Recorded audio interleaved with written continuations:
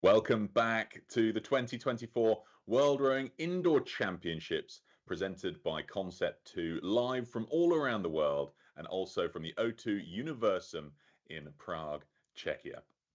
We're getting ready for our second major block of racing here on day one. We've had 13 races so far. We've moved through some of the para events, through some of the age group events, and we've had a couple of the Versa challenges, or we've had the first Versa challenge for the men and the women as well.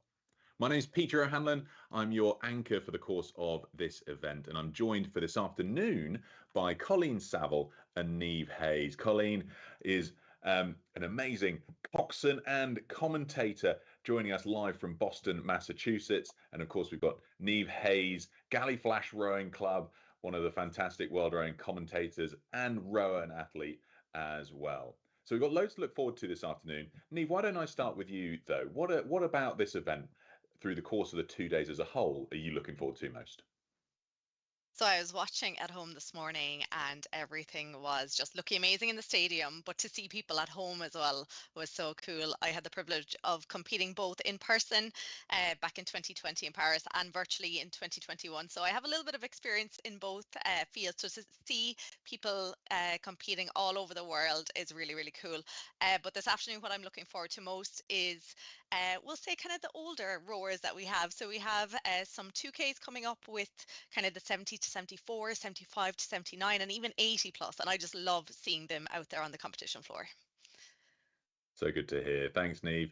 And Colleen, our expectant mother on the team. So good to have you joining us. What are you looking forward to for the course of this weekend? Oh, thanks so much. And a pleasure to be back with you, Pete and Niamh. There's so much to look forward to. I think one of the events that I love, both indoor and on the water as well, are the youth events. So the under 17 events, there's so much passion. So many of these young adults are just figuring out how to sort of attack a 2,000 meter piece. And it's really a pleasure to see that passion come through. We, of course, as we would expect, have loads of entrants from Czechia. So I think, Pete, that the atmosphere in the stadium will be quite extraordinary as well. The atmosphere is going to be electric all around the world. So let's check out this video that explains a little bit about how this hybrid format of indoor rowing works. The World Rowing Indoor Championships are coming to Prague. It's time to spin the wheels. Taking place 23 and 24 February, the 2024 World Rowing Indoor Championships, presented by Concept 2, will be held at the O2 Universum Arena in Prague, Czechia. The event will be staged as a hybrid competition. Participants will be taking part in person in Prague or participating virtually from anywhere in the world. Virtual and in-person competitors will race against one another in real time during the Indoor Championships on their Concept 2 indoor rowing machine.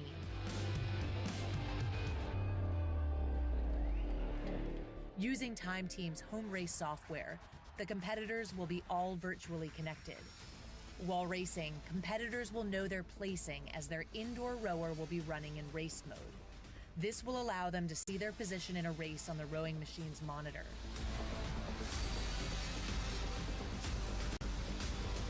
Officials, lane judges, will monitor every race to ensure races are run fair, safely, and on time.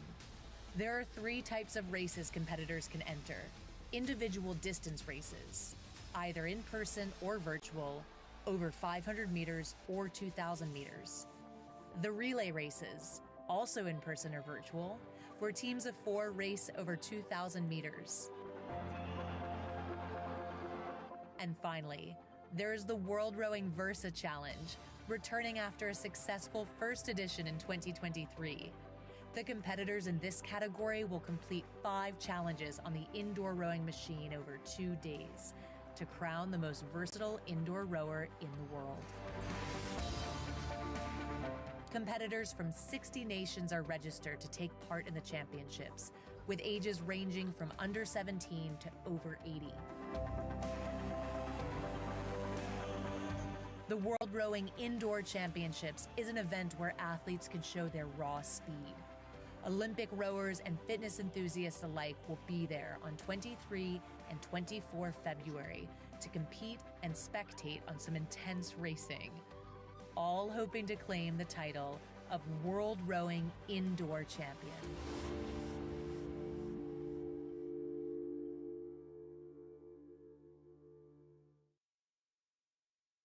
Well, just a couple of minutes until the first race of our second block of racing today, whether you're joining us in the morning, afternoon, evening, or perhaps even for some, the middle of the night. The first race is going to be the 60 to 64 men and the 65 to 69 men and the 65 to 69 lightweight men. But before we go down there, we've introduced ourselves here in the virtual studio. We've got Mike Arsenault, our man on the ground in Prague.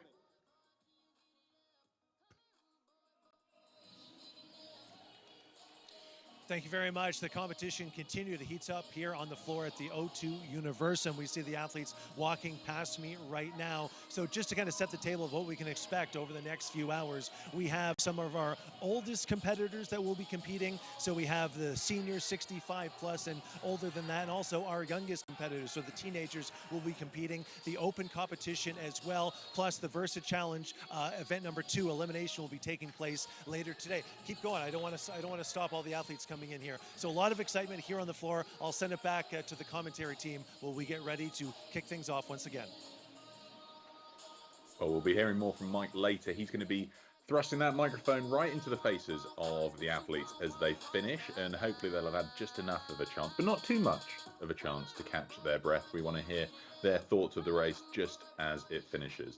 But the first race up now, we've got Neve, you were talking earlier about some of the older age group categories being something you're looking forward to. We've got the men up first, 60 to 69, and the lightweights thrown in amongst them. Any picks from you? Yes, absolutely. We have a few who were on the podium last year at the 2023 championship. So John Scott, representing Great Britain, he came second last year. So I'm sure he'll be hoping to do one better this year. He's in the 60 to 64 category. We also have third and fourth place as well from last year in that category. Yari Lilmata and Christopher Ferg Coleman as well. So they're definitely 3 to watch. I know for sure they're definitely hoping to do one better this year.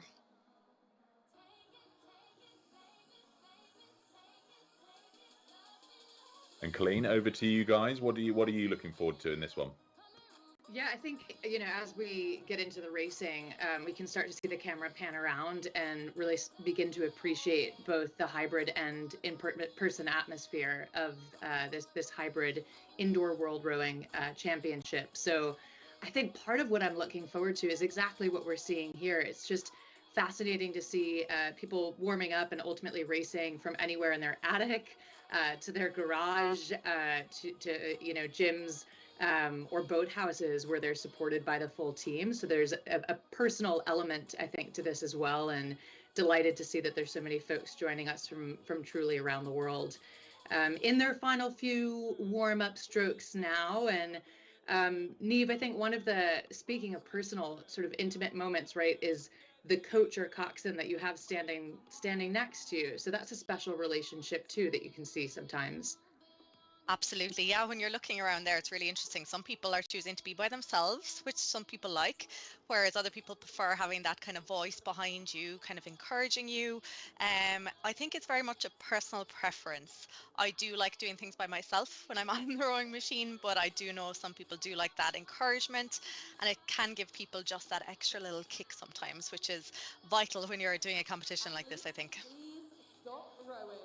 Yeah, that's right. You kind of look for that kick, that motivation from anywhere that it will come. Loads of experience, as you mentioned, Neve, in this category, and lots of folks to look forward to, whom we saw race last year.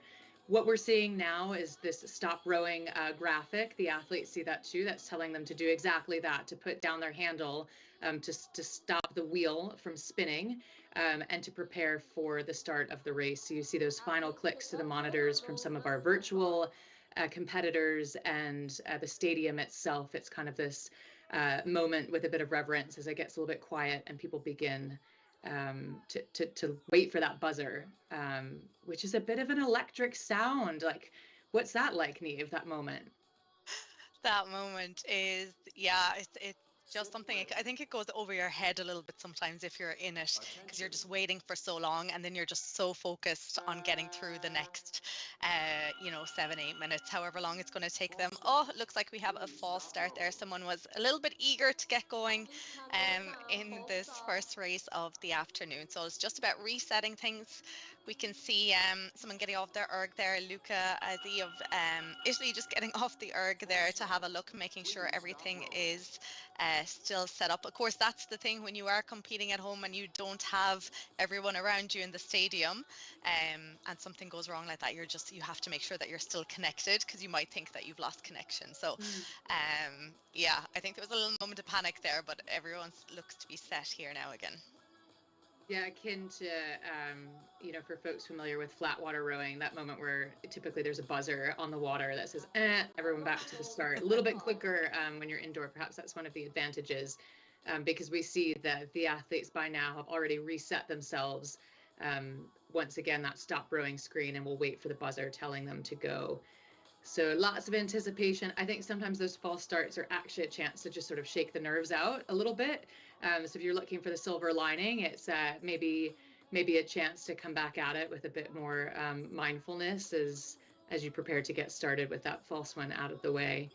But either way, just reminds everyone to sort of stay adaptable. Exactly. Now, if you are watching at home, there will be 3 age categories going off at the same time here. So we have the men's 60 to 64, 65 to 69, and the lightweight men's 65 to 69. You will see shortly on your screens the different colours. You can probably see some of the yellow little boats at the moment. That will be the men's 60 to 64. And then we have the men's 65 to 69 are in that red colour. They'll be popping up shortly on your screen as well. So I think it's great. You can kind of track everyone here, Colleen, isn't it? Even if you're sitting at home with your feet up in front of the fire, you're still able to follow all the action here. Yeah, that sounds lovely. I'd love to be in front of a fire, but that's exactly right. It's the beauty of this event. We love just how connected we can feel, both to the stadium, in Prague, but as mentioned, to the athletes truly represented from all around the world. Looking now like we have that go mark, and another false start potentially. Okay, so we're just getting our bearings here this afternoon. It is tricky though, isn't it? Because one sort of lift of the handle or pull back can trigger that false start. So unlike, we mentioned flat water where you have 6 boats across, and sort of just 6 boats to keep an eye on to all start at exactly the same time. There's dozens and dozens of false start chances, I suppose, and a little bit easier to do it on the erg. It is, absolutely, and particularly as because people are in their own homes, and you don't have the person next to you to go off. You're just going off what you can see in front of your screen, and particularly like the nerves in that moment, you're going to want to go as soon as you can. So it's easily done if just to make that tiny little pull too quick. But you can see here on our screen, lots of them, they have their handles down, they have the feet out of the straps, they're relaxing now before things get kicked off again. But I'm sure nerves are at an all-time high right now. 2 false starts already. Hopefully it won't be a third. But great shots there of the stadium. So everyone's getting reset there now. We can see all the ergs resetting there now, so I'm sure they'll be getting off shortly. And one of the things too that's worth noting is, for folks that maybe aren't as familiar, we mentioned that there's open categories, meaning the weight, open weight category, and then there's also lightweight rowing, of course. So for this lightweight category that we'll see take off in just a moment, the lightweight men ages 65 to 69, they'll have weighed in this morning in order to qualify to race. So it's a little bit of a different strategy, I think, too, in terms of fuel and nutrition, almost akin to like a wrestler, right, that needs to be within a specific weight category. So a little bit different for them, I think, as well, as they come into this competition. Yes, and I have a little bit of personal experience with this as well. For the championships in 2020, we went to Paris, and I was in the lightweight women's open category then, and it was very much, I think anyone who's on the cusp of that lightweight weight, and you're having to watch your food, and you're traveling, and the time is changing, so there's a lot of elements that you have to think about. If you're well under the weight, that's no problem, but when you're trying to get down to it for the day of competition, and so you're really having to manage your intake of food and liquids right up to the weigh-in, which is a couple hours before your race. And then there's not a huge amount of time there to refuel properly. So I know myself, I very much struggled with energy levels going into the race. So that is a huge element in the lightweight races. But hopefully everyone is fueled up now and ready to go for hopefully the final start of this race. Such anticipation as we await the beginning of the afternoon program.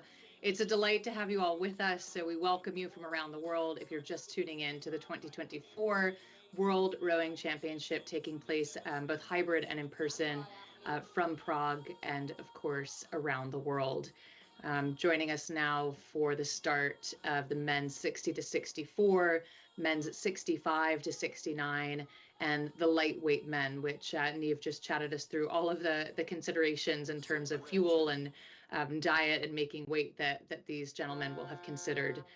The lightweight men 65 to 69, and it looks like, well, it looks like we have another false start. I wanted to will it into existence, a proper start, but yeah, we'll see. It's interesting. We'll see what decisions are made, Niamh, because for flat water rowing, well, I suppose it's a different story because it's 6 boats. I don't know if there's rules for false starts for the indoors. If you do know, please tweet me. Tweet World Rowing, or I'll get a chat in just a moment saying, Colleen, this is the rule for indoors. But to be honest, I don't know what it is. It just does seem like after a certain number, perhaps there's some kind of change to be made. But we'll see. And for now, we'll get ready to reset. Yeah, it was interesting there. It looked like the rowers on the stadium floor actually kind of started rowing, while it looked like everyone else, the pictures that we could see of everyone who was or who are racing at home, seemed to not start there. So I'm not sure what happened, but hopefully 4th time lucky, is that what they say, Connie? Yeah, 4th time's a charm. I think that is what they say. We'll leave that today.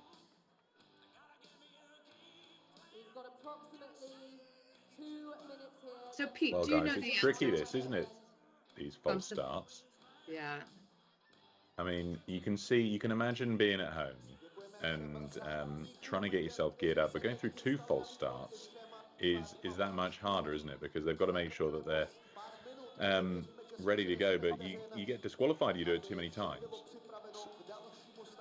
So I think in a minute we're going to go to a couple of adverts, and we'll come back when hopefully all those flywheels have unspun, wound to a halt, and we're ready to start that race for the men's 60 to 69 age categories.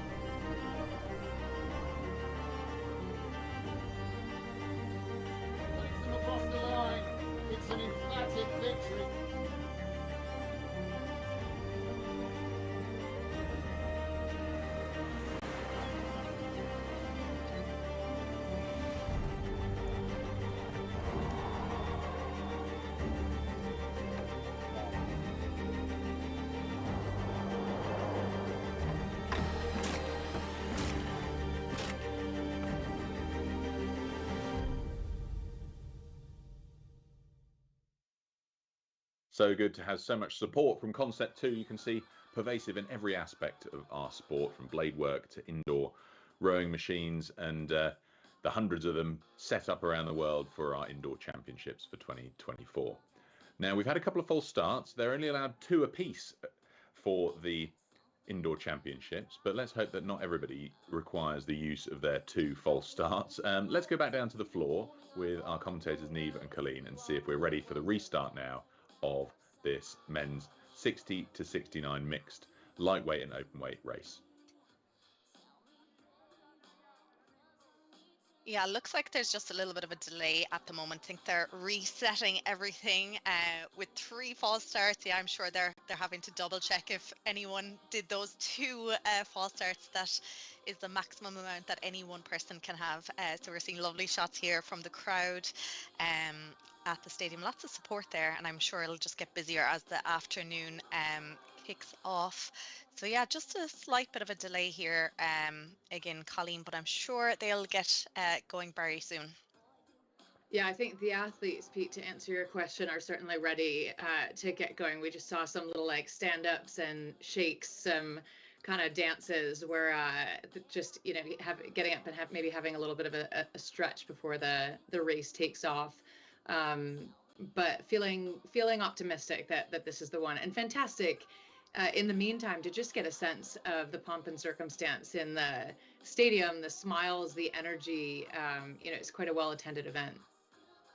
Yeah, it certainly looks that way. I mean, the crowds have been filling up as the morning's gone on, and of course, hopefully people coming back from their lunch breaks now in Prague will decide to filter into the O2 Universum arena, because in a moment we'll be ready with the first race of our afternoon session. I mean, we've got a pretty busy schedule. We start off with the men's 60 to 69 mixed with the lightweights, and then we move up an age category where we go to the 70 up to 80 plus, including the lightweights in the next race, and then we move on to the women's before we go to the other end of the age spectrum from 3:15 local time in Prague, where we go to the under 19s, and then of course later on we're going to move up through the age categories back towards the Versa Challenge, which we'll look forward to cap off our day here on day one. We've got the elimination challenge to look forward to this afternoon, one for the men and one for the women. Of course, there are 5 challenges in the Versa, including the lightweights, but we'll have 2 of them today, 2 of them through the course of tomorrow, concluding with the Czechs, that is the final race in the Versa Challenge. The first 4 of those challenges set up the athletes for that 5th chase. Now you can see here that the athletes, I think, have finally stopped rowing again, which means that those flywheels are ground to a halt. So we'll catch up with Colleen and Neve again, because I think we might be ready to have another crack at starting this race, guys. Of course, there are 5 indeed, as we see the athletes just slipping and slowing down the wheel. That wheel needs to be at a complete standstill before the race begins, and that wheel moving is what triggers that false start. So it's just imperative that you get the urban stop and sit completely still. So still kind of hanging with the crowd, and we can see some images of these virtual competitors in the final moments. I'm sure they're all just super keen to get moving, but indeed, as the athletes.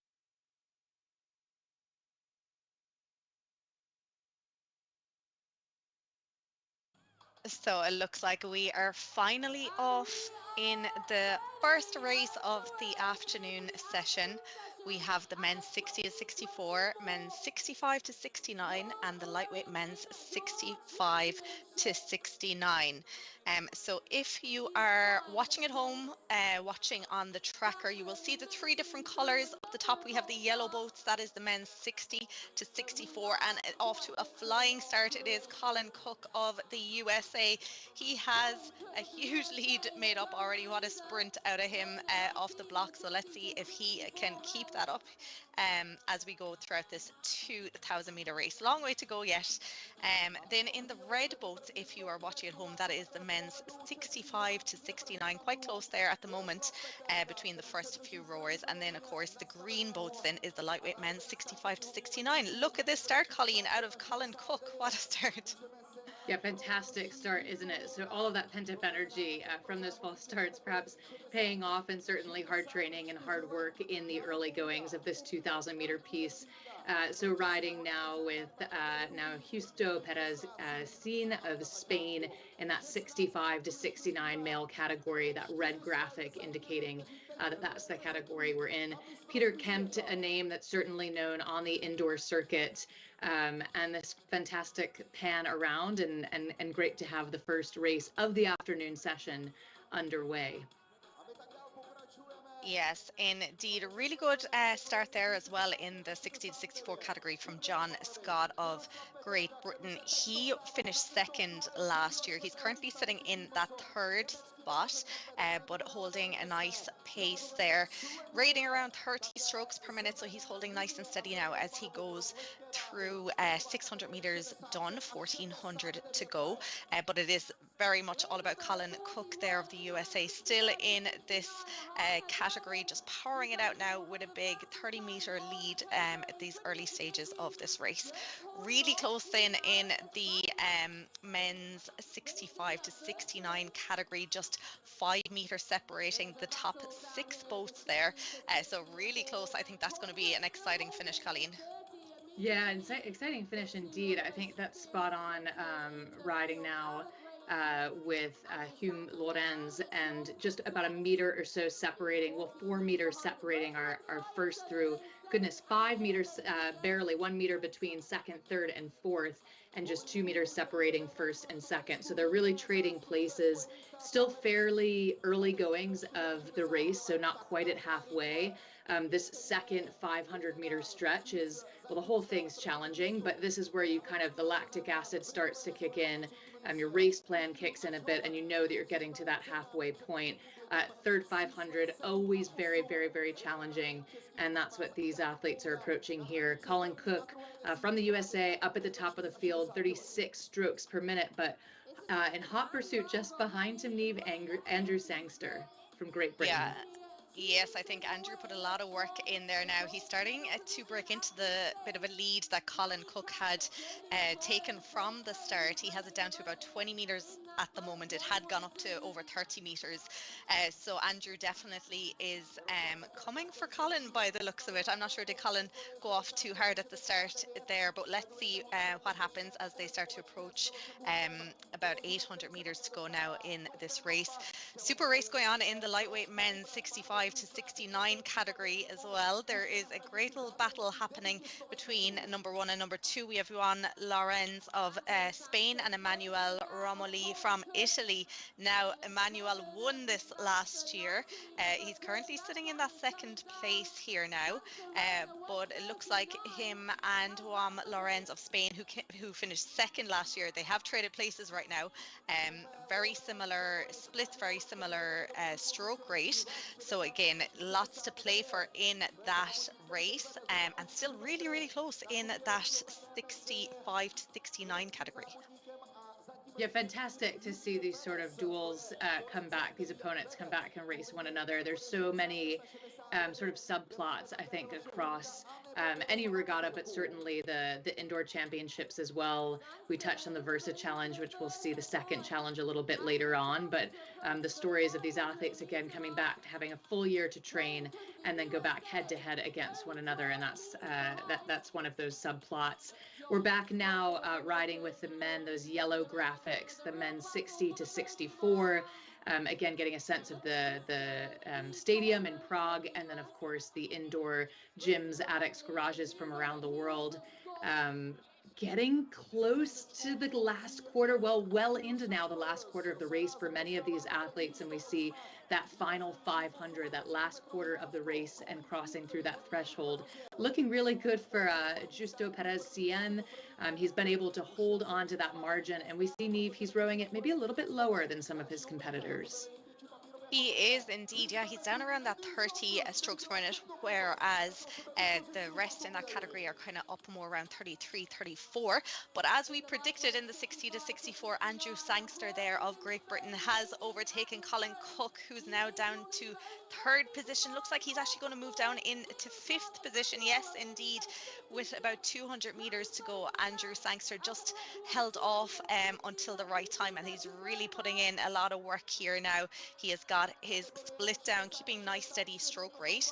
But John Scott of Great Britain, who finished second last year, he's back into that second position here now. Looks like he's going to be hanging on to that silver medal.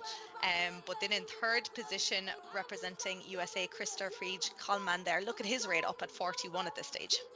Yeah, this is an exciting finish to the race, isn't it? The final 250 meters, that very last stretch. This is where we'll start to see the stroke rate fly up. And yeah, that 44 strokes per minute is just punishing to take it all the way to the line. But well done to Andrew Sangster of Great Britain, posting a 6:36.8 to be first across the line in the men's 60 to 64 category. And you see just the exhaustion on their faces as we zoom over to those in their final few meters.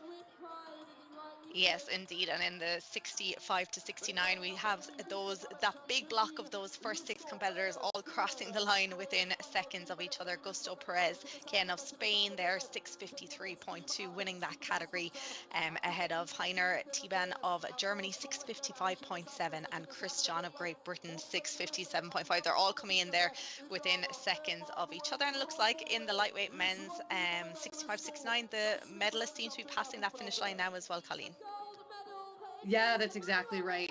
Just in the final few strokes as the remaining crews come in, and a little bit of a fist pump to the camera from Justo Perezian, and a big hug, a job well done to him to finish first in his category from Spain at 6:53.2 for the men's 65 to 69. So he's quite pleased with that performance, as he should be, and just getting a sense now of what that looks like in the stadium. We love those little fist pumps.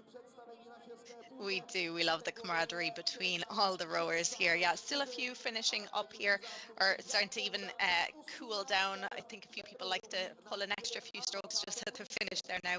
But yes, the final few competitors just crossing that finish line. Looks like everyone is finished now. The heads are down. They're breathing hard. Good sign of that they've rowed a hard race. But yeah, great finish there by, particularly in the 60 to 64 category. Andrew Sangster pulled it out of the bag there. Yeah, cracking race across the board. Good to see them. Some of the guys going under 7 minutes. Really impressive stuff. Andrew Sangster taking the win.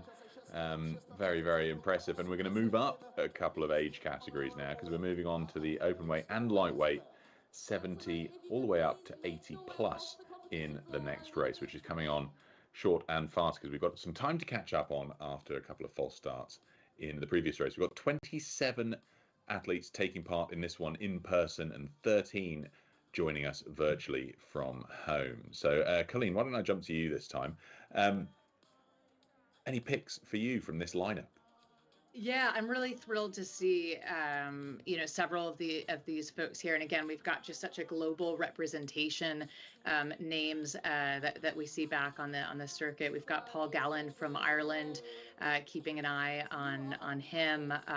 There's loads to pick from, and truly, again, a tour around the world. Finland, Hungary represented, Canada, France, Chile, down into South America. Francesco Tomasello is certainly a name I recognize. So I think in this category, I'm excited about truly how much variety there is. There'll just be loads to keep track of and keep an eye on. Yeah, it sounds like it. I mean, always so many things to keep track of, particularly world records. I believe only seen one fall today, but as we move up through the different age categories, Neve, we're going to have to keep a close eye on that. Well, Absolutely, the next race is going to be getting set up. So, Neve, why don't you take us away, and we'll have a look down on the floor as these athletes get themselves situated. Sure, yes. So we have a couple of categories happening now at shortly we'll be getting off. So we have the men's 70 to 74. We have the lightweight men's 70 to 74. We have the men's 75 to 79, lightweight men's 75 to 79, and we have the 80 plus categories. So I mentioned it at the start. These were races that I was looking forward to. I think it's just so great, and it just shows how versatile and how open indoor rowing is to everyone, no matter how old you are or how young you are. It's just such a great sport, isn't it, Colleen? Yeah, it is, and we've really had the pleasure, I think, today in the earlier session of hearing from legend Eric Murray, and hearing a bit about, as you say, truly what a lifelong endeavor indoor rowing can be. So to hear him talk about the passion and the strategies, whether it's Versa or across truly all of these age categories, from the U17s that we touched on earlier, that we'll see all the way up to the 80 plus category, I think is a real thrill and a real testament to being able to stay connected to the sport throughout one's life. I mean, truly all you need is the ergometer at home. So I think it's an exciting day, and it's part of what makes an indoor championship really, really special, is to feel that connection. And again, just a delight to be able to pan around the world. We see now the athletes walking to their ergs, so big moment for this category, which we mentioned is very varied. This next 2,000 meter race, so race 115, with men 70 to 74, lightweight men 70 to 74, open men 75 to 79, lightweights within the same age bracket, and then the 80 plus for lightweight men and open weight men. So Neve, the energy in the stadium must be exceptional right now with all of the supporters, friends, family, and we see just some waves at the camera. It's got to feel electric. Oh, electric. And that moment when you walk out onto the stadium floor, it's like, it's just, the feeling is indescribable. You know, the lights are down, there's music pumping, everyone is everyone's eyes are on the athletes walking out. It's such a special moment, and something definitely I will remember forever. But it definitely adds to the nerves too, I think, having everyone watch that big entrance. But it certainly does get you pumped, and looks like they're all starting to get pumped here now, pulling those few strokes. We heard from Shane this morning. He was talking about how it's important to kind of go out there, sit on the erg, pull your few strokes, even do a few sprints, just to make sure you're happy with how everything is feeling. Maybe get that heart rate up a little bit. So we can see them all doing that right now. A few of them checking out the monitors, making sure they're happy with everything. So we've got certainly some returners. We mentioned the steep field. William Verity of Canada, who took third in the men's 70 plus category last year. Peter Dreisagacker, of course, the famous Concept 2 family. So the Dreisagacker brothers are the name behind the Concept 2 ergs, and known worldwide for their indoor rowing machine, which we see just in front of us now, their ergometers, and of course their oars. So fantastic to see those names in this category, and we really look forward to an exciting start in any moment. Yes, hoping for no false starts now. This time everyone is stopping rowing again. We want to make sure that the fly wheels have come to a stop before everyone can get rowing. So that's why you can see the little boat numbers on your screen now where it says stop rowing. So that's because their fly wheels are still moving. So it's really important that everyone kind of just stops, gives the erg a time to rest, basically, so that everyone has a fair shot at the start. So the moment of truth as those wheels come to a complete standstill. And these athletes will have seen the false starts from the prior category, so I'm sure they're keen to be just as absolutely still as they possibly can be as we await the beginning of this exciting event. Again, you will see different colored graphics on your screen, and that's representing the specific age categories that we've chatted through in this 70 plus category. So a mix of lightweight men, open men, broken down by age brackets of about 5 years or so per bracket. So it looks like we are off, And I think it's fair to say it was a clean start, no false starts that time. Everyone learned their lesson, I think, in the last race. So here we go. Lots of categories going off at the same time. We're seeing pictures of the stadium floor. We're seeing pictures from people at home, and everyone is off to that sprint start. So men's 70 to 74, they're the yellow little boats. Nice start there by Jorma Latin of Finland. Down at 141 now off the blocks there, followed by, you mentioned him there, Colleen, William Verity, who's actually just after moving back down into third position. Richard Stout there of Great Britain just overtaking him in these early stages.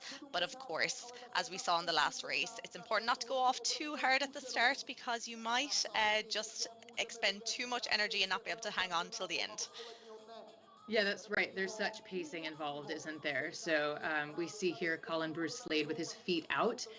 We're talking about pacing, but this is another tactic that some rowers frankly prefer. Oftentimes it's a drill that coaches will use to sort of encourage really holding, sitting up at the finish and holding one's weight and being able to really suspend into the back half of the stroke.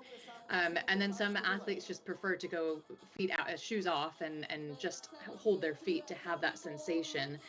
Julian Kennedy choosing to keep his shoes on. I think we'll see most folks doing that. Marcelo Gonzalez, Henry Wischusen of the United States in that lightweight men's category, with the flag just next to him. And in these early going, we'll take a look at just how this piece is progressing. But we're moving, already flying through the first quarter of the race and into the second quarter, which is a bit of a different strategy, isn't it, Neve?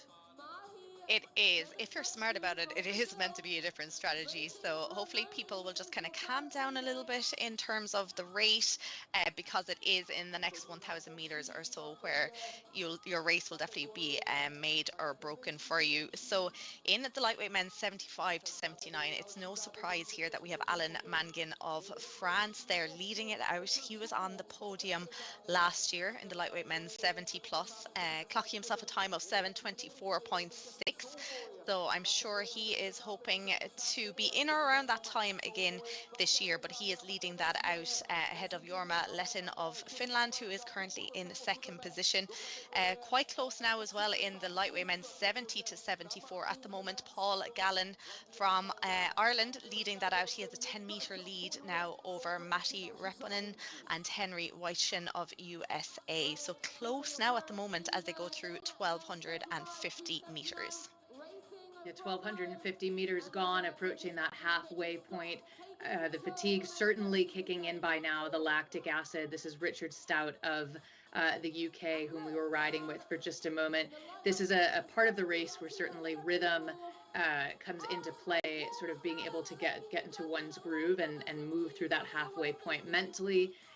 There's a massive shift, I think, for someone doing a 2,000 meter piece to know that they're on the back half of it, and to be counting down the meters from the 1,000 to that finish line. And for the men's 70 to 74 category, the first to cross through that halfway point is Richard Stout. So cruising at a cool 29 strokes per minute. He's the quickest moving athlete competitor within his age category by a long shot. So at this point, Neve, I imagine his strategy is to just continue opening up that margin.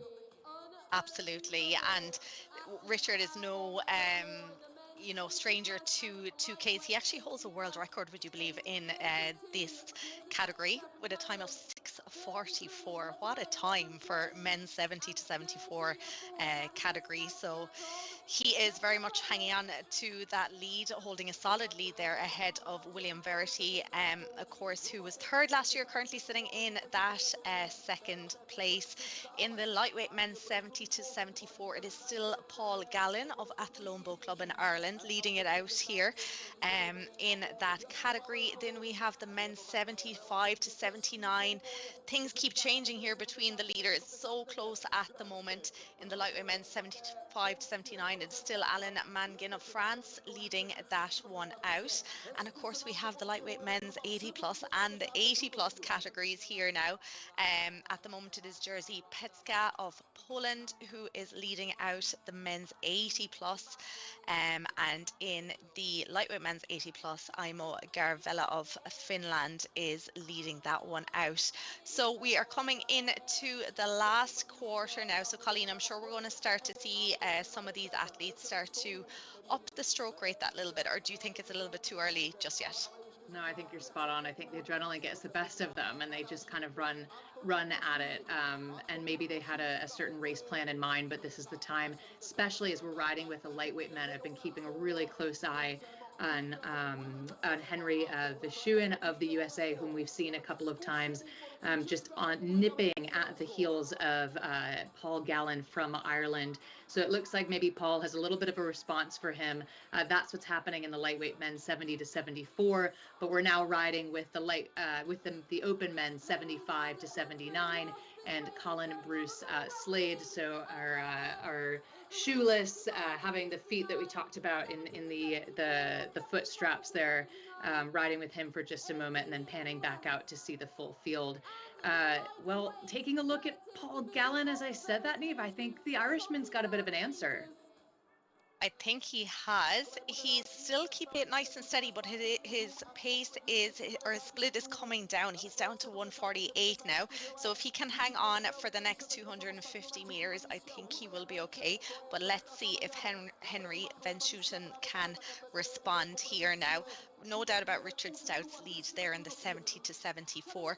In the 75 to 79, then still quite close, but it does look like it will be Antonin Postic of Czechia. So I'm sure the home crowd will be getting behind him here now in the stadium. He has about 12 meters of a lead at the moment as he comes into the final 250 meters.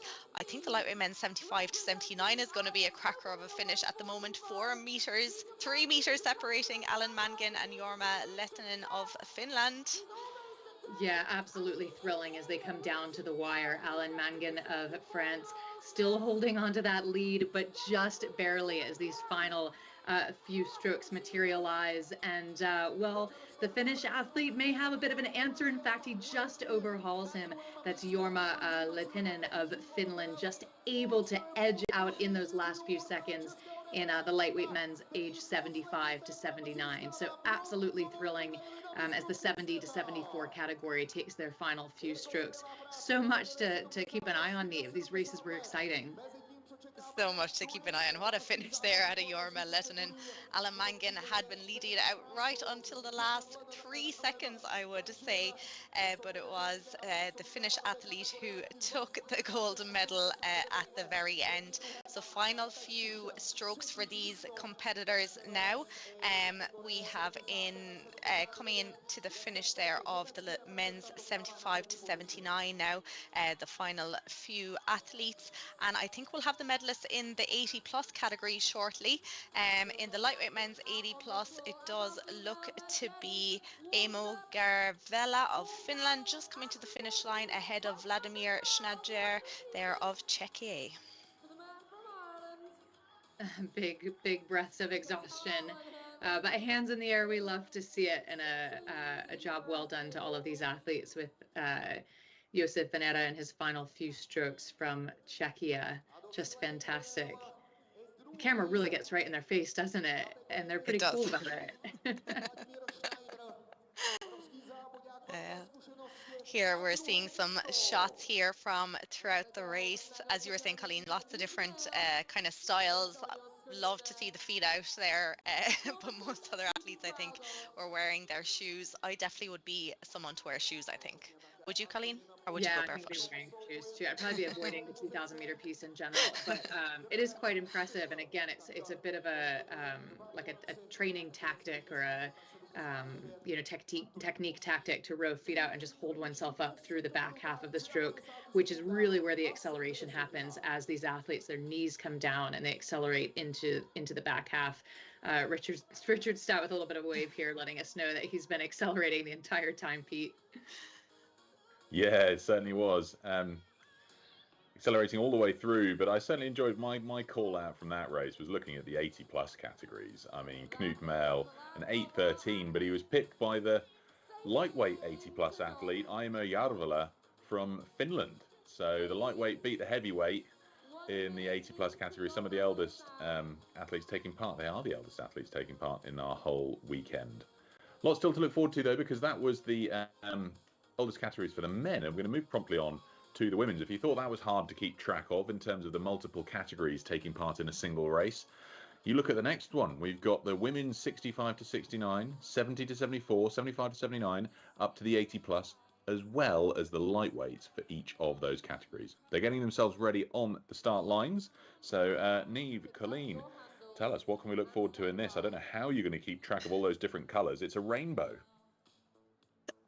It certainly is a rainbow. I think we're doing a pretty okay job so far. But lots to look forward to. Lots of medalists from last year's championships here again today. So hoping to, get back up on the podium. So we're seeing shots from all around the world here now. There's one there. There's a big crowd watching in the stadium. Lots of spectators there, which is great to see. And once again, we're off to a lovely clean start. No false starts this time, Colleen. Yeah, the women have it under control here as they kick off this next set of racing. And yeah, lovely clean start indeed, as we sort of pan over through the stadium and get a sense of what that energy feels like. Very measured in these first few strokes. So the first 250 meters or so, oftentimes just all about getting those nerves out, finding that rhythm. This is Susan Kempt, a name that we certainly know on the indoor circuit, and Susan Gerke in the lightweight women's category, age 70 to 74. So as they move again through these first couple of 100 meters, all about getting those power strokes out and then lengthening into a sustainable rhythm until, of course, they will pick it back up at the end. So a real tour around the world. Marette Bold from her outdoor garden patio. So absolutely lovely. And again, just fantastic to feel so connected to all of these athletes and wherever they train, Niamh. It is so great to see. And again, you were talking about the coaches. We can see over Barbara Hogan's shoulder there in the USA. Coach, maybe. Looks like he's staying quiet at the moment, but I'm sure he'll be starting to encourage her shortly. Patricia Hagen there also in the USA. We're seeing her rowing here. So yeah, about 400 meters gone already in this 2,000 meter race here.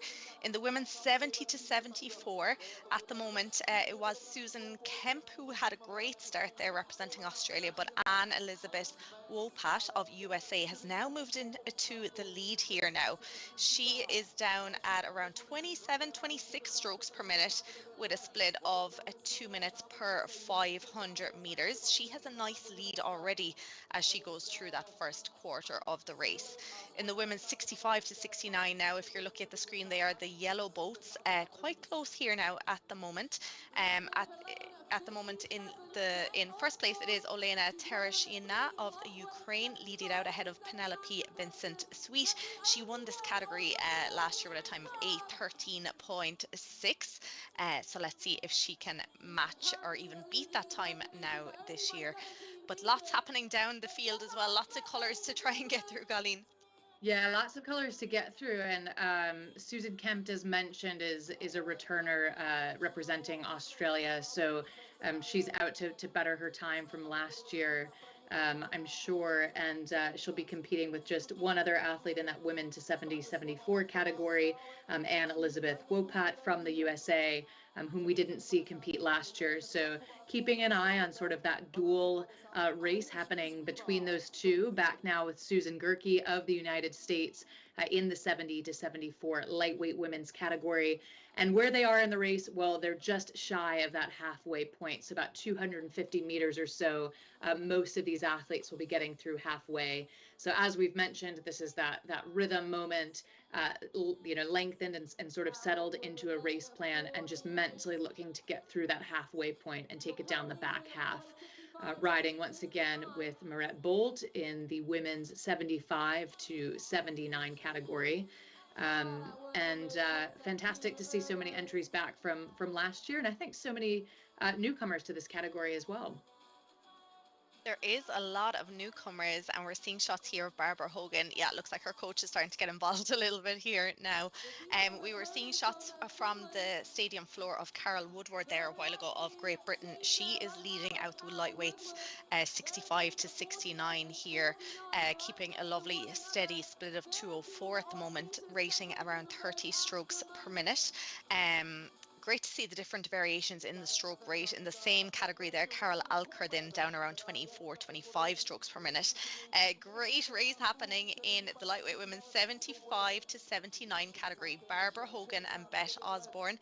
It was Beth leading out all along, representing Great Britain, but Barbara Hogan of the USA now just going in to the lead as they pass the halfway mark. So 1,000 meters done, 1,000 meters to go.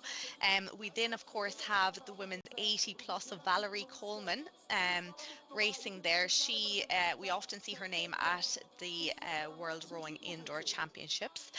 So she is just the sole competitor in that category. And then representing Denmark, we have Meredith Bolt, who we were seeing there a while ago in the women's 75 to 79 category. So she's just coming up to 750 meters to go as well. Yep, moving through that 750 meter mark. Indeed, you mentioned Barbara Hogan of the USA, age 74. So she began rowing at the age of 61, she says, and sculling in 2010. So an avid rower, rowing her single on Carnegie Lake. And just from reading a quick bio that US Rowing put out, seems like distances, in addition to these 2,000 meter sprints, that rowing 18K or so a day is part of her training regimen, or at least when she's preparing for a distance race. So she's got that endurance, that sort of, underneath the ability to sprint in a 2,000 meter piece. She has that platform or that reservoir of power to tap into. So she's one that we'll want to keep an eye on as we progress through the later stages of this race, which we very well are as we move now into the last quarter. Yes, absolutely. And we're seeing great shots from the stadium there. We saw Penelope Vincent-Sweet of France there. She's down in that third position now at the moment. And we also saw shots of Anne-Elizabeth Wopat of USA, still leading out the women's 70 to 74. Such steady strokes. I'd say she's hoping to beat that 8 minutes by the looks of it. And if she hangs on, she might just do that. But she has a great lead now over Susan Kemp, who's in that second position in the women's 70 to 74.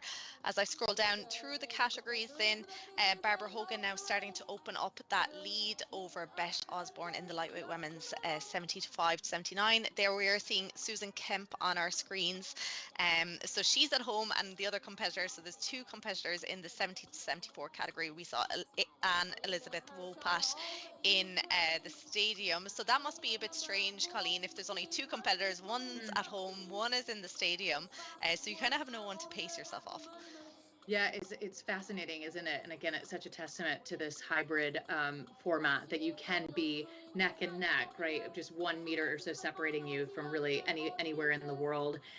So the athletes, well, they'll have sort of a sense from that big screen of where the competition lies. But again, they're in such pain. This is such a difficult task that they're fulfilling, that oftentimes one can sort of lose sight of that, understandably, that leaderboard, and just focus on the single screen, the one screen just in front of them. And when they're in this much pain at the very end, that's likely to be exactly what they're doing. Taking a look, we can start to see, well, not quite across the line in this category, but Elena Tereshina from Ukraine first across in with an average of 2:01.5. The time's just starting to roll in. Big deep breath, and perhaps an exclamation from that lactic acid and that pain. That the graphic showing us now the standings for the 70 to 74 women and the 65 to 69 as the remaining competitors roll in. So thrilling, Neve, to see these times. There are so many sort of like mini battles happening within each age category. There was indeed, and there were some clear winners as well. We were seeing shots there of Carol Woodward there of Great Britain coming in the lightweight women's 65 to 69 in a time of 8:15.8, really impressive. And we also saw a big smile from Anne Elizabeth Wopat, who did break that 8 minutes, so 7:57.7, representing USA there in the women's 70 to 74 category. Lots of them coming up to that finish line now. At the moment, we have the lightweight women's 75 to 79 now, just coming into the final strokes, and it is Barbara Hogan of USA who took that lead about halfway through the race and has come in that first position. Beth Osborne now coming into her final 50 meters or so, and we have Patricia Hagan then also of the USA just a little bit behind. They're coming into the final 250 meters now of her race. And yeah, just fantastic to see these last few strokes from all over the globe as the lightweight women 65 to 69 category looks to conclude. Some big claps from the grandstand, and a job well done. Big deep breaths as we get a sense of the rest of the field coming in. That's Patricia Hagan riding now in the lightweight women's category in her final few strokes, 75 to 79, and our top three finishers in that category in that graphic in the top left. So Barbara Hogan with a time of 9:10, Beth Osborne, and then Patricia Hagan. So job well done. This is Valerie Coleman in the 80 plus category with us from Great Britain. This is amazing to see. Amazing, fantastic. In those very final few strokes. Final few strokes. Yes, I think she was competing last year as well. She started off well, but I think she didn't finish the race, so she's here to prove a point now this year. She's definitely into her last 500 meters here now anyway, and just coming up to that finish line as well, we have Patricia Hagan in the lightweight women's 75 to 79 representing USA there. Final stroke pulled, feet out. She looks like she's ready to go again. Yeah, the feet pop right out. And big deep breaths, some cheers and excitement from the stadium. Indeed, and looks like they're already starting to warm up. Yeah, getting set up for the next event, which is going to be the 19 to 20 men's and women's, taking place side by side. But what a cracking race we just had there. I mean, we had Anne Elizabeth Wopat winning her age category, 70-74, and beating some of the younger athletes in the age category below her, 65 to 69. And it got me thinking, at which point do you expect to be slightly slower in the older age categories? Because it's the opposite when you're at the younger end of the spectrum, And what is that tipping point in age? It's somewhere between mid-20s to mid-30s that are the fastest age categories. And when you're below that, you're expected to be slower. And when you're above that, you're expected to be slower. Because I was thinking, should Anne Elizabeth Wopat, win more medals for the younger age categories that she's beaten? But perhaps that would be a little bit much of a stretch. So we're going to look now to the 19 to 20 age category, men's and women's taking part side by side, and they're coming through thick and fast now because we've got a bit of catching up to do. So we're going to jump straight back to the floor. I mean, Colleen, you were saying earlier you were looking forward to some of the younger athletes coming out to race. These guys are just breaking out of school and perhaps thinking about a future in rowing. What's your advice to them as they get into this and think about not only their race here today, but building out beyond the school program of rowing? Yeah, it's a great question. I think there's so much to think about that the simplest advice I would give is to continue finding the fun in it all. So it can feel just quite serious, especially at that age, as you're kind of, as you said, finishing one milestone and looking toward the next. But if you continue to embrace it and find the joy and the sort of the fun in the moments between the hard work, I think that's critically important to just carry on and have a long career. Well, it looks like they're underway. So, Neve, who's made a break for it off the blocks?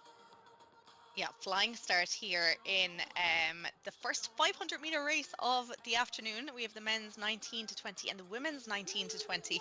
So yeah, flying start here. Abdelrahman Bazouzed of Egypt here. Massive takeoff here, already 200 meters done. He's down at 117, rating at 50 strokes per minute, no less. So he's off to a flyer of a start. Let's see if he can hang on to that. And in the women's 19 to 20, then at the moment it is Doris Meinbeck of Estonia leading it out, Colleen. Yeah, lots of new names on the circuit this year, which is fantastic to see. Many of these athletes at the 2024 championships, and certainly it's all up for grabs. So in these early strokes, again, they'll be looking to just set their rhythm, set their pace. For the women's, again, 19 to 20, as Pete told us, this is kind of that school age, college age, university age category. The women 19 to 20 on the floor as well. So the yellow graphics are the men, the red graphics are the women, as they look to close through some of these early stages of, and in fact, the stages of the race. Yeah, we blinked and it's over. Yeah, it's the closing stages. Thank you. Yeah. That's right. Amazing finish there. So he led it out from the start. Arttu Hakkonen of Finland there. Sorry, he was second throughout that race there, leading it out, winning it with a time of 1:14.8. In second place in the men's 19 to 20 there, we can see from Ukraine, Artem Zakharov.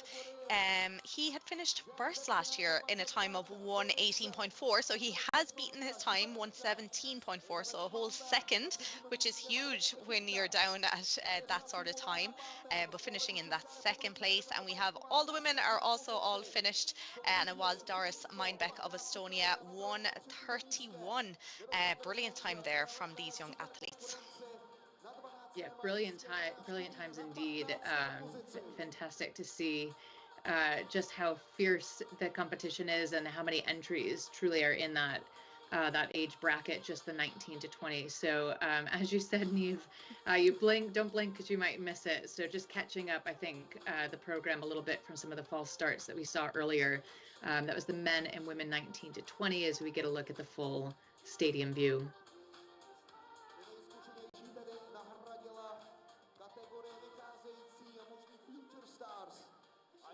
Yes, indeed. I think they're already starting to warm up again, Pete, for the next race. The next one's getting ready to go, but cool, that was over quick, wasn't it? Arttu Hakkonen absolutely smashed it for the men.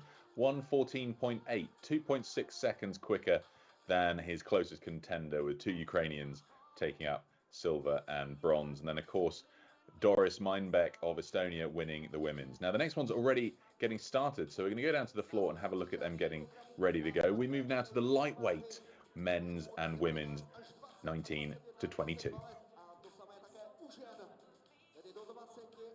And in their warm-up strokes, I believe, their final few, little wave from the camera and a smile. We love to see that. Some pump-up movements here. Smacking of the legs to wake them up, I think, a little bit, Neve. That's really important. You'll see 99% of athletes do that. We can see it here now. Really important to do that. But as you mentioned there about the fun, and we can see the smiles on the majority of faces, I think that's really important. And particularly when you get to this level as well, you know, it's important not to lose that element of it. So we can see here now on the screens, they're all being asked to stop rowing, just to get the flywheels to come to a stop. And once again, it's another 500-meter race. It'll be short, it'll be sharp, they'll be over again once before we know it, Colleen. Yeah, it flies by, doesn't it? So we'll have to keep a close eye at this point. Again, those wheels coming to a complete standstill. We'll get our tour around the world, I'm sure. Fantastic entries in here in the lightweight men and women 19 to 20 age category, with some 21 to 22 age categories as well for the light men and the light women. So it gets quite specific with these age categories, but that's a good thing, so that you can really measure yourself against, again, you know, whether you're in the lightweight category or the open category, that exact sort of measurement against broader competitive sets. Taking a look, though, of course, we have, well, a race well underway. And it's a fast start and a clean start for all of these athletes. Quick off the blocks, and then those early moments just flying as we move through the early goings of this race. Flying, yes, 150 meters gone for a lot of them. We can see the lightweight women's 19 to 20. No surprise that Anastasia Kozier of Ukraine is leading it out. She won this last year in a time of 1:41.1. She's currently down at 1:39. Let's see if she can do better than last year. Then in the lightweight men's 19 to 20, with just 200 meters to go now, Ivo Bushal of Czechia leading that out here now. And then very close in the lightweight men's 21 to 22. Not much separating them at the moment, Colleen. They're almost done already, coming up to that 100 meters to go. Yeah, in the very, very final stretch. So again, we caught the beginning, we saw them take off, and now we're just catching the end. So we've missed the middle part, but we do then get to see them just all out sprint to the line. And flying indeed they are, as we take a look across at the final few strokes. Ivo Bushal of Czechia first across the line in the lightweight men's 19 to 20 category. The lightweight women 19 to 20. Anastasia Kozier is leading the field from Ukraine up at 47 strokes per minute, that red graphic that you can see just flying through in these final few strokes. The green graphics, well, those are the lightweight men, ages 21 to 22. So those athletes are through the line. And in the very final few strokes, the lightweight women, age 21 to 22. Diana Sousa from Switzerland, a name that we recognize on the indoor circuit, through the line as well. So all of these athletes through the line, and an incredible performance. Ivo Bushal of Czechia with an average split of 125.4, Neve. I know, incredible splits here by all athletes across the board. I'm sure Zoe Dixon there of Denmark will be happy in the lightweight women's 21 to 22.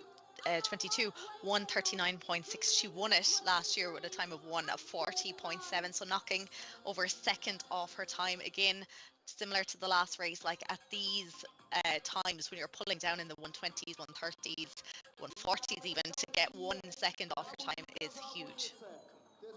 An amazing performance by her. She was the fastest of the women out there. I did think for a moment that Anastasia Kozier in the younger category, 2 years younger, might have held her to the line, because she set out quicker than the slightly older athlete, Zoe Dixon. Me there trying to compare across the age categories, but a great race nonetheless by them. And they're coming through so thick and fast, it's hard to keep on top of them, because in just a few moments we're going to go back down to the floor, where we're going to see the women's 21 to 22, the men's 21 to 22, and the lightweight men's 23 to 39 up next. This sprint category, though, Colleen, I mean, it's great and fast and fun for us to watch over 500 meters, but requires a different sort of training compared to the 2K that we're so used to watching. Yeah, that's exactly right, Pete. It does require different sort of training, and it's it's, I think, the willingness to not settle, right? We've talked a lot about the first 250 meters settling into one's pace. There is no settling in a 500-meter sprint, is there? It is just a full-on dash. Just a full-on dash, exactly. And you can't hold anything back. So if you're going to blow, you might as well blow in style, right? Rather than leave that floor thinking that you could have given a little bit more through the course of the race. Now, Neve, when it comes to these 500-meter sprints, you've been there in person. You've done the training and the racing to be racing on the floor at an indoor championships. What are the nerves like for the athletes who are there in person? Because we've got 31 people racing in person in the next race. Being in person, it's just incredible. The atmosphere in the stadium, I was saying earlier about, the lights down, the DJ playing, particularly that walk-in that you do before that race, it just really gets you pumped up. It probably increases the nerves a little bit too, but nerves are good. Nerves are good before a race. And having the athletes, I think, next to you that are in your category is really helpful, because you have someone to go off.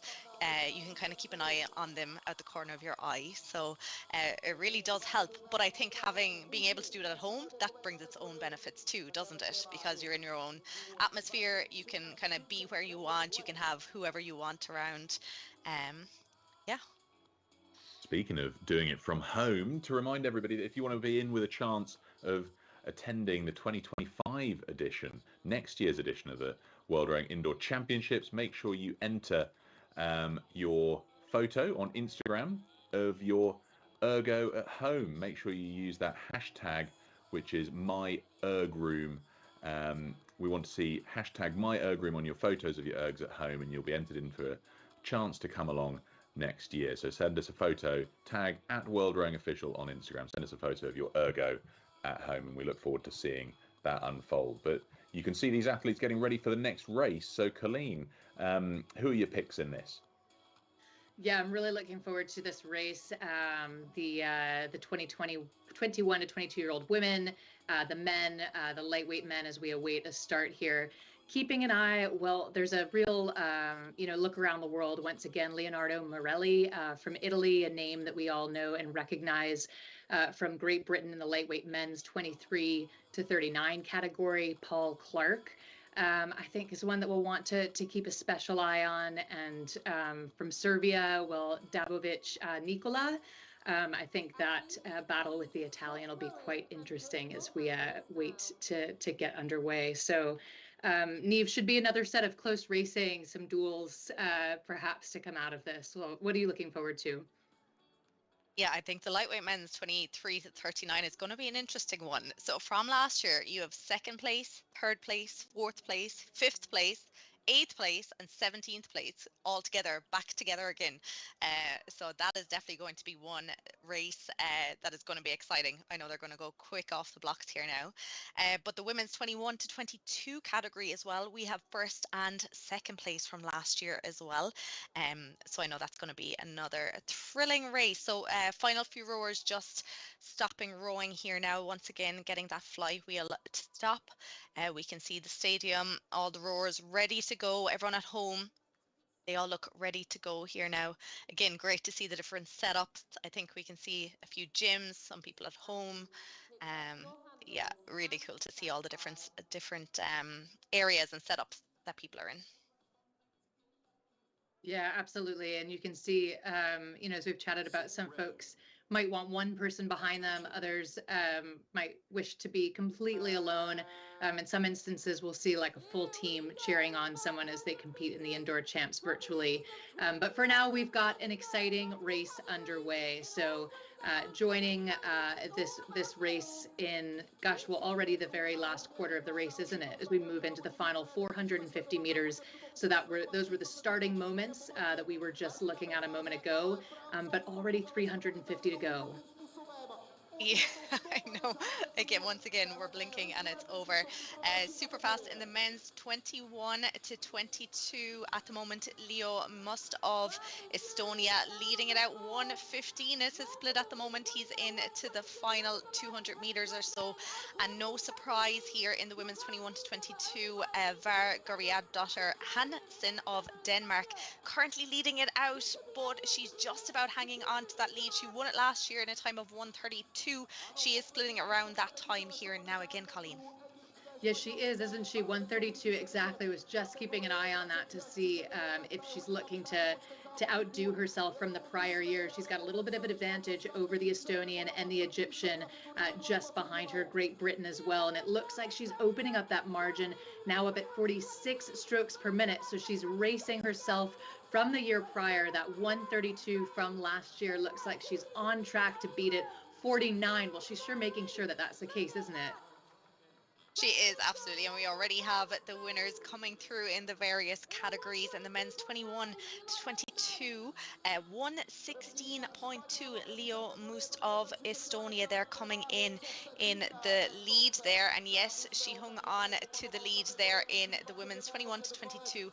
Var Gariadottir Hansen of Denmark, 1:29.4, so she has knocked 2.6 seconds off her time from last year, so that is huge. Whatever about 1 second to over 2 seconds, nearly 3 seconds, that is huge. I'm sure she's been doing a lot of training since last year's championships. And as well, great times in the lightweight men's 23 to 39, Colleen. Yeah, absolutely. And again, these shorter distances to be able to knock off that time is even, I think, more impressive. Knowing that it's not the full 2,000 meter piece, as we mentioned, it's just that 500 meter dash. So to be able to get quicker and quicker, it does require a different type of strategy, but also requires, again, that like larger foundation of fitness that certainly these leaders have, and you see them just gasping for air as we come into these last stages, as all athletes, it appears, are now through the line. And just catching your breath there can be quite difficult.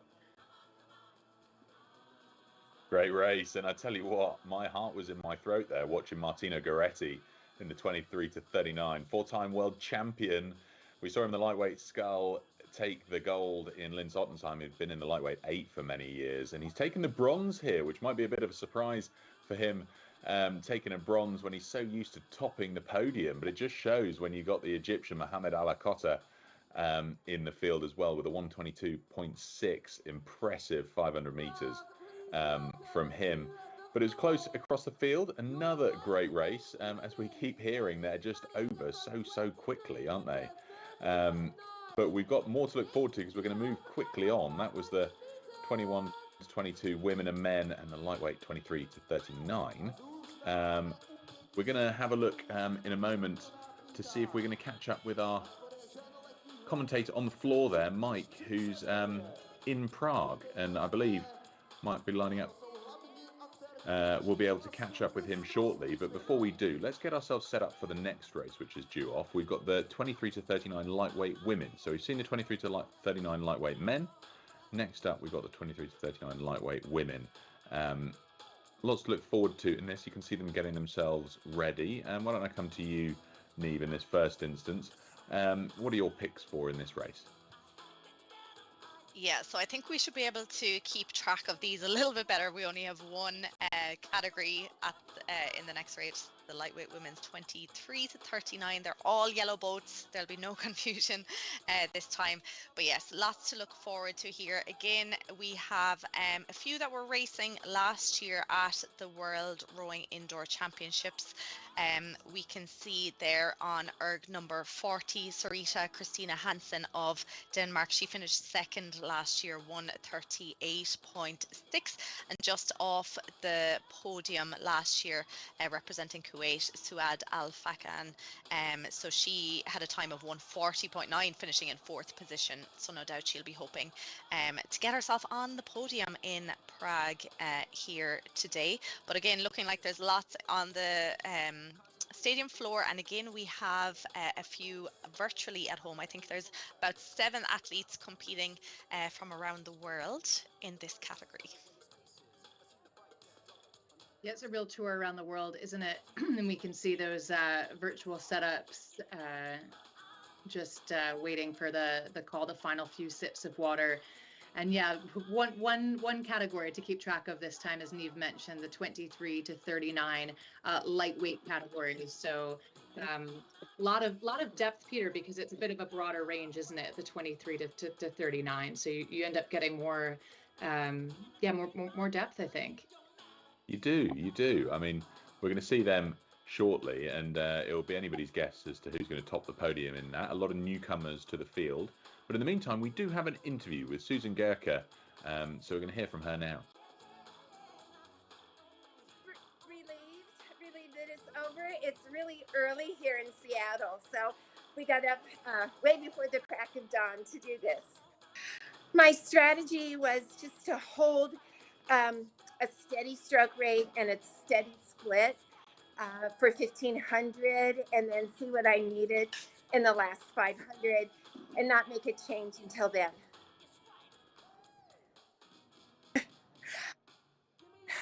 Well, yeah, I'm a rowing coach here at Row House in West Seattle. So I'm going to teach my classes today, and then get up to race tomorrow at 2 in the morning for the 500.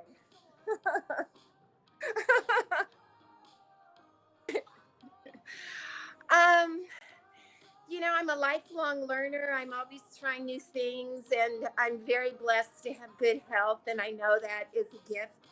But I just try to keep moving forward, set new goals, make sure they're realistic, and not compete with the young people. Good to see Susan, having competed in the 70 to 74 women's category. We've had some great racing, loads of different age groups through the course of the day so far. And I can see already that the next race is about to get started. Flywheels are slowing down. They've been told to stop rowing. So we're going to get ready here then, Colleen and Neve, because we've got the lightweight women's 23 to 39. We do. Now, Neve, you mentioned that you're a former lightweight yourself. I love to see lightweight rowers sprint. So talk to us a little bit about how that's perhaps advantage is maybe too strong of a word, but certainly lightweights are known for being great sprinters. I love the way you said former lightweight. Former rower. Oh, perhaps. No, I take it back. That's okay. It's a long time since I've been lightweight, no. so that's okay, Colleen. I'll take it. But yes, what I found when I competed at lightweight was the energy levels. So because I was on the cusp of it, I felt like I didn't have a huge sprint in me, because I just had to be really careful with my fueling, and taking in too much food and liquids. So it was more so in my 2K sprint I actually found that it was very difficult, whereas in the 500 meters I kind of was able to just about sustain it. But yes, we're off to a super start here in the lightweight women's 23 to 39, and yes, no doubt about it, Sarita Christina Hansen off to a super start here for Denmark. Finished second last year. Here she is hanging on to that lead, and as I say it, it looks like she's just moved down into second place, Colleen. Yeah, Neve, you set us up perfectly. There are so many returners from last year, aren't there, in this category in particular. So it's just 500 meters. Hansen, as you mentioned, taking second last year with an average split of 138.6, or a 500-meter time. So we'll see if she looks to outpace that this year. Take a little bit of work at this point, as we see. Well, not too much work. She's 138. She's actually just outpacing it barely, kind of teetering back and forth, and currently leading this field. So she's already put herself perhaps in a position to outdo her position from last year. She'll have to keep an eye on Laura Allen just behind her from Great Britain, and then Arafa from Egypt running just behind them. So again, just fantastic representation truly around the globe in this event. Suald Al-Fakan of Kuwait, keeping herself up at the top of the pack as well. We saw her compete in the last year, but well, Hansen looks like she might well have it, Neve. I think she does, yes. Just as you said that, she crossed the finish line 138.5, 0.1 of a second faster than her time last year. Laura Allen came flying there towards her. Looked like she was going to take or go into that lead there in the final stages of that race, but Sarita hung on there to take the win in that, followed in by Laura Allen of Great Britain, and then final competitors just coming to that finish line there now. So brilliant time, 138.5 as the winning time. We can see the scenes there from the stadium, a lot of happy faces, lots of clapping. Yeah, I think a lot of people are happy there with their results. Laura Allen just having a moment. Yeah, it's a thrill to watch those 500-meter sprints from in the stadium. They've got the lights going, Pete. Looks like quite the experience when you're on site.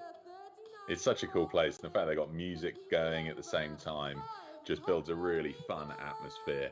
And you see a lot of the athletes finishing their race, going up into the stands and supporting their friends and fellow country folk in their races that are coming up. So it really does create quite a cool vibe and atmosphere around the venue. But that's not to say that anybody at home's missing out by tuning in from home, because hopefully you're doing it in a place where you can get your friends, family or rowing club around you to make sure that you've got the support you need to see out some of these hard-pressed races. 500-meter sprints, we've got two more to go. We've got the 23 to 39 women and then the 23 to 39 men coming up next. So two more big sprints to look forward to. Tough to choose in this next race, guys, who's going to be out in front. I recall Laura Barragan from previous years, but Neve, perhaps I'll come to you first. Who are you looking forward to in this race, or who do you think likelihood for the front of the field? Yeah, I think I actually recognise Laura Barragan's name from Paris. I think I rode up against her in the lightweight category. But in this category, I think Nicola Jones from Australia might be the one to watch. Now, she was outside the podium last year. She finished 7th, but she was the highest ranking rower from last year's championships out of those who are here today. So I think she might be one to watch. There are 6 returning athletes, and then everyone else is brand new to this category. But I'm sure it'll be another great race. Colleen, are you looking forward to seeing anyone in particular?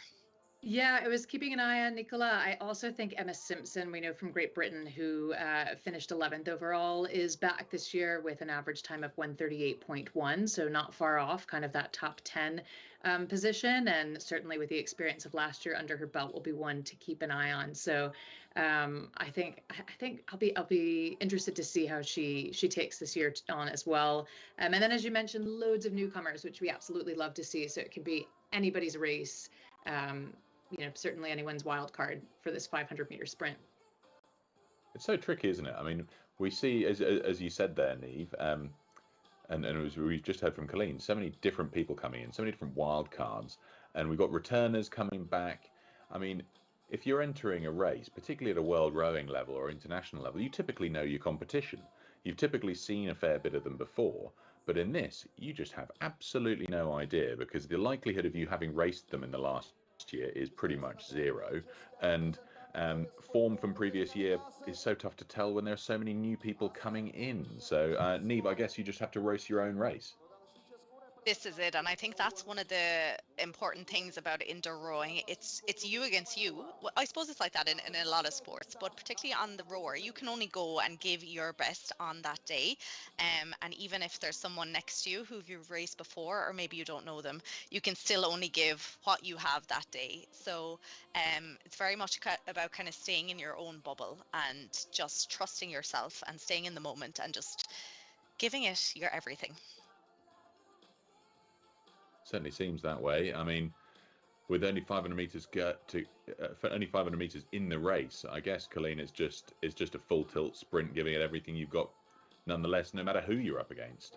Yeah, Pete, I was just reflecting back on our earlier sort of chat that we had in the studio about the sort of fun of it all, right? Of keeping that in mind. And I think these 500-meter sprints, these dashes, can be a perfect place for one to be reminded of exactly that, where there is oftentimes no real race plan, as we've mentioned. Settling is not part of a 500-meter trajectory. There's just not enough time. And so it can be really, really fun to just see where you shake out. And in particular, as you mentioned, within a group of people that probably you know next to nothing about. So it's one of those moments, I think, where yes, your fitness, that foundation level of fitness and your ability to sprint are incredibly important, but kind of everything's to play. There's nothing to lose. And that's exactly, Neve, I think, what's gone on now as we've popped off the start. Yes, exactly. And you called her name a while ago, Colleen. Emma Simpson looks like she's going to move herself up towards the top there as they take off into the first 100 meters. She looks like, I think she's going to move herself into the lead there now. Yes, there she goes. She's down around 1:28. That is impressive here now. She's just after moving ahead of Ida Niemi of Finland, who's currently in second, and then Sarah Maria Johansson of Denmark in that third position. Already coming up to that halfway mark, we're seeing short, sharp sprints or strokes out of these competitors here on the competition floor. Yeah, fast and furious indeed. Emma Simpson up at 47 strokes per minute, so just outpacing in terms of strokes per minute the rest of her competitors, or at least maybe a couple of folks are a little bit higher than her, but she's certainly using that to her advantage. Leanne Ungaro, another competitor that we saw enter this category last year from Malta, back in the mix as well. So keeping an eye on Leanne. Currently, she's got a few folks ahead of her, but maybe looking to break into that top 10. And we're already less than 100 meters to go, and it's starting to change up at the top, isn't it? It is for sure. I think Emma Simpson did maybe too much of a sprint there at the start. She's after moving herself down into third position, but still an amazing time of 1:32.8. That is nearly 6 seconds quicker than her time last year. So that is a huge improvement in the space of the year. But yes, the win, and there's lots of smiles happening on the competition floor. It was Ida Niemi of Finland, 1:31. was her time. Sara Maria Johansson then of Denmark won 32.2, and as we mentioned, Emma Simpson of Great Britain won 32.8. Yeah, fantastic, and good to see Ida Niemi of Finland up there, up at the top. I know she's rowed in the Coastal Championships previously, so a very versatile rower here. Fantastic to see her at the indoors and making quite a mark with that 1:31 finishing time. So exciting racing overall. The 500-meter sprints are just always a thrill, and we love to see a thumbs up as these athletes catch their breath. And a smile even through the lactic acid, Neve. We're even seeing some smiles. I think they're just happy it's over. You know, you get to that point where you're just so happy. And yeah, you can just go and rest up, particularly if you're racing again tomorrow in the 2,000 meters. You know, there's just that sense of satisfaction that you can just rest for a few hours anyway. Any kind of break matters a huge amount to a rower when it comes to the ergo, doesn't it? So, but that was really exciting. I mean, we saw Emma Simpson go out like the absolute clappers, but I think it was Ida Niemi's just a little bit more steady pace through the course of even such a short distance as 500 meters just meant that she held that slightly faster time with a 1:31 flat all the way across, and then Sara Maria Johansson taking the silver, Emma Simpson clinging on by the fingertips for third place. So a great one there. That's the penultimate 500-meter sprint of our day. We've got one more still to come. We've got the 23 to 39 men's coming up next. 55 people taking part in this in person, plus 13 virtually from around the world. So it's another absolutely stacked field to look forward to. But as we move on to the next category, and just before we do, we're going to go and catch up with our man, Mike Arsenault, who's on the ground in Prague.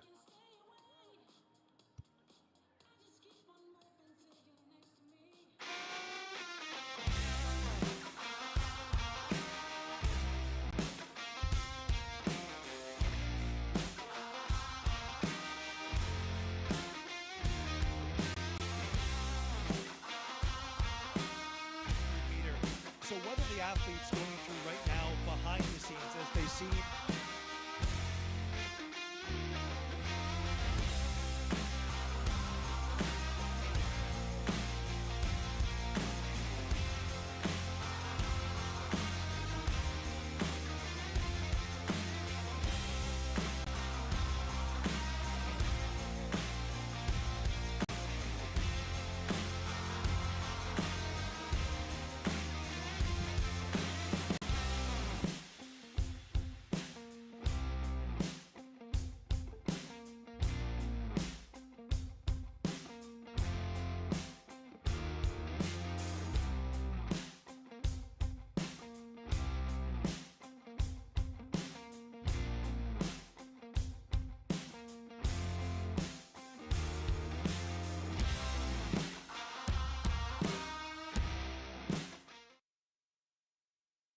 Well, you can see that Concept 2 taking over more parts of the world with regards to disciplines of fitness and exercise. The ski erg, something for you to give a crack at if you haven't had a go already.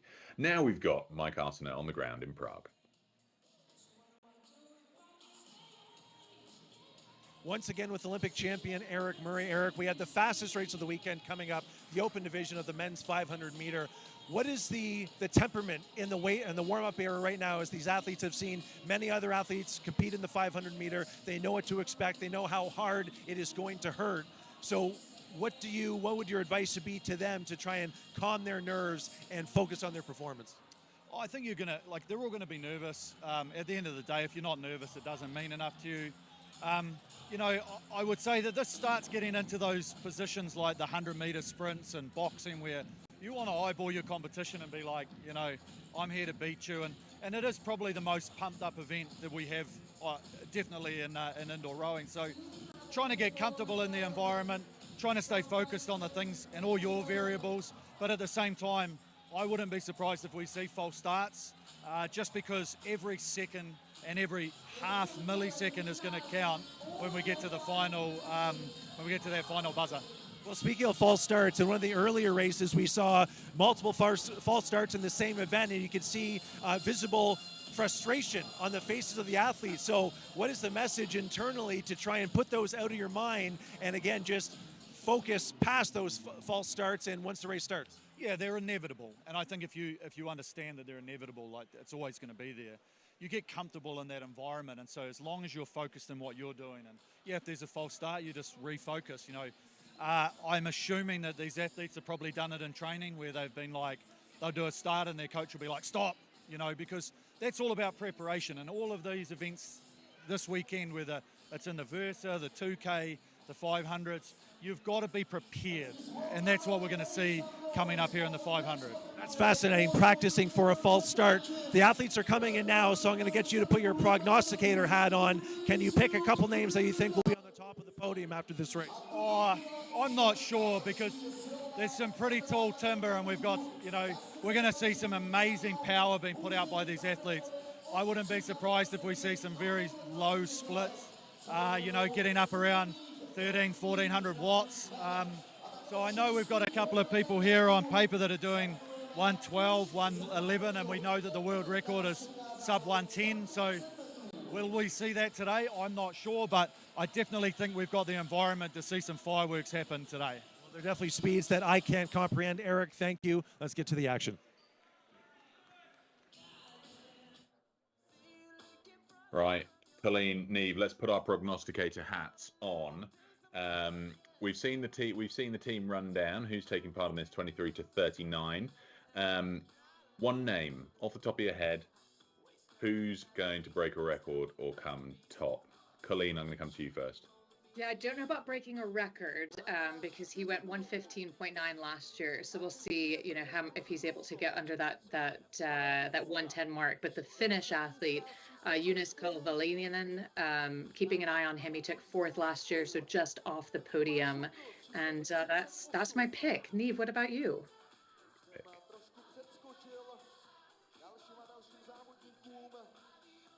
We seem to have lost you, Neve. And sorry, I had myself muted, of course. Just off the podium as well, in 6th position last year was Loksche Albetter of Switzerland, 116.6, so not too far behind Jonas there. But yeah, the world record is 110.5, so let's see if anyone can do that. Phil Clapp is holding that record. It's a serious time to beat.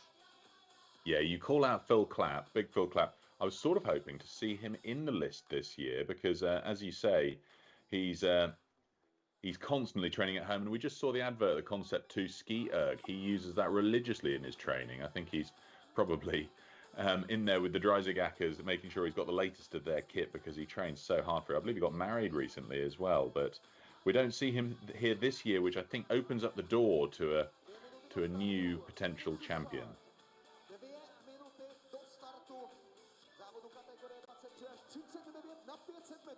You can hear the atmosphere in the stadium, absolutely electric as we get into the faster end of the age groups, 23 to 39. This is typically where you're going to see the fastest times in the world. So, Colleen, take us away. What are we looking at here? Yeah, we're looking at just the final few warm-up strokes down on the floor as we look to get underway in the 23 to 39 age category for this 500-meter dash for the men. And as you rightly say, some of the quickest times in the world will be privy to. So 110.5, as Neve just told us, is that world record. So that's kind of something to keep an eye on. And you know, amongst this bunch, certainly within reach, within striking distance. So it'll be an absolutely thrilling, fast start as it has been, and it'll go quite quickly. We see the athletes now sitting up at attention. And as we chatted on, several returners from last year. So we look forward to seeing how their training has gone for the last year, to see if it's made an impact on their ability to shave seconds in this 500-meter stretch. As Neve, they look to get underway. Yeah, I think they're all ready to go here now. All flight wheels have come to a stop. So any second now we should see the start of this race. As you mentioned, lots of returning athletes. I think we had about 8 from the top 20 last year returning here today, all kind of within ranging from 115 to 120 to 125. Really impressive time. So as we mentioned, those small little margins, any little improvement is huge. And just like this afternoon's first racing, we have our first fall start in quite a while.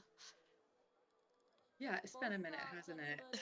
And again, want to point out that it is easier to fall start on the erg, certainly in a hybrid setting with athletes all around the world, holding the handle, that even like the slightest sort of movement back can trigger that wheel, which can result in a false start. So yeah, it's a bit of frustration for the athletes to kind of take a deep breath and get ready to come back up to the start and begin once again. But it's not a hard thing to do. So we'll certainly give everyone some grace. And as we've mentioned, a chance, perhaps silver lining, to just get some of the nerves out.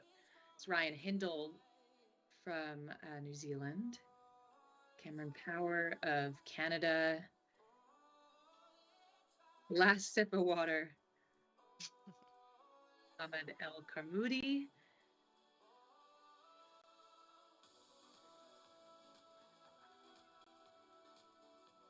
And some of these athletes, Steve, it's nice too to see them compete alongside one another, right? From the same boat club or the same team.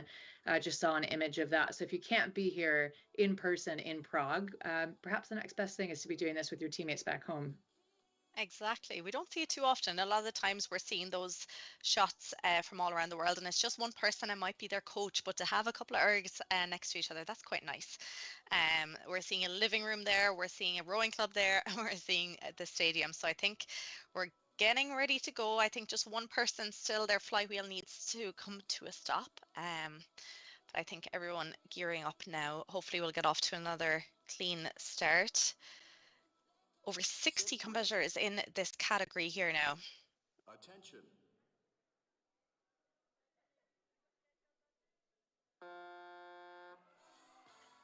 And there is the buzzer. We're off. No false start. Yeah, no false start here, and deep field, as you mentioned, in this broader age bracket, as we so often see. Looking to get sorted. Thomas Wilson up at the top for Great Britain. Jonas Kuivalainen from Finland, as mentioned, was here last year. He's just 3 minutes off his pace and up at 51 strokes per minute. Yeah, the stroke rates in these sort of races are absolutely crazy. Up at 52 there, we have Thomas Wilson of Great Britain leading it out. He's already at 200 meters to go. He's up at 48 strokes per minute. So very high stroke rates, but that's what you need in this quick race because it is over before you know it.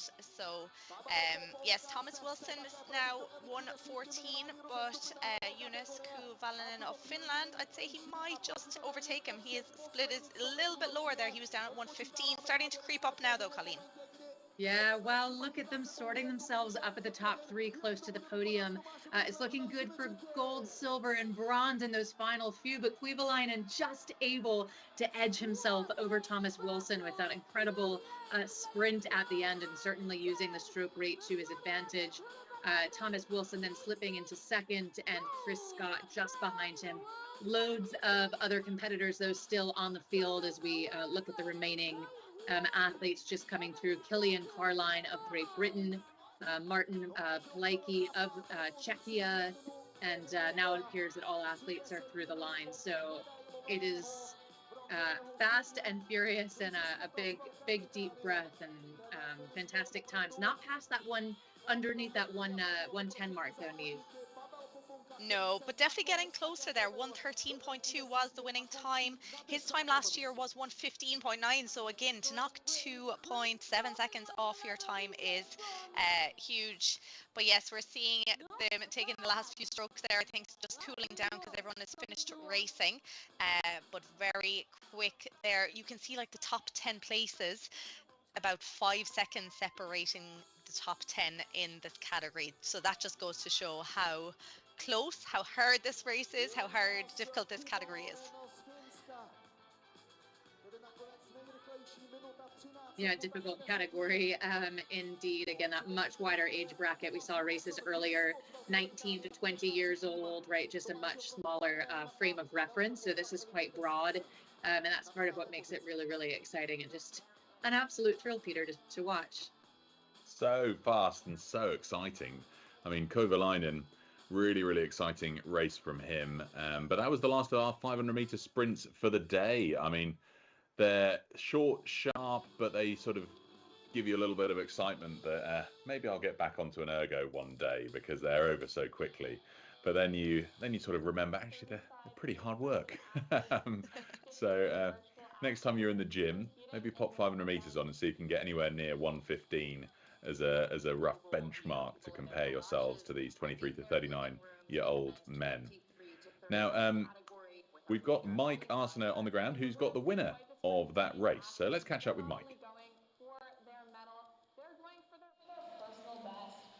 Jonas, a terrific performance here in the fastest race of the weekend. You set a personal best, as you mentioned. You won by just a tenth of a second. Take me through that final push because you weren't in the first place position for the majority of that race. You won it at the end. Take me through the last 100 meters.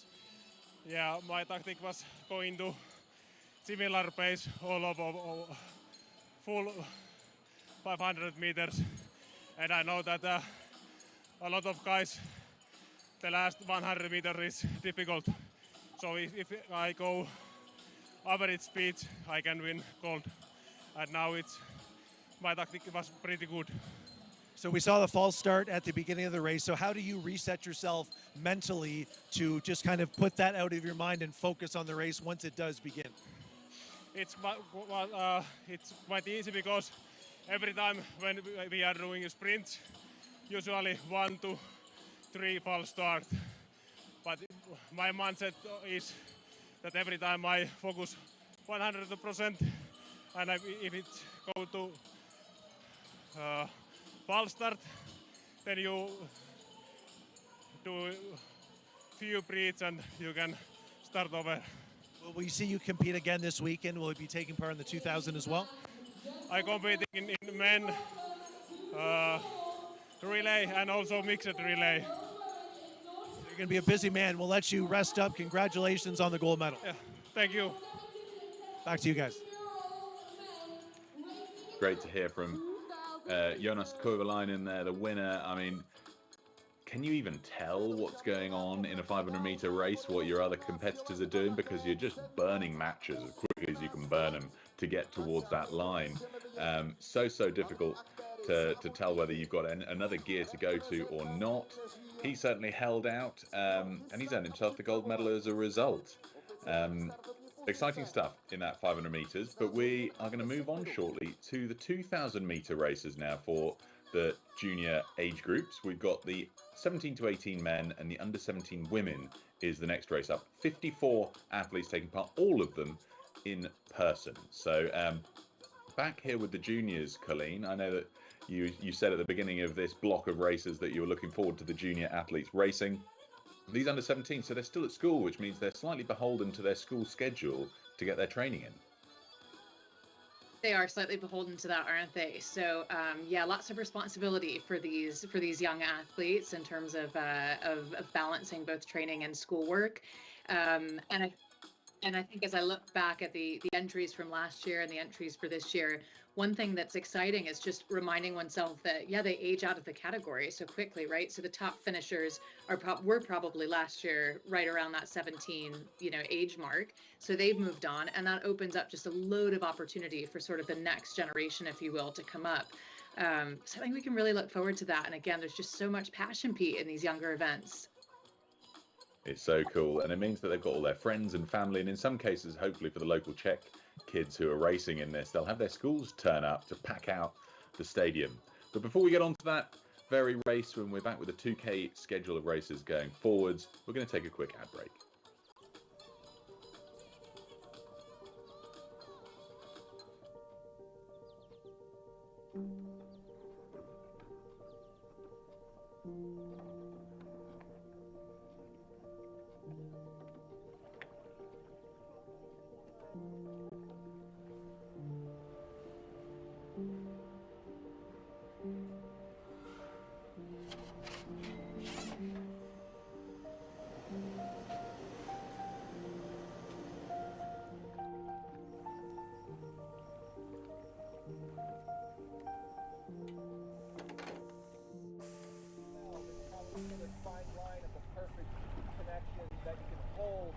start to extraction.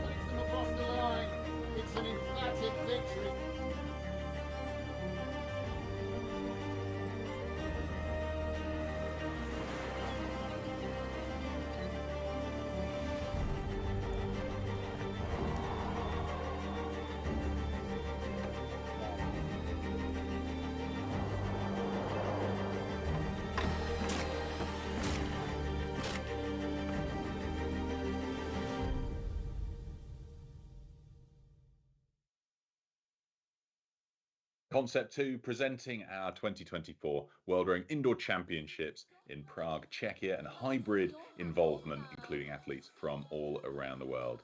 We're back ready for the next race, which is the under-17 men's 2,000 metre edition. 52 people taking part in venue in the O2 Universum in the outskirts of Prague. Lots to look forward to in this race, and we've seen all sorts coming down through the course of this afternoon's block of racing. We had Pete Dreisig-Acker, who of course is the founder of Concept 2. We were joking earlier, wondering whether he had to pay an entry fee or whether that was included as part of his sponsorship package.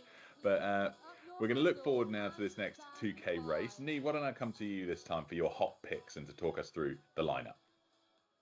Yes, absolutely. So this is the first block of the under 17 men's. So we'll have to wait until after the next race to see who will be on the podium, because there's so many entries that they have to be put across 2 races here.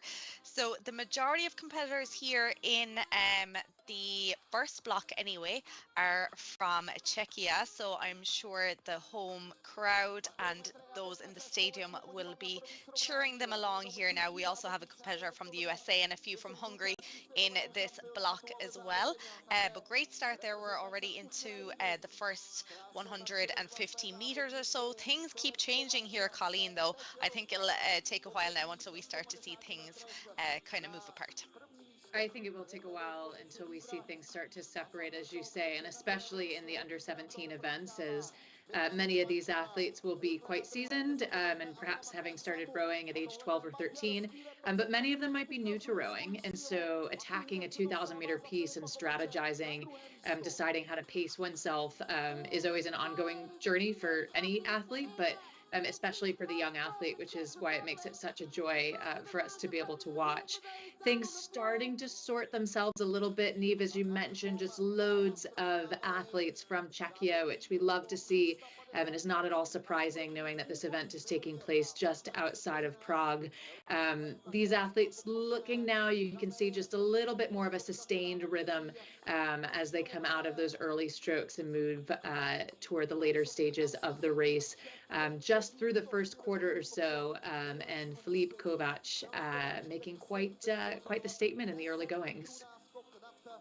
He certainly is. Yeah, he was off to a great start, and you'd always worry that they might go off a bit too hard too soon, but he seems to be holding it here at the moment. He has his split down to around 136, 137, starting to creep up slightly, maybe hitting 138 every so often, and that is allowing, we have Kup Barnabas of Hungary just behind him now. Well, there's 8 meters between them, but we can see his split down at 136. So he'll be bringing those meters down now over the next few strokes. Then Yaroslav Yakarov of Ukraine then sitting in third. He's rating down at 28. So I think if you are a little bit more powerful, you can go that little bit slower on the rate, which is what he is doing. He has a split down at 135. So he has one of the fastest splits there at the moment. He's still sitting in third, but I could see him starting to move up into those higher podium places as this race goes on, Colleen.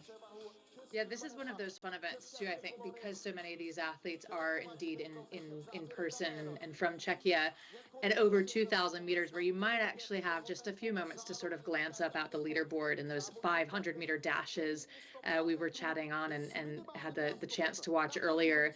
You almost just don't want to take your attention away from your own monitor for even a moment. But knowing that many of these athletes will be racing and teammates from the same club, I imagine there's quite a bit of competition going on between them.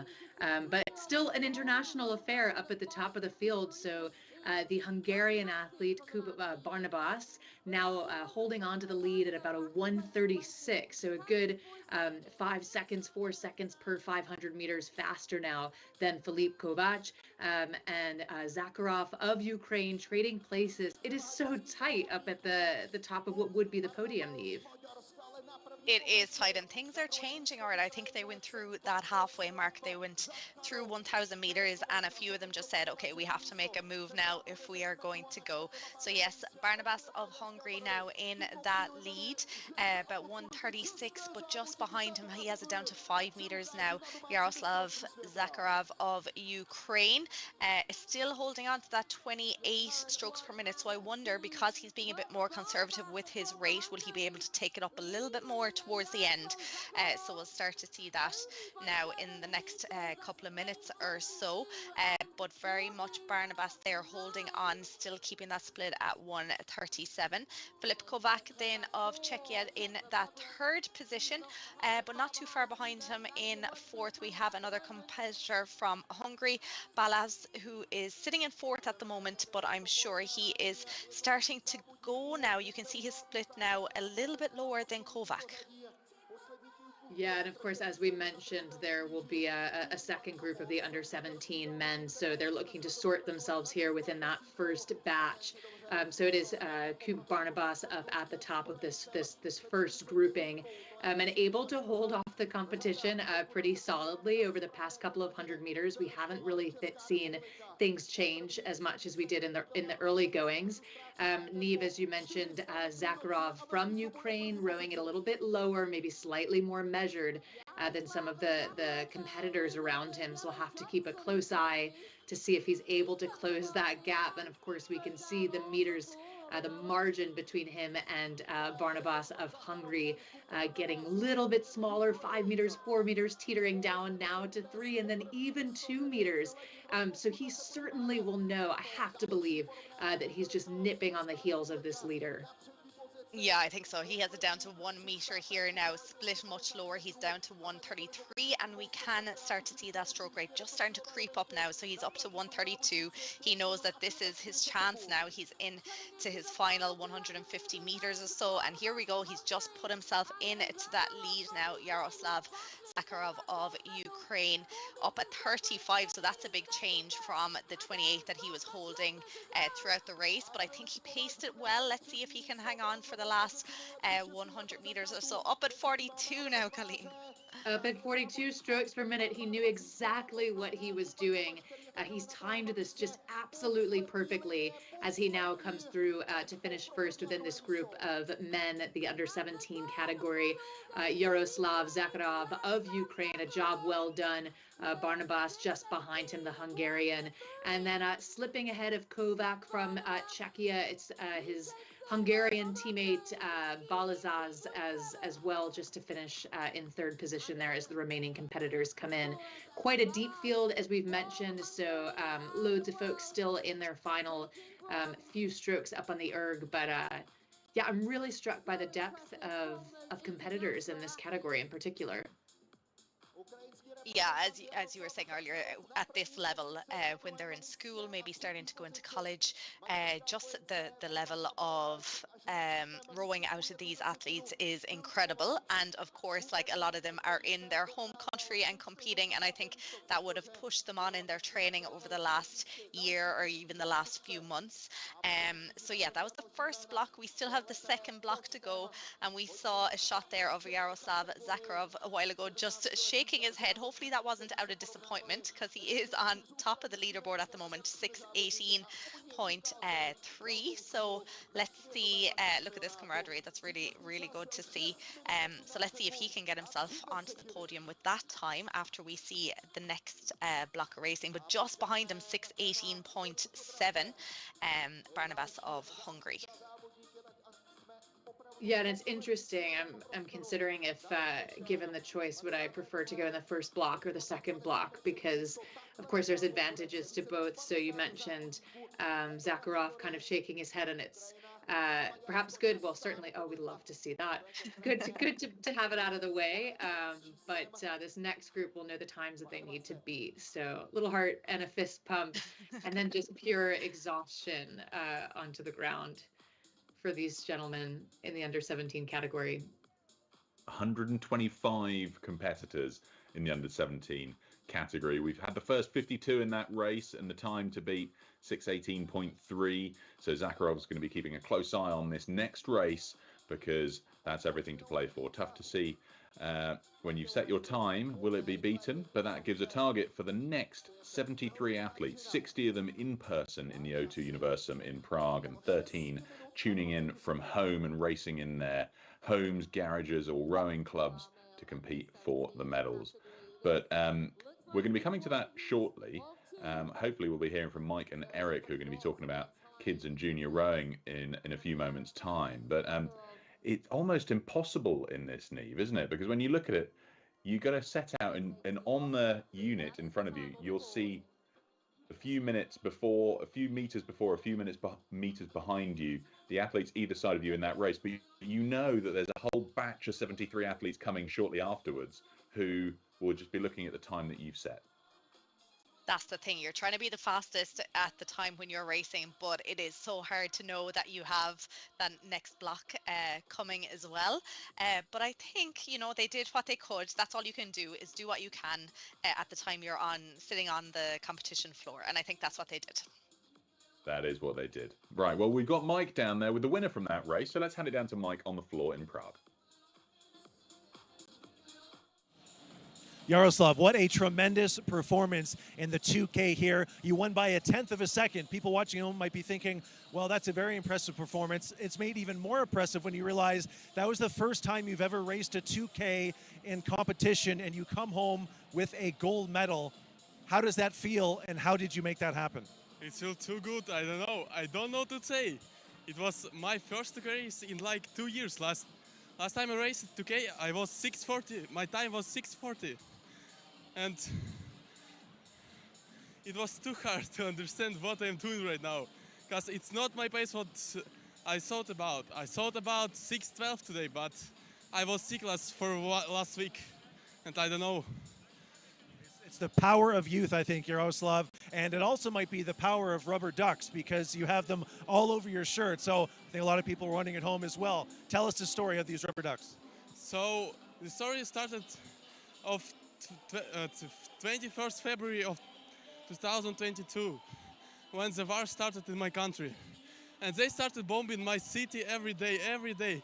It's already were Russians in my city, and we started thinking with my parents what we can do, and they asked the government of my country, can we go to Germany to start training for big championships, because my brother is also here, and he's was today second on 500, and we going to Germany and thinking what's the popular in Germany, and when we asked our guys friends what's popular, they said it's ducks, and ducks was on every street in Germany. I see every shop and they selling the ducks, and we thought about ducks unisuit.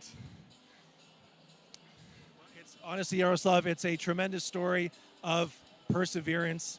I know it has been very, very difficult past couple of years, but congratulations. This is well deserved. Thanks.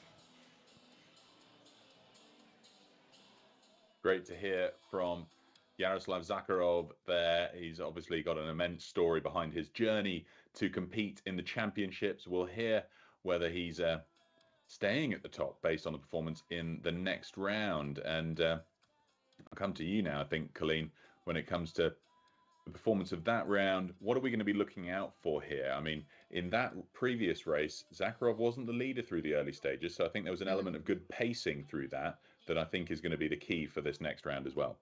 I think that's exactly right. Zakharov wasn't necessarily leading, and he was quite comfortable with that, which is a bit of a mature race plan, or perhaps a bit of luck and maybe a little bit of both, but it earned him that top spot in the first category. So I think for us in this event, as we've talked about, especially in these youth events, truly anything can happen. And so we'll keep an eye on the sorting and the early goings, but they'll certainly keep us on our toes. Yeah, feels like it. Well, they're getting ready here. Elijah Harrison from the USA, his name, no stranger to this 2K distance, but we'll look forward to seeing how that progresses, and this batch of 73 athletes, 13 of them tuning in from their homes around the world. So we're going to go and catch back up with Mike again now, and world famous Eric Murray from the Kiwi pair. Once again, Olympic champion Eric Murray joining me. Eric, we've seen some terrific performances by athletes under 20. So I'm curious, when you're training your athletes, what do you look for? What is the most sought after skill set for junior rowers? I guess one of the biggest skill set is attitude, right? And I know we look at the performance on a rowing machine as being one where you can measure the time or the distance. But at the end of the day, when you're an aspiring athlete coming through, you've got to have the attitude to give it a go, to train as much as you can to get to the level that you need to be in order for to be successful. And most of these athletes coming in here now for the race, this could be their second, third season. Some of them, it could be their first season rowing. So it's just a learning curve on their experience, whether it's going to be flat water rowing or whether indoor rowing is going to become their sport. It's a sport that requires a ton of discipline, and young kids aren't necessarily known for their discipline. So what does it say about kids like this who are able to commit to a very tough, solitary sport that you can't get by on just skill? It takes a lot of drive and determination. I think that's what we've seen with a whole lot of people over the years in history of rowers, is that they come away from the sport with massive set of skill set, and you're dead right, that discipline is one of the main ones. The punctuality, the time management, just their work ethic as well. And if they can learn that here and they can take it through, it really does set them up for their future. Skills for life. Let's take a look at this next race. Thanks, Eric. Thanks, Mike, and thank you, Eric. Lots to look forward to as we move on through towards the next race then, because this is where we're going to find out whether Yaroslav Zakharov is going to stay at the top or whether he's going to be pipped, and if he can even stay on the podium based on the performance of the next 73 athletes. So these guys due off in just a couple of minutes time. You can see that they're going through their last social media checks before they have to be away for a solid 6 minutes or so, and make sure that everybody's tuning in to follow them around the world. And just to remind everybody, the hashtag is your erg room for the erg room competition is my erg room, hashtag my erg room, tag at World Rowing Official on Instagram, and you could be in with a chance of a free trip to the 2025 edition of the World Rowing Indoor Championships next year. So make sure you tag World Rowing Official and that hashtag my erg room with a view like this of you and your ergo at home. Now, let's have some predictions then. Niamh, what are you predicting in this next race? Okay, so we have the reigning champion from last year in this category, Tadej Smuk of Czechia, first with a time of 6:13.8. So that was about 4.5 seconds faster than Yaroslav's time there in the last block. So depending on what form Tadej is on today, if he can match or beat that time, he'll definitely be getting himself up on to that podium. And we were seeing shots there of Elijah Harrison in the USA there as well, joining us virtually. So he was on the podium last year as well. He was third. So once again, he is nobody to kind of go off. He's rowing by himself there at home. But of course, you can see other people's names on the monitor in front of you. You can see who came or who's ahead of you. You can see who's winning the category. But yeah, I'm sure they'll all be keeping that 6:18.3 winning time from the last block in their minds as they get started in this race. And Elijah Harrison, of course, brother to Isaiah Harrison, who holds several world rowing records on the ergometer. So he'll certainly have the support of his friends and indeed his family. And I believe that's him in that bottom left graphic there, just getting set up, getting that last bit of sweat off the palms of his hands. The erg handle can get quite slippery when your hands do get a little bit sweaty. That's true certainly of the oar handle as well on the water. And they'll sit ready at attention and hopefully with a clean start as the second block of the under 17 men get underway. So taking a look, those three boats at the top are our pace boats. So that's the three times from the prior round that we want to keep an eye on, and that this next batch of athletes will have to measure themselves up against, because again, this is just quite a deep category, as Pete was telling us before. Early goings though, still sorting themselves, aren't they, Neve? They are. We're seeing lots of jumping and changing around of the leaders here as they head into their first 250 meters. At the moment, Thomas Braddock, Czechia, is leading it out. He's down at 1:34, but right behind him, Sharvat, also of Czechia there, just moving himself, I think, into the lead there.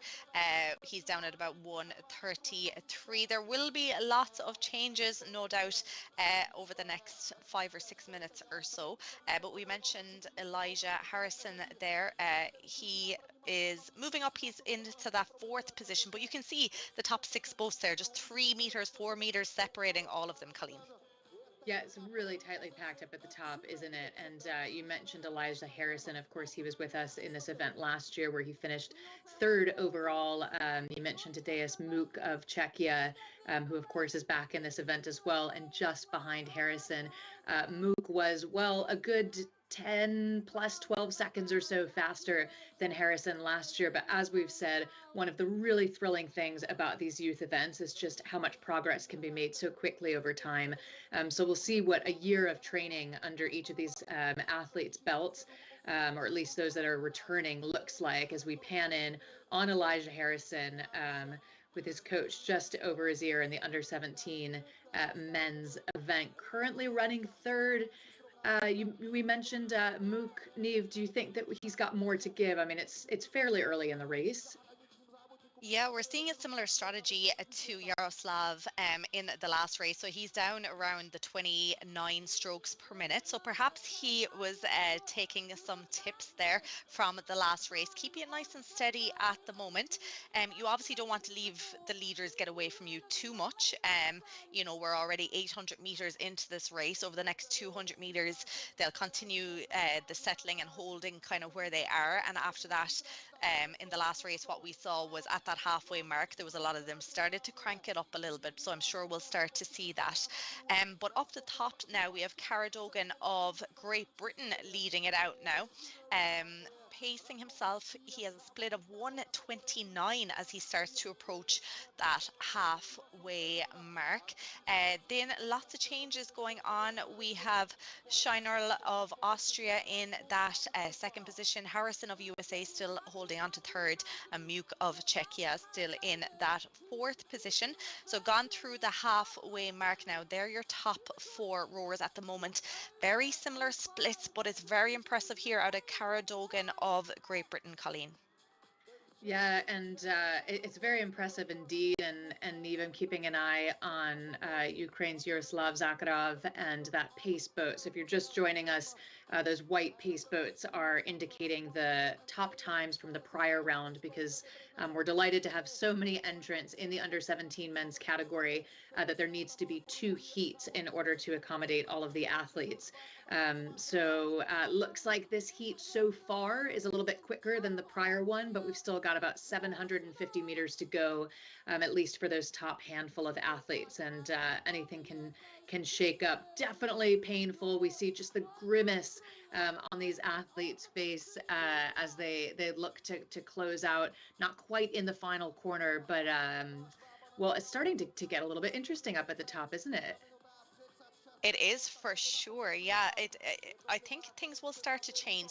It's very much still Alp Caradogan of Great Britain, still unbelievably holding on to that split of 129. He is trying his best not to let it get above that 130. He sees that final quarter coming up. He has it down to 128 now, 500 meters to go, and he's actually opening up quite a bit of a lead now, ahead of Scheinerl of Austria and Harrison, who's holding on to third. But today, as Mook here now, as predicted, he is upping that rate. He's up to 33 at the moment, and he's starting. He has it down to 5 meters between himself and third position here now. Elijah Harrison also upping that rate.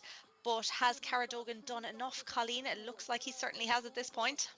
Yeah, he's done quite a bit, hasn't he? And when you take a look at his split, he's I won't call it comfortable because I'm sure it's anything but he has that advantage that he's built for himself over the last several hundred meters, at about a 126, 127 and a cool 35. So it's looking really good for Alp Caradogan of Great Britain to hold on to that top spot.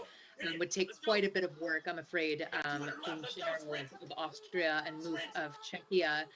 The battle behind them, Will Harrison now just slipping back into what would be fourth in this heat, and we can hear through the microphone Harrison's coach urging him on, and it's just fantastic to be able to pick up some of that energy as we pan over now with Alp Caradogan of Great Britain, who puts his handle down. What an impressive finish from him here. Very impressive. I'm loving the shouts from the coaching.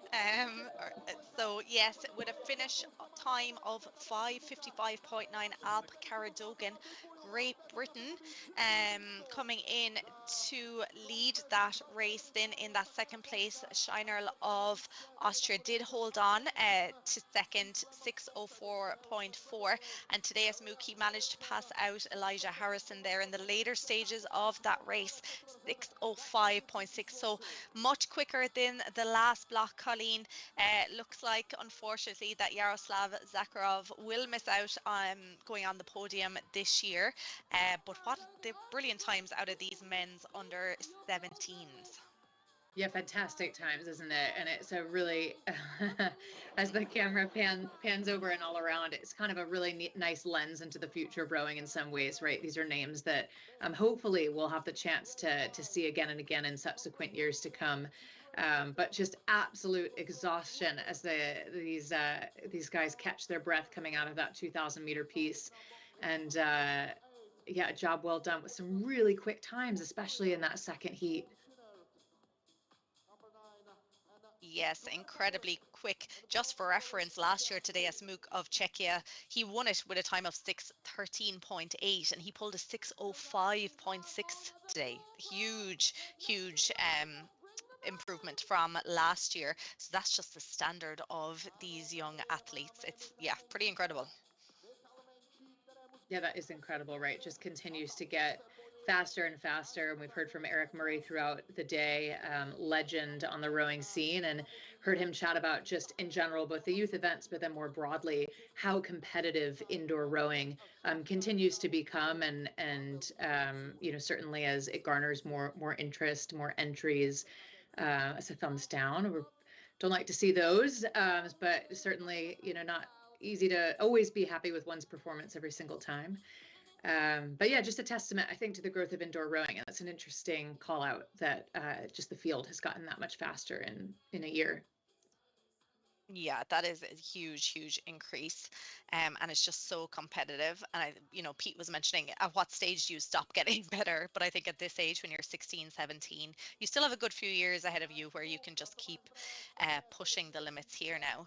And as we saw earlier, even up to when you're in the categories of over 70s and over 80s, there's still massive room for improvement and growth. But yeah, just a recap here of all the rowers, and we're seeing the winner there, Alp Caradogan of Great Britain. Lots of support, people in suits and everything around him. Brilliant finish by him there with a time of 5:55.9. Oh, we love to see the high five. So good camaraderie from these teammates, and fast and furious, Pete, in that second heat. Wasn't it just? Alp Caradug, SPS BC from Great Britain. He's world champion in the junior men's 8 that raced on the Paris Olympic site to be at the World Rowing Junior Championships in 2023 last year. He's in the 5 seat, the only under 17 this year to go sub 6 in this World Rowing Indoor Champs. An amazing result for that young man. Paul Schinell of Austria taking second place with, he's no slouch, 6:04.4, and then Tadeusz Muk with the bronze medal. But we've got Mike Arsenault on the ground in Prague, who's going to talk to Paul Schinell in just a moment. He's there on the floor. Paul, tremendous performance here in the 2,000 meter. First place in that race in the arena. One competitor eclipsed you who was competing virtually. But you've been doing a lot of rowing recently. You actually just flew here yesterday from Italy from a training camp. So what is that training camp about and what are you hoping to get from it? Yeah, actually we were rowing twice a day in the week following up to this competition. So I'm quite happy with the result I got here. And I'm happy to have improved on the water and still being able to deliver here. So it's a little bit different skill set. You mentioned the training camp is on the water. We're on the indoor rowing machines here. So you mentioned that it was important for you to be here. So what is that extra sense of competition competing on the floor here that you can't get from a training camp? Well, there are a lot of high-level athletes here, which is not the case on club training camp, of course. So I think it's a great opportunity to race against someone who goes, for example, 5:55, because you see how much work you still have to do. So that is just going to embolden you moving forward to continue pushing and get your time under that 6-minute mark, which is quite elusive. You're still young, big career ahead of you. So what do you hope to achieve in the next couple of years? This year I hope to qualify for the World Rowing Junior Championships in Canada, and next winter season, hopefully I'll break the sub-6 mark. Well, you're well on your way, Paul. Congratulations. Thank you. Yeah, well said, Mike. He is well on his way to that sub-6 mark. It sort of almost felt completely out of reach to anybody I knew when I was under 17 years old, but it's certainly within his grasp. An impressive performance from Paul, and we look forward to following his rowing career as he goes hopefully on to represent Austria at the Junior Championships later on this year. Next, though, we've got to look forward to quite a few things coming up. We've got the 17 to 18-year-old men, so we can expect some pretty quick times there as well. And then we look to the under 17 women coming up as well. So it's a bit of a combined set of 2 races coming up. We've got the 17 to 18-year-old men's first batch racing alongside the under 17 women, and then shortly afterwards we've got the second batch of 17 to 18-year-old men. So quite a few things coming up. I suppose, Niamh, we're not going to expect the times to be very different as we go up just 1 year here.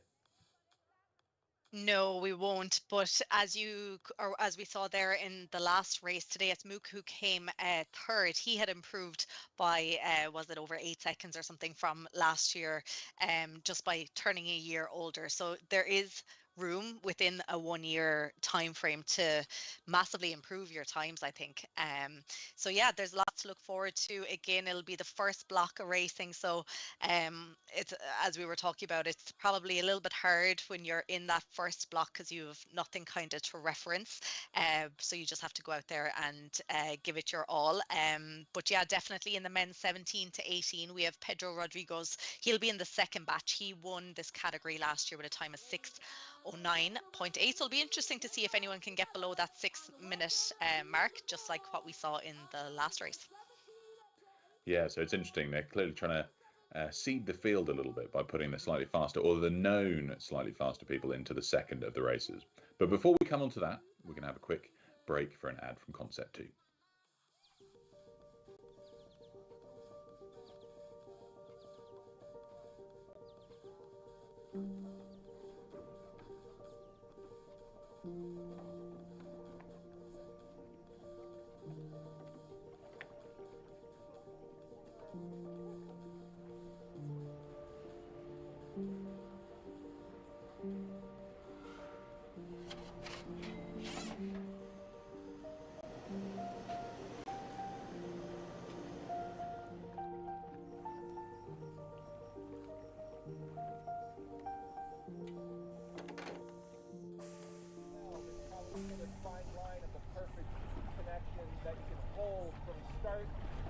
straps.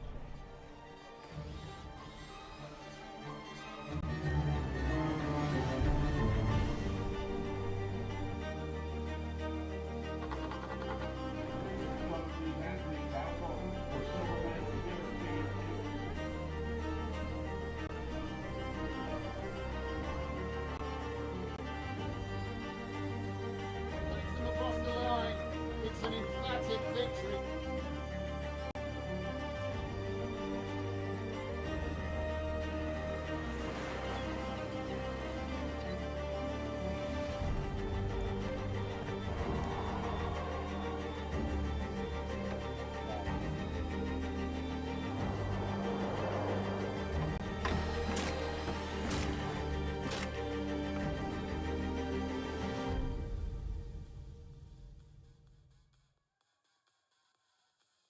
Well, we've got just a few more races to go before we look towards the Versa Challenge and the next round following this morning's beep test.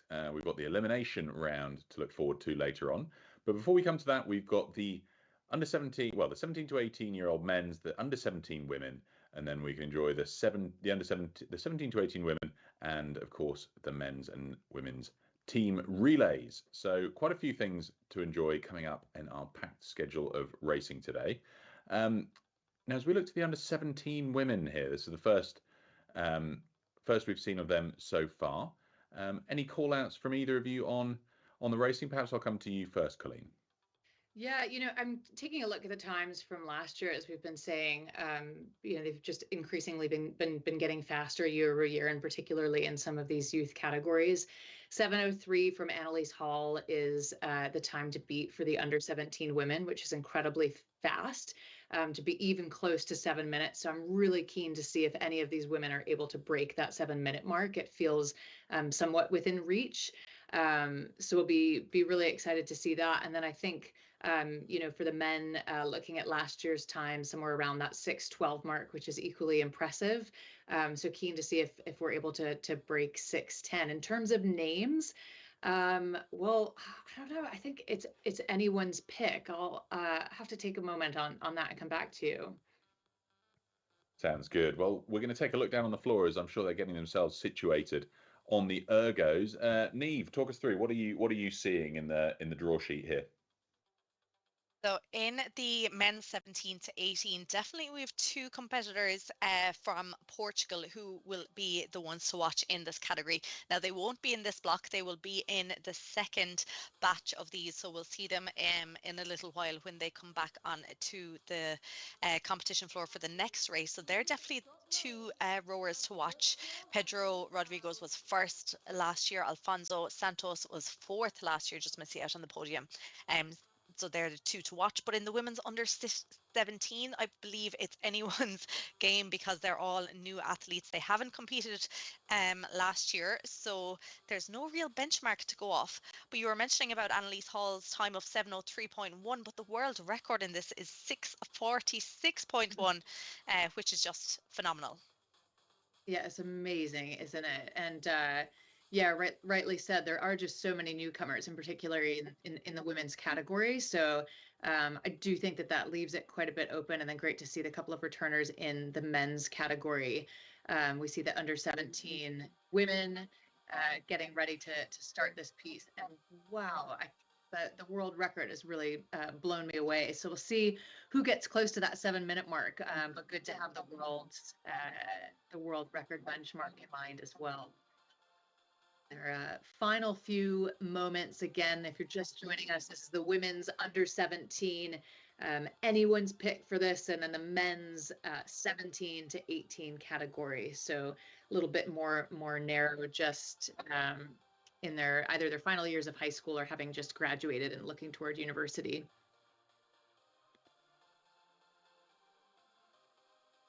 Exactly, yes. I think we're getting ready to go in the next few minutes for the start of this race. We can see that leg clap that we were talking about a little earlier. It's all part of the warm-up, isn't it? So yeah, tensions must be high at this point. We're seeing a lovely shot there of all the rowers gearing up. So they're all just waiting to get those instructions on their screens that will tell them to stop rowing. It'll tell them attention, and it'll tell them when to go, and we'll also hear that buzzer. So we can see here all the under 17 women sitting ready, all in their lovely catch positions here, Colleen. Yeah, they are, aren't they? So again, that wheel completely stopped, and some big camera waves. Nerves, I'm sure, not just from the athletes, but from mom, dad, loved ones, supporters up in the stands as well. And we talk about these age categories and some of the top picks. It's worth noting too, there's just loads of folks for whom this might be their first ever 2,000 meter piece at all. And so the range of talent and experience, I think, is something that's really, really exciting in these younger categories in particular. And true to a certain degree as you get into the older categories as well. There's always newcomers to the sport, and in particular for indoor rowing. For now, though, we await the start. A little bit of a smile, last pull at the foot strap to make sure they're nice and tight. And it's looking like a clean start and a fair start for the men's 17 to 18, the women's under 17 as they take off underway, and then the women's 17 to 18, couple of competitors in that age category as well. Really early goings, though, Neve, certainly still sorting themselves out. Yeah, and they will be for the next few strokes here now. Lots of changes. We have two rowers from Slovakia up the top. We have Oliver Smek leading it out here now. Really impressive. He's down at 1:30. Again, we are seeing it across the board where they go off to a very quick start, but it's all about whether they can sustain it after that. You don't want the lactate to be kicking in too early in the game, because there's a long 6 minutes or so ahead of you here. But still with that nice lead.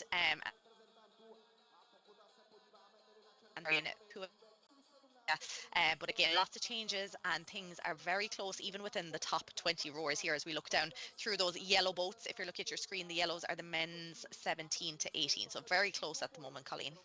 Yeah, really close at the moment. And taking a look for the men's 17 to 18, so the yellow graphics that we're following now, loads of newcomers to this specific event. So, it's all to play here as they look to sort themselves out through the first quarter of the race. Looking best for Oliver Simek, 32 strokes per minute, just cruising along, but he'll have to keep an eye on the Slovakian just behind him and just on his toes, just about 4 meters or so separating them. And he is moving just a little bit quicker. 1,400 meter mark or so. So well now into the second quarter, we can start to see things settle just a little bit. That's what's happening up at the top of the field for the men's 17 to 18.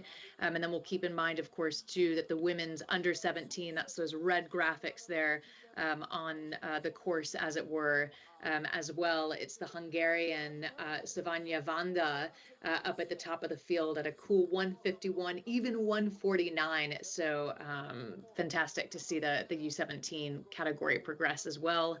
And some graphics just panning over there. That's Magdalena Yedlikova for the under 17 category.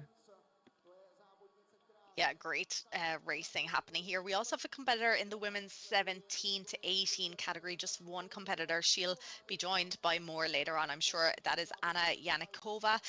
She has a split of around 2 minutes here now. So she's the only one in the category, so no one really to go off here at the moment, but so close across the other categories here now. It is looking like it is Marian Puek of Slovakia who has now moved himself into the lead as he comes up to that halfway mark now. He's after overtaking Oliver Smek there in the men's 17 to 18, 5 meters of a lead.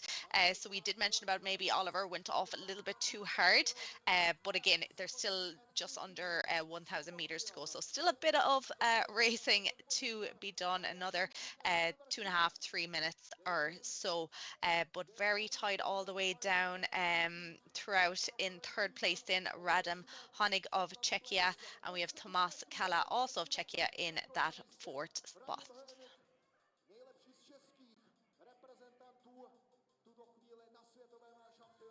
And then we have the women's under 17 super racing here. There is absolutely nothing between the top, we'll say from second place to sixth place there at the moment. Leading it out, it is still Savani Blanka Vanda of Hungary, but then second, third, fourth, fifth and sixth positions, nothing between them, just mere meters at the moment, Colleen.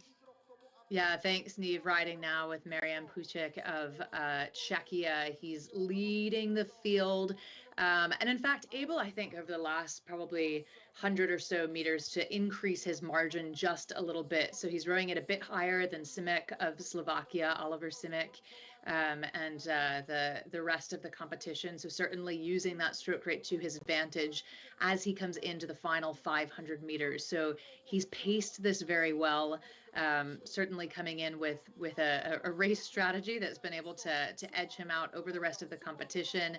Savanya Vanda for the under 17 women, she's been holding the top of the pack and continues to hold on to what is truly quite a comfortable margin within her age category. So again, those red graphics indicating the under 17 women, and then flipping back to the yellow for the men 17 to 18. So, we've talked about sort of orders changing positions and the graphics and the athletes sort of flipping around.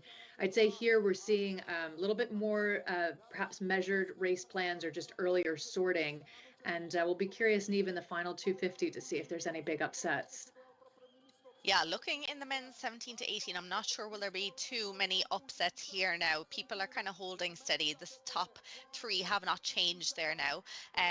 Perhaps Radim Honig there of Czechia, who's in fourth, maybe putting on a little bit of pressure here now to move up into that third spot.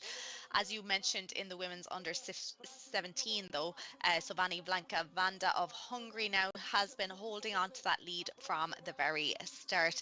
But we are, I'd say, starting to approach the final 100 meters or so, and it is still Marian Puik of Slovakia has it down to 130 up at 48 strokes per minute. He is hoping to clock a very fast time here now, hoping to make it to the podium, but of course we won't know until after the next race. So yes, he has finished in a time of 6:12.5, followed in by Oliver Semek, who had been leading it at the very start, 6:17.9, and then we have Naftanev of Czechia, 6:22.4. So they will be the pace times in the next block. And Colleen, I think the women's under 17s now into the final 250 meters of their race.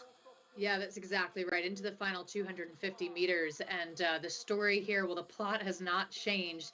Savanya Vanda of Hungary continues to hold on to the lead by a good 24 meters away is her closest competitor, Anna Chakova of Czechia. And she just continues to cruise towards the line. No real need to bring up the stroke rate at all. So we'll see if she decides just for fun, as it were, to make a real push for it. But entering into the final, 100 or so meters of this race, even fewer than that, 50 meters left. And a bit of a sprint, bit of an effort just behind her, Anna Chikova of Czechia, but not enough to get herself ahead. And so it is indeed Vanda from Hungary with a time of 7:26.7 to cross first for the U17s as the remaining athletes come in. And quite a deep field from them as well. Patra Gaborova for the under 17 women, just putting down the handle and taking a big breath. She finished third overall. Oh, big gasps, Neve. It's hard to catch your breath in these moments, right? And these maybe younger athletes are still figuring that piece out, especially on the erg.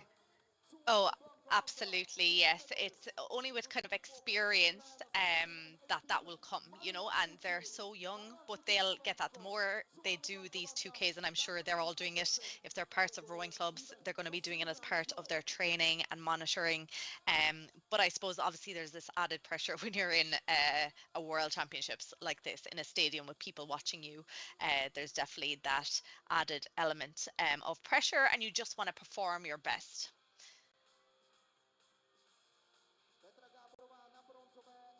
Well, a great race there. The men don't have to wait long, just a few minutes for the second batch of the 17 to 18-year-old men, and then we'll find out who tops the podium in that category. The under 17 women will have to wait a little bit longer because it'll be the race after that they'll then find out who tops the podium in that category. But we've got the real pleasure here today. He's somebody who I've followed through many years of racing. We've got Alex Gregory, the double Olympic champion, 5-time world champion, an immense inspiration to me and many hundreds and thousands of others around the world on the rowing scene. Alex, it's great to have you with us. Welcome. Thank you, Peter. It's great to be here, and I've been watching you all day. I've been listening to your dulcet tones all day, so I'm really enjoying it. Thanks for having me. No, great to have you here. Glad you've been listening in all day. Firstly, where are you in the world? I'm in the southwest. I'm in England, in the south, down in the southwest, in Somerset, in my little office here. So I'm not anywhere exotic. No, well, that's great. It's brilliant to have you here. Now, you have a highly acclaimed rowing background, 2-time Olympic champion in London and in Rio. You've topped the podium at World Championships. And after Rio, you've moved on now to an amazing sort of next phase in your rowing career with Mind Body Row. How's that transition gone? For those that have followed you and seen you on screen for many years, what is this that you're doing now? Oh, well, thanks for asking about that. It is all related to what we're talking about here, really, because as any former athlete would know, the transition from intense sport, intense sort of competition and training for competition is a sort of a sudden thing, a shock. You put everything into it for so many years, and then suddenly the rug is pulled from under you, and you're sort of a little bit lost, or I certainly felt a little bit lost for a number of years. But what I find interesting now, and what I love to do now, is reflect on those years and use those years in rowing, but now to be able to share rowing, the thing that I know most about and love, with other people. And it's interesting watching the racing today, because I remember those feelings where, particularly the juniors we're just watching now, everything's very serious. Rowing was very serious for me, and using the rowing machine was very serious. There was a purpose for it. It was for performance, for selection, for my job. Whereas now I see it in a completely different way, and that's what Mind Body Row is. It's to share the joy of rowing, the benefits of rowing, sort of as for competition or not for competition. And that's the point of where I've come to now in a roundabout way. That's so cool.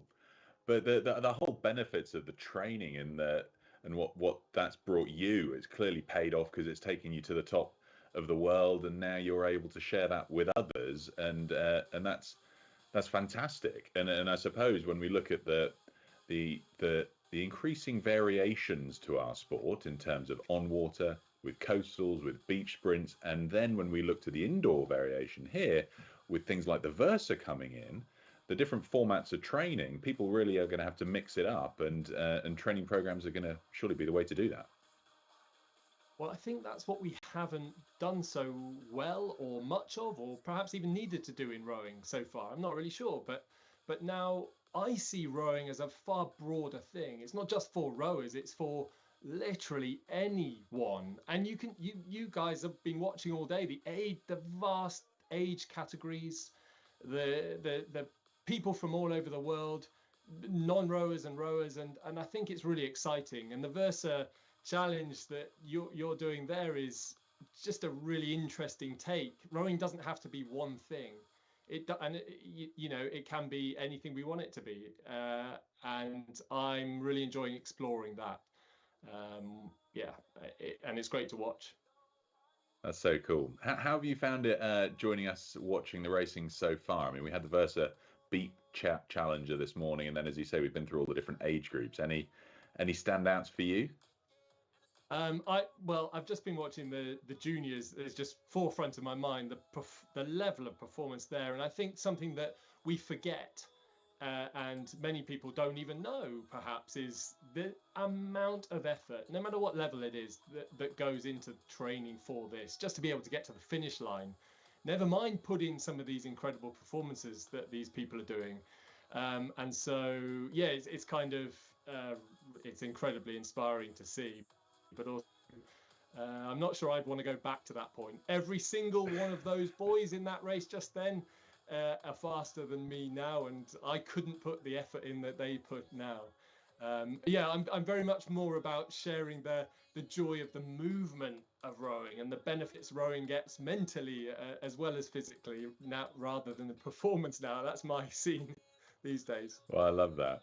It's amazing. Just looking at that under 17s race, Alp Caraduggan, he was in the GB8 that won at the Junior Championships. He just did a 5:55 under 17. I'm speechless.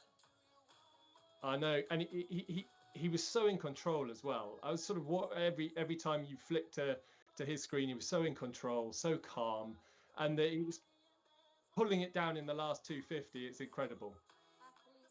Well, Alex, I'd like to ask you one thing. For the young athletes that are out there who'll be tuning in around the world, and you with your amazing background in rowing and now indoor rowing and training, what's the one bit of advice that you'll leave to the young athletes out there tuning in around the world? I think it's to not fear what you're doing, to really enjoy what you're doing. And yeah, there's going to be discomfort, but the discomfort comes satisfaction, and it's the satisfaction that allows us to carry on and keep carrying on.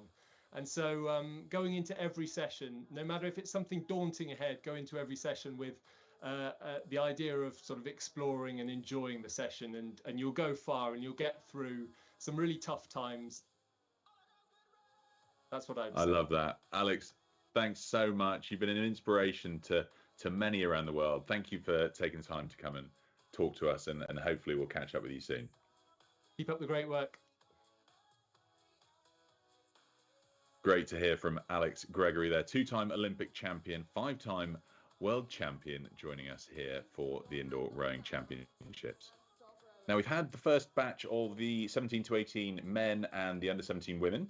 Next race is shortly due to go off. It's the 17 to 18 men just getting themselves situated here on the start, and we'll find out who's going to top the podium in this category. So we'll jump back to Colleen and Neve. Colleen, I'm sure you've been eyeing up the start list. We've got 71 people taking part in this race. Yeah, Peter, I have been eyeing at the start list, and it's 71 indeed. And I'm keeping a particular eye on Afonso Santos of Portugal, who's a returner from last year. He finished 4th overall with a time of 6:18.4.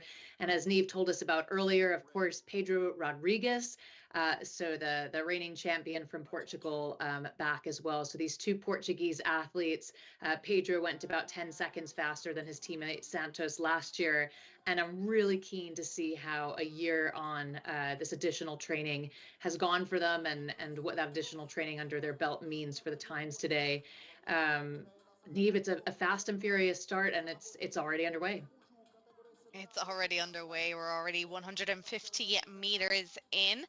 We're not seeing any of those names yet that you mentioned, but there's a long race to go here. But what a start here out of Michael Zelma of Slovakia. We saw the Slovakians in the last race as well in that first and second position. But look at this for a start, down at 1:26, up at rate 39. Has he gone off too quick? Let's see. We will see throughout the next 5 or so minutes. But yes, big lead now already, 24 meters of a lead ahead of Lukas Kolinek of Czechia. Then we have Martin Huska of Czechia as well. And then Marlon Kastorka of Austria moving up into 4th position. But I think we're seeing Pedro Rodrigues there. You mentioned him from Portugal. He's starting to move up a little bit now, Colleen. Yeah, Rodrigues will be one that all of these competitors will be keeping an eye on. We've talked about, sort of coming into these events and having a sense of who you're stacked up against, who you're competing against. And oftentimes you really don't know, right? It's a total blank slate. I think there's loads of new entrants in this category, and we love to see that. But there are those few names that we've called out that people will sort of want to be like pacing themselves against to an extent, right? To see how they line up against folks who finished top in this category last year. And certainly Santos and Rodrigues are two of those names. Rodrigues at the moment, well, in a very, very close third, I would say, and well, really trading places with the Austrian athlete Kosterka up at the top. And well, as I say that, Rodriguez just gets himself ahead and is currently running second to Michal Zemla of Slovakia, who leads. Yeah, Michal Zelma there of Slovakia, as you mentioned, still holding on to that lead.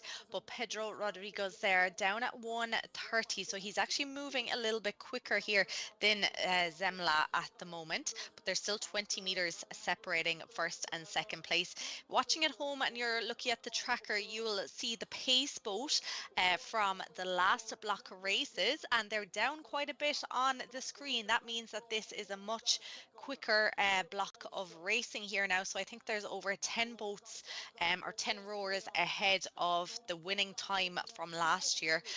So far we're already at that, sorry, from last race, not last year. We're already at that halfway mark here now. It is still Zemla holding on to about a 1:31, 1:32 split, but Pedro Rodriguez of Portugal has it down to kind of 17, 18 meters. So he's definitely making ground here now, Colleen, on Zemla.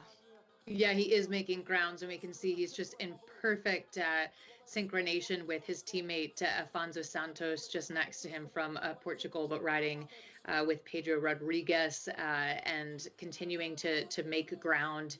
About 17 meters or so separating him from Zemla up at the top of the field, the Slovakian.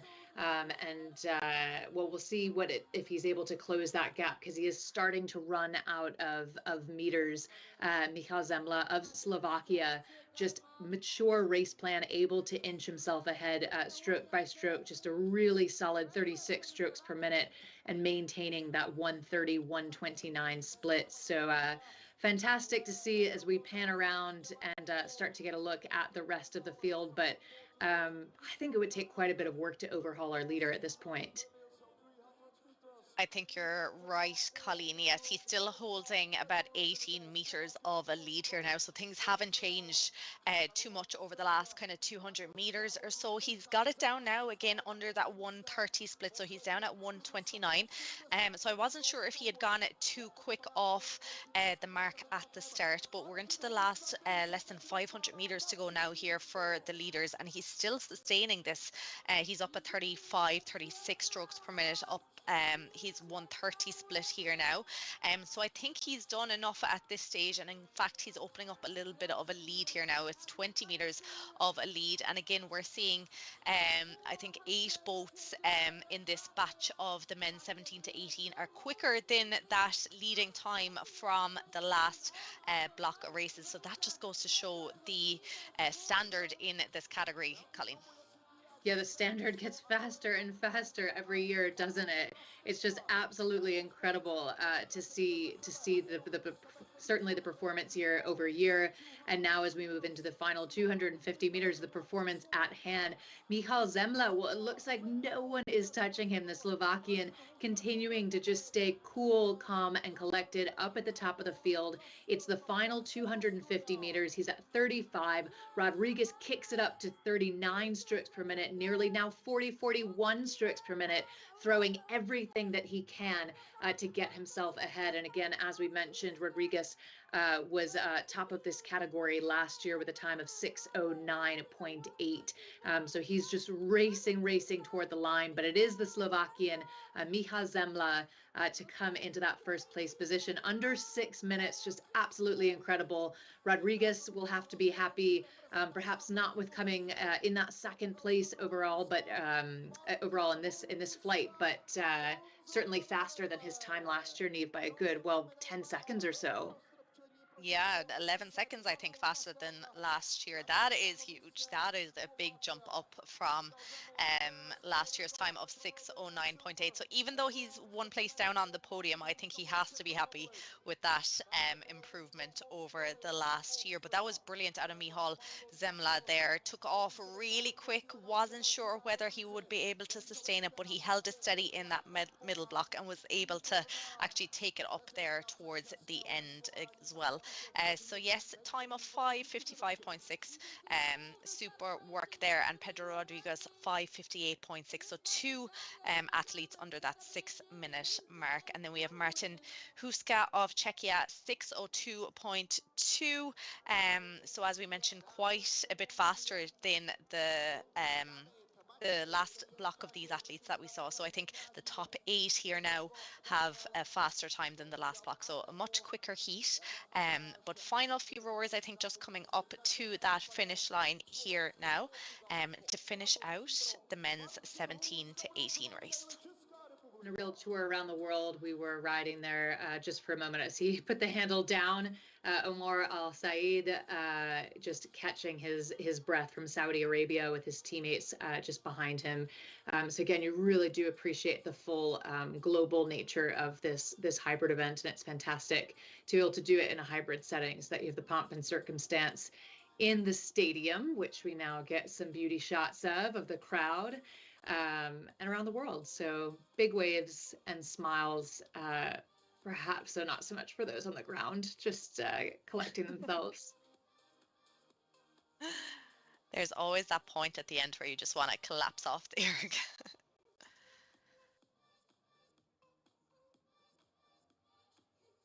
Been rowing there. There's nothing he can't turn his hand to. He was clearly fiddling with all the technical stuff on the video and the stream, but managed to get that sorted, and a great performance by the athletes from Saudi Arabia.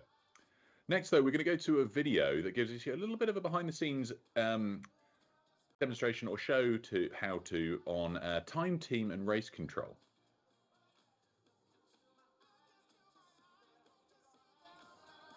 Well, we'll catch up with that video shortly, I hope. And instead, for the timing, we're going to go back down to our man on the ground, Mike Arsenan.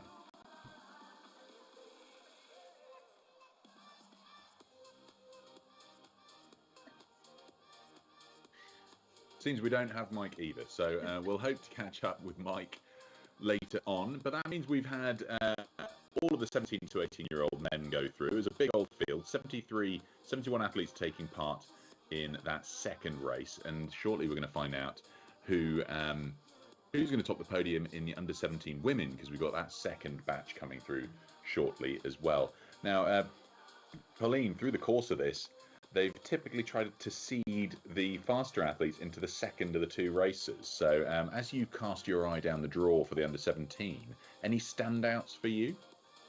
Yeah, they have, haven't they? Which makes sense, I think, right? That you would want to the best of your ability, if you're able to forecast it, those athletes grouped together. And so I think, well, there's a lot of, no surprise, a lot of athletes from Czechia entered into this event.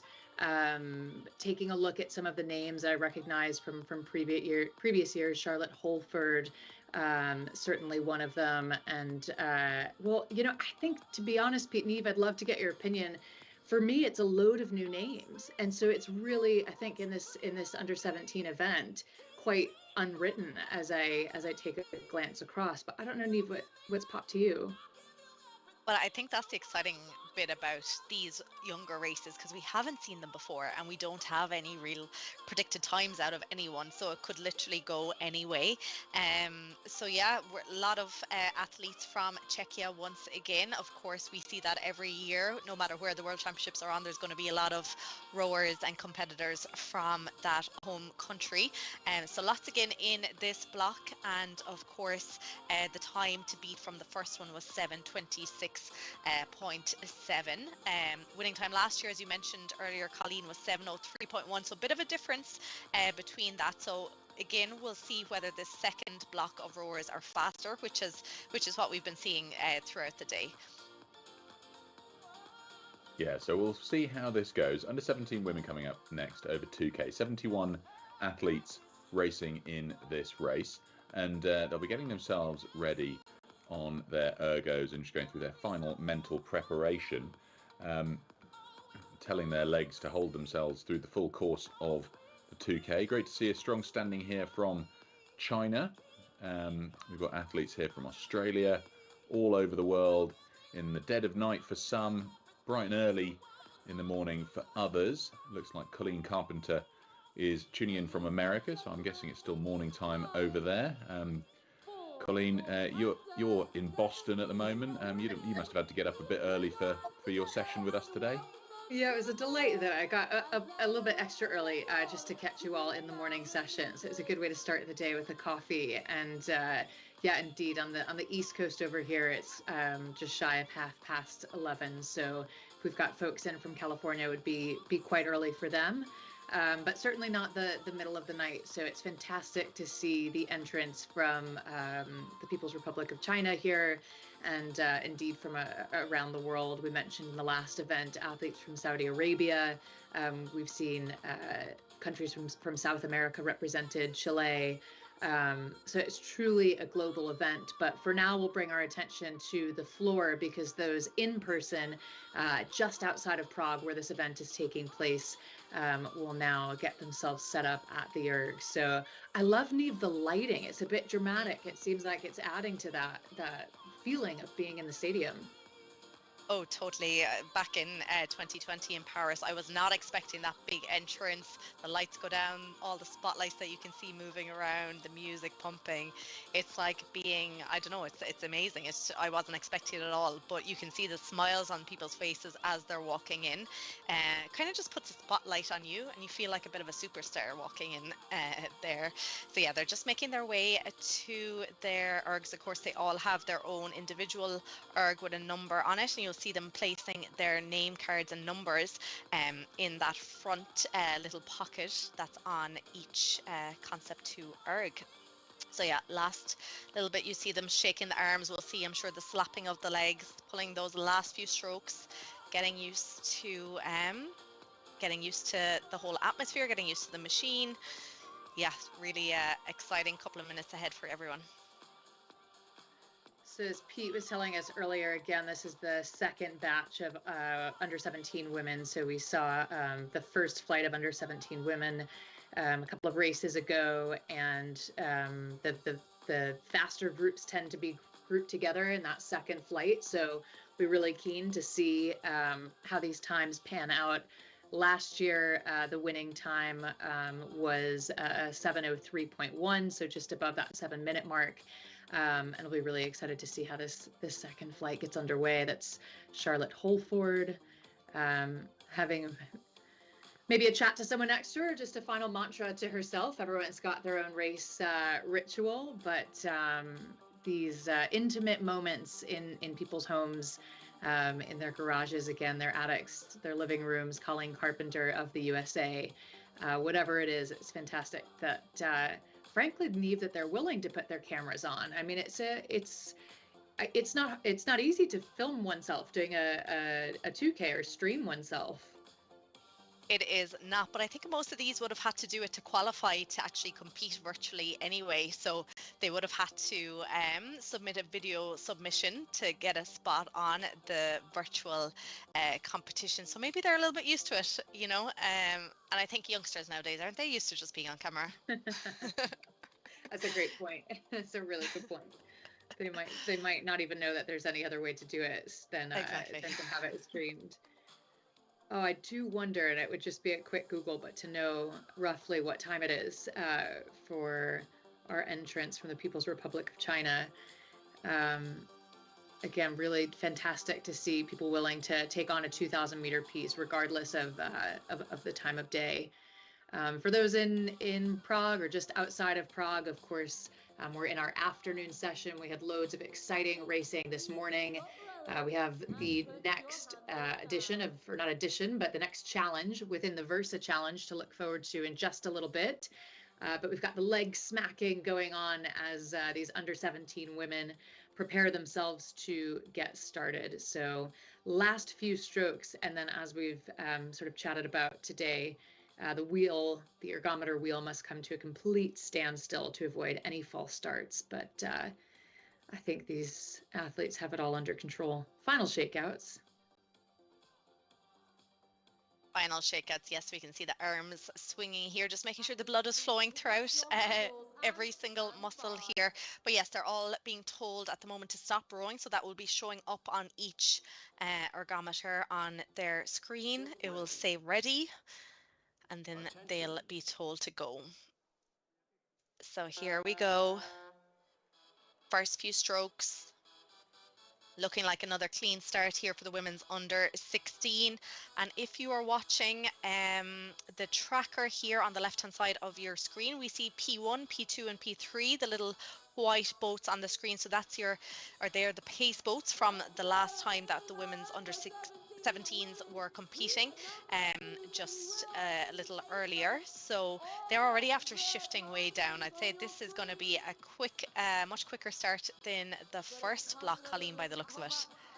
Yeah, certainly a much quicker start than the last block. I mean, already these athletes moving through the first couple of 100 meters and starting to sort themselves out in the really early goings. It's looking really good for the Hungarian athlete, Kovács Adél, up at the top of the field at about a 146, 147 in hot pursuit by Maria Hauser of Austria. Great Britain, certainly not to be left out. Maria Castaglioglia, pardon me with the last name there. But fantastic showing from her in these early stages of the race. Still lots to be resolved though, and well, there's lots of flipping going, maybe not in the top three, Niamh, but just behind them as they get sorted. Yeah, lots of flipping, and that's going to happen for the next 100 meters or so as they come up towards the first quarter being done. So a lot of them already past that 1600 meter mark to go. That means they have 400 done, 1600 to go. But there has been a bit of a change on our screens. We were seeing from Great Britain Maria Giulia Castagliola, who is in this stadium competing in Prague, and she has now moved herself into the lead. We saw a big lie back from her there throughout every single stroke. So the power, she has her rate down at 28, so it's just pure power coming out of each stroke there from her. So she is now starting to open up that bit of a lead there across the rest of the field, but very much opening up in kind of the top four places now, Colleen. Yeah, it's starting to open up indeed, and yeah, good for Great Britain. Castagliola up at the top of the pack, starting to get a little bit sorted here now into the second 500.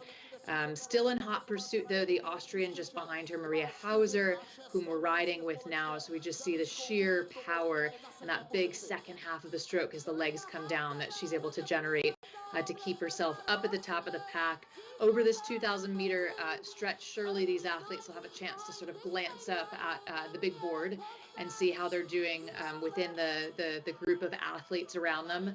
Of course, best to keep one's mind focused inside their own race, but they'll have a little bit of a sense of how they're stacking up as we ride now with Juliana of Hungary. Currently riding in third position. So I'm struck by these top three spots, Niamh, and how they're starting to really separate themselves from the rest of the pack. They really are. Yes, they got off to a nice start, but I think they've just paced it really well here now. But definitely different approaches here now. We're seeing Maria Castagliola there down at 28, and we keep seeing her on the screen. I'm sure they'll show her there shortly again, but big, long, steady strokes. But we are actually seeing her split creep up a little bit now.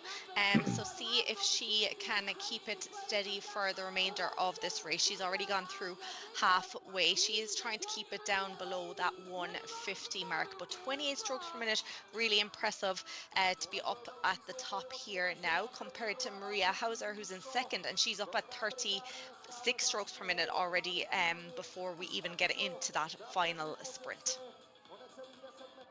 Yeah, already looking toward that final sprint. I'm sure these athletes are as they move into the back half of the race. And again, for an under 17 category, I'm struck by the consistency up at the top of the pack. These clearly are experienced athletes in the sense that it's very, very likely not their first 2,000 meter piece, and they've got a sense of how they want to pace this and how they want to plan it. Castagliola holding on to that top spot, but Hauser really starting to make a push, I think, at that halfway mark, which is oftentimes, at least in my experience, especially in junior rowing, where you might see some type of a boat move, whether it's on the water or individually on the erg. And it looks like Maria Hauser is starting to make that push now and just edges herself into that first place position.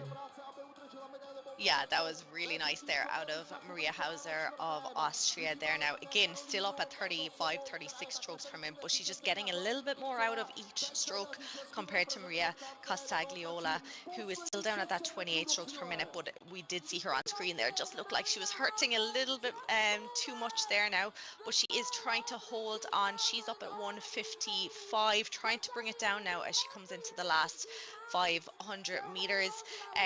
Third place in Juliana of Hungary, still in third. Doesn't look like there'll be anyone catching the top three in this. And if you look at the pace boat from the last, that had been in 8th place. It's now moved up to 4th place.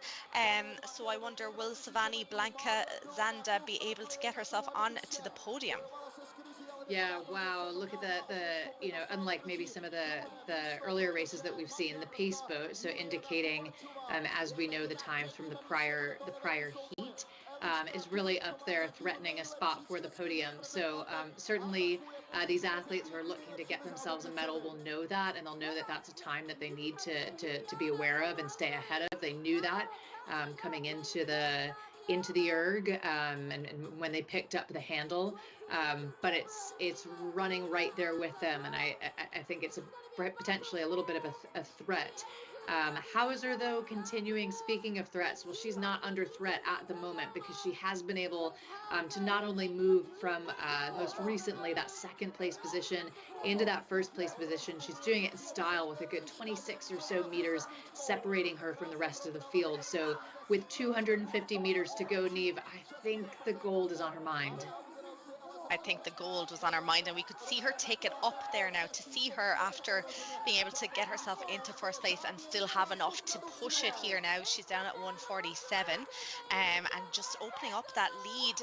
Maria Costagliola, who had been leading throughout, is now down to that 3rd position at the moment. She is just staying ahead of that pace boat here now, hoping to get that bronze medal, but coming to that finish line in a time of 7:11.7. We can see her on screen there now, fist pumping the air. Maria Hauser of Austria in that 2nd place. Juliana of Hungary, 7:18.5, and Maria Costagliola, great race out of her. Maybe just went off a little bit too quick. She came in 7:20.5, and it does look like the pace boat just moved down into 5th position. So that would have been Savani Blanca Zanda, who we saw in the last block. Quick racing there, Colleen. Yeah, quick racing indeed, and just elbowing the pace boat off the podium for the 2nd flight, which again we know is organized a little bit differently in terms of grouping the fastest athletes together. Absolute exhaustion, and making sure that we grab a photo of the monitor with our winner. Excuse me, not winner, our 3rd place, our 3rd place contestant there, just catching her breath. Yes, I'm sure they're hurting right now at this moment, but still smiling, still waving. And we're seeing the love hearts again. That's always a good sign at the end of a race. So final few competitors now coming in to the finish line here now. We're seeing lots of encouragement on screen here, all the way from China. But yes, last few competitors coming in here now in the women's under 17 race. Oh, those last few strokes, just so painful, and you can see the grimace on her face and the handle down, and just, yeah, big deep breath again, capturing the final time on the erg, and fantastic to be able to have the opportunity to tune in all the way from the People's Republic of China as the remaining athletes finish their race in what is truly a deep category for the under 17 women, and a job well done to all of these competitors. Most, maybe not most, but several of whom are on the floor by now. They are. Just goes to show how much they put into each race. They give it absolutely everything. That was the last of the under 17 category races, one, as we've heard, by Maria Hauser for Austria, 7:11.7. We've got one more race before we look to the Versa. It's the women's 17 to 18 year category, and another immense field. I mean, taking part in this, we've got 68 athletes. 59 of them in person there in the O2 Universum Arena in Prague, and 9 joining us from home, rowing club, garage, or place of work, or perhaps their school, from all around the world. So another big field to look forward to. As we said before the previous race, it's quite tough to choose who might be the selected or favourite athlete in a race when they're at this age, because we're unlikely to have seen them before. But looking to the 17 to 18 year category, I wonder if there's anybody we might pick out from this. But before we come to that, I believe we might have Mike down there on the floor. So let's catch up with Mike. I'm here with Filip Ljubicic, who is the chair of the Indoor Rowing Commission. And Filip, this is the second year that we have seen the hybrid version of the World Rowing Indoor Championships, where technology obviously plays a major role. Why is that important to ensure that this is a global sport, so we can have competitors from across the world competing in this challenge? Well, I think you've answered the question. We can get everyone around the world racing at the same time, on the same machine, in the same environment. And when you have that connectivity, we're creating a global community. And that's what's really powerful of technology and the way it's moving forward. It enables us to do so much more and connect everyone around the world. And speaking of that technology, this version is not the final iteration of what the World Rowing Indoor Championships will be and can be as we move toward the future. So what are some things that we're looking at doing in the future to further incorporate technology and maybe gamification of events like this? That's right. We're always looking at ways we can move the sport forward. And I think every Concept 2 rower knows that there is the fish game. That is our first iteration of esports. So the fish game is a game that people love playing for fun. People are trying to break records. It's 4 minutes long. But now the way we are moving, we're seeing more gamified environments. So we're seeing virtual environments through EXR, through Aviron. They're making new places where people can row. And when we look at the virtual World Championships or the Indoor Rowing World Championships, there are ways we can move into more and more different environments that are gamified. And we can also change the way you race. It doesn't have to be a 2,000-meter race. We can move to different distances, different times. So it offers us new opportunities to make indoor rowing more fun. So when I hear gamification or esports, generally you think of someone at a computer or stationary playing a game. We're not going to lose the physical aspect of performing on an erg. That's going to be a meld of still performing physically with that virtual environment. Correct. So we think of esports as being a connection between a physical movement and a virtual environment. So you will still sit on the machine, but you will race in a different world or a different environment on that screen. So that's what's really exciting, is how are we going to create that future vision? We know that other sports are already doing it. We see it in cycling with Zwift. We see triathlon doing it as well. So our sport, we have to move to that new discipline, that new way of showcasing our sport. And we can do it all around the world, and that's the power of connectivity. And last question for you, when you speak about future, we're here in 2024 right now, are we going to see these changes this year, next year? What is your timeline? So we've heard announcements from the IOC president, Thomas Bach, about the future of esports games. We were in Singapore last year for Esports Week, where we showcased what rowing can do. We are looking very much to the horizon of 2 years, 3 years, that there will be an esports games or another esports week, and so we're very much pushing towards that frontier. Very exciting times in the world of indoor rowing. This is only the beginning. Filip, thank you. Thank you very much. See you soon. Bill Ljubicic, the chair of the Indoor Rowing Commission, down there with our man on the ground, Mike Arsenault. Great to hear from him. It just shows that the future of esports and online and the virtual aspect to all sports is just growing so rapidly, and exciting to see rowing take that in its stride. I think helped in some significant way by how COVID forced so many aspects of our sport into the online format, and we managed to take that in our stride a few years ago and still do virtual indoor championships, which is great to see, and still with such great interest from athletes around the world. Now, as I mentioned earlier, the next race is the 17 to 18 women's category. Due off in just 3 minutes' time, which gives us a chance to hear from Colleen and Niamh. Colleen, we'd spoken obviously at the outset of this block of races about your enthusiasm for the junior rowing. We then heard from Alex Gregory about, oh, there's us in the background of that Alex McCready's screen.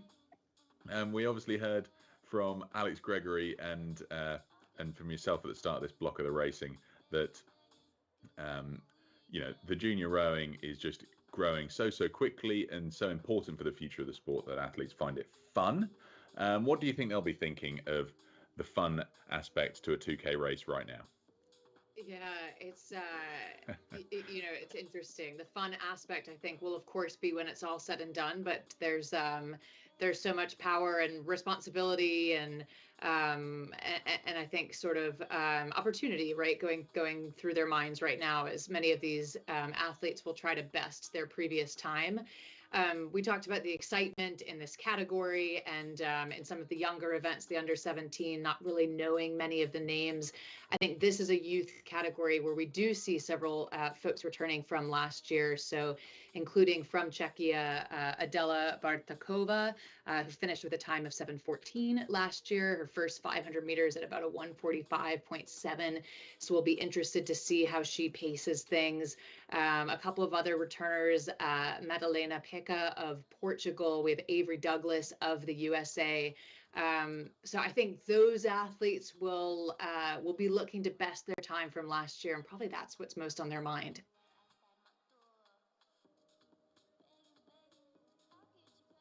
It's a tough thing to get your mind in the right mental state before the race. Last few moments now, and I suppose, Niamh, when it comes to these final moments of prep, how over the years that you've been racing has your approach to it changed from when you were a junior all the way through to your latest competition in either the coastals or in the indoors? I really only got into indoors in my late 20s, I think. So I was kind of late to competing in indoor rowing, we'll say. So I didn't have too much time to change tactics, but definitely, like we were mentioning, or myself and Colleen mentioned earlier, about in those earlier races, how you kind of don't have a strategy and you just go out and usually suffer during it.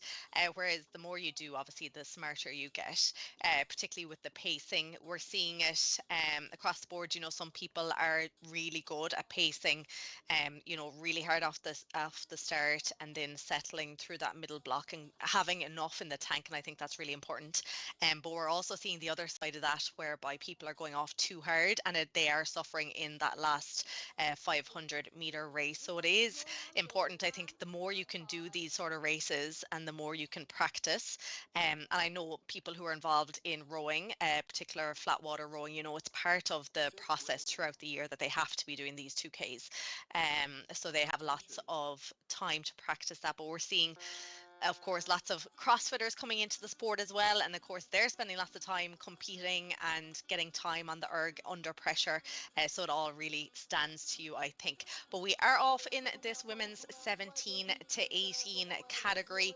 First 100 meters done already. We'll start to see things shift here with the boats here now. So moving up into a really quick lead here with a split of 1:39. After rowing 150 meters, we have Michaela Olinkna of Czechia into that first position here now. But things are changing rapidly. But it's great to see these shots on screen here now of the different setups again virtually and again in the stadium. Lovely strokes here from the rowers that we're seeing on the competition floor, Colleen. Yeah, Olinkna, as you called out, Michaela Olinkna of Czechia. Wow, what an early first 250, 300 meters for her. We see her up at the top of the leaderboard, 30 strokes per minute, holding about a 1:45 or so as we start to take our tour around the world as these athletes get underway.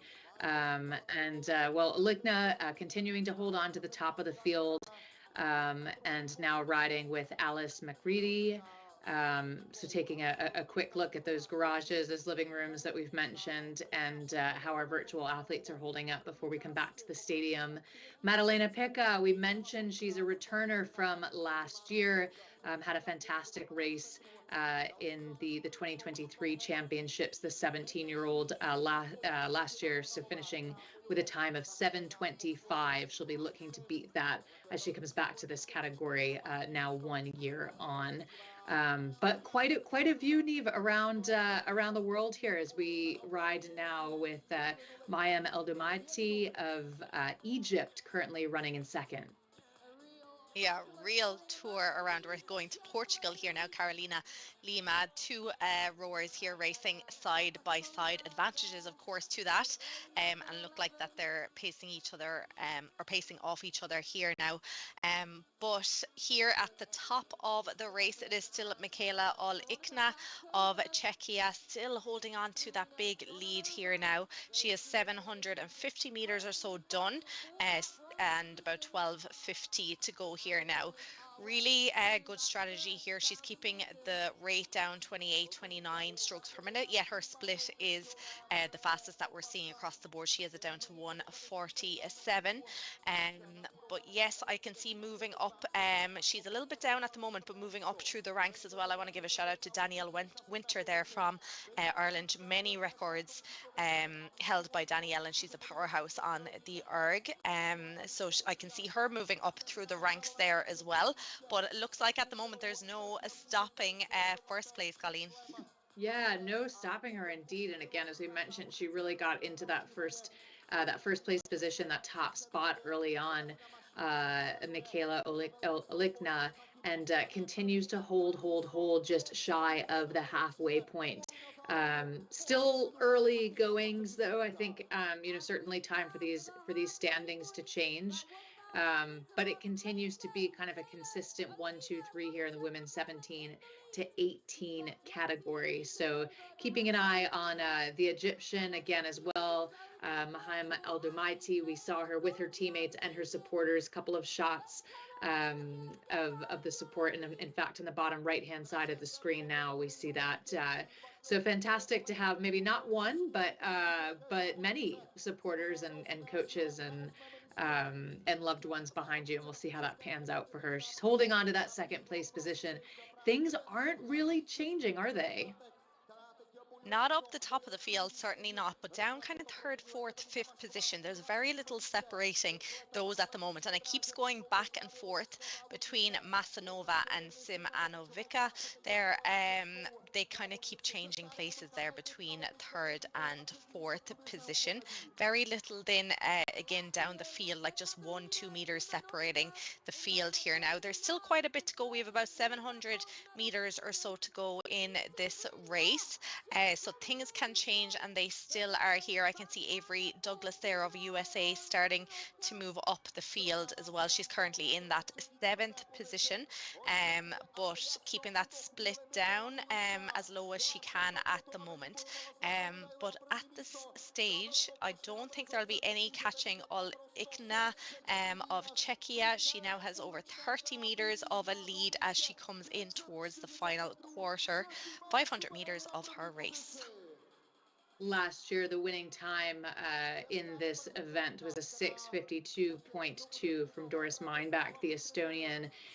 So we'll be keeping an eye to see how this event in particular progresses. We've chatted a bit about just indoor rowing continuing to get faster and faster, and the category is really reflecting that. Pacing at about a 1:47.30 strokes per minute. Olikna, and continuing to open herself up over the full competition.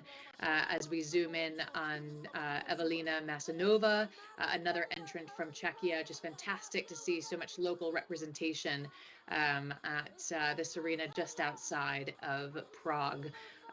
Closing in, though, we take a look at where we stand. Well, it's already into the final 500 meters. No one catching up at the top of the field. Michaela Olikna, who's pacing now at about a 1:51 or so, but 29 strokes per minute. She's got somewhere to go. She absolutely does. Yeah, she's been holding steady about 29 strokes per minute. We are starting to see her go up just a tiny bit. She's only up to about 30, 31, but she probably has done enough at this stage. Currently in that second spot, I'm not sure will there be anybody catching her either. Masanova of Czechia there holding on to second. Although having said that, look at this from Estonia.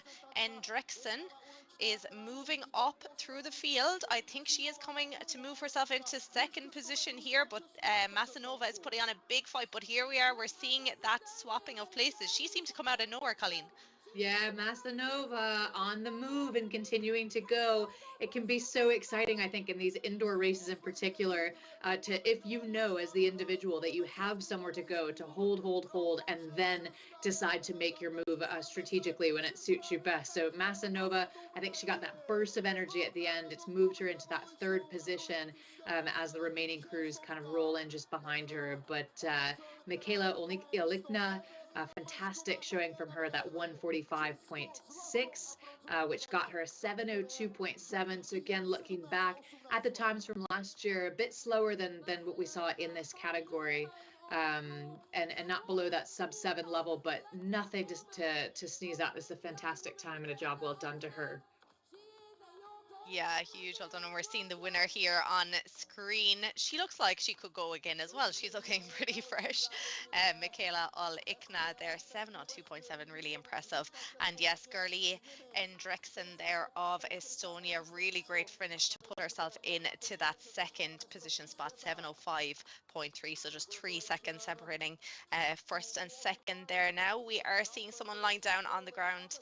Some people just giving them a little bit of help, and then we have the final competitors coming in to the final stage of this race. Of course, this is a huge category, over 60 competitors here in the women's 17 to 18. Or Bin Mahfouz from Saudi Arabia. So fantastic again to see Team Saudi back in action as we kind of hang with her. She closes out the final stages of her 2,000 meter piece. Deep category. Again, no surprise to see loads of representation from Czechia, knowing that this event is being held in person in Prague. And we love to see the cams from everyone else around the globe. And just some chatter here, and fantastic sportsmanship. We like to see that too. We absolutely do, and we're seeing lots of it here today on the competition floor. But yes, this is our winner, Michaela Olikna, the women's 17 to 18. I'm looking at the world record for this category, and it's a 6:28.2, Colleen. Incredible. Mind-blowing. Mind-blowing. Yeah, it is. Impressive performance by her. Absolutely. What a great race that was. And indeed, all of the junior racing that we've had so far, it's just gone by so quickly. I mean, particularly those 500-meter sprints. I've certainly enjoyed the variation to the distance, and therefore getting to watch these athletes really give it full gas through the 500-meter sprint and then back to the 2K distance, as we see some of those immensely packed fields, over 70 athletes competing in some of them to try and take the few medal places at the top of the podium. Now, we're getting very excited because the next race on the course, there's just 3 races left today. 2 of them are for the elimination challenge of the Versa. One for the men, one for the women, and they are sandwiching the team relay in between the 2 of them. So we're going to jump straight down to Mike, who's down there on the floor in Prague, to talk us through what's coming up. Well, we'll catch up with Mike in a few moments, but in the meantime, let's just have a bit of a reflection on the last few races that we've had. So we've been through all of the junior races. Niamh, have you got a particular standout from the junior races that we've looked at? What would you say has been the standout for you? Yeah, from the junior races, there was incredible times. I think we were seeing there was a few that went under those 6 minutes in the men's under 17 and the 17 to 18 categories. So that was really impressive.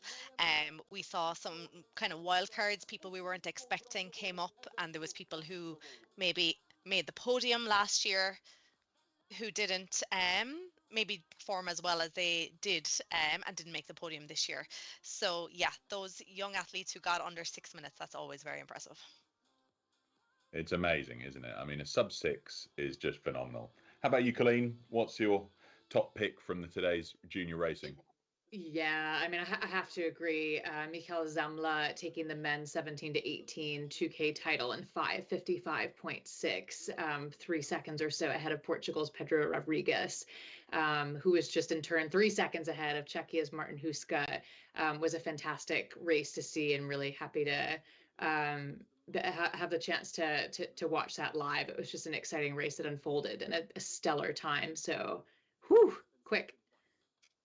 Exciting stuff. Now we do have Mike down there on the floor in Prague to tell us all about the next Versa Challenge. We are done with the 2,000 meter races for the time being, as we're going to switch things up here on the competition floor at the O2 Universum. It's now time for the Versa Challenge, event number 2. Before we get into what that event will be, a quick recap on what the Versa Challenge is all about. The World Rowing Versa Challenge is returning for a second year at the 2024 World Rowing Indoor Championships, presented by Concept 2. Over 2 days, 12 men and 12 women will race in 5 completely different indoor rowing challenges. This is a far cry from your classic 2,000 meter race. Versa athletes will have to race in formats that they might never have tested before, and they need to be prepared to take on any indoor rowing challenge. The Versa will test all the skills and strengths required of indoor rowers. How is your endurance, your stamina, your strength? How well can you control your stroke rate, your splits, and your power output? Do you know how to strategize for any type of workout, as well as you can react to any type of situation in the heat of the moment? Most athletes at an indoor rowing competition only compete once or twice in a weekend. The Versa athletes will take on 5 challenges for only 1 trophy opportunity. Fans can expect to see more than just different distances in the Versa. Athletes will be competing in challenges that they can't even recreate on their rowing machines at home. Only 12 men and 12 women have qualified for the Versa, but only 1 man and 1 woman will be crowned the world's best indoor rower.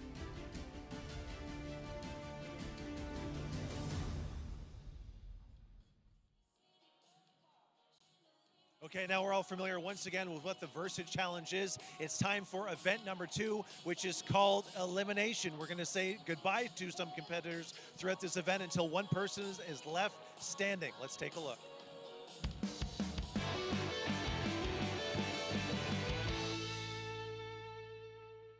The second event in the World Rowing Versa Challenge is called Elimination. In Elimination, the goal is to not finish last.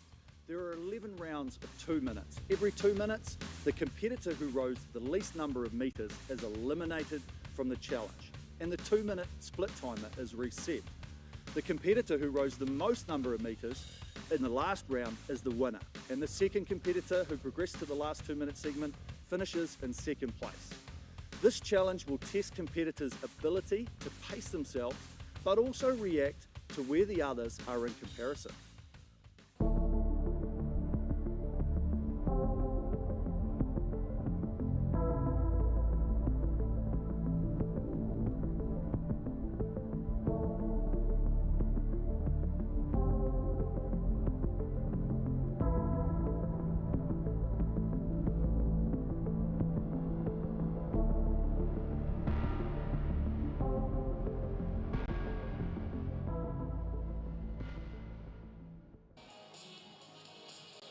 So that is elimination. Which athlete will remain standing after event number 2 of the Versa Challenge? Let's go to the athlete introductions with Neith and Colleen.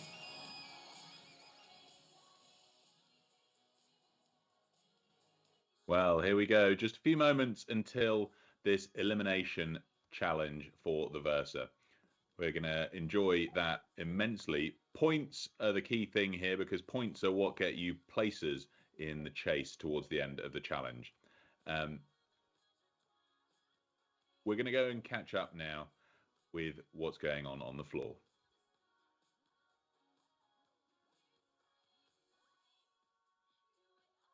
So we're looking now at a list. That was the Versa men in the elimination challenge, and we're just giving them a moment before they walk out. We'll walk you through the field, and they'll come out one by one, grab their place out here.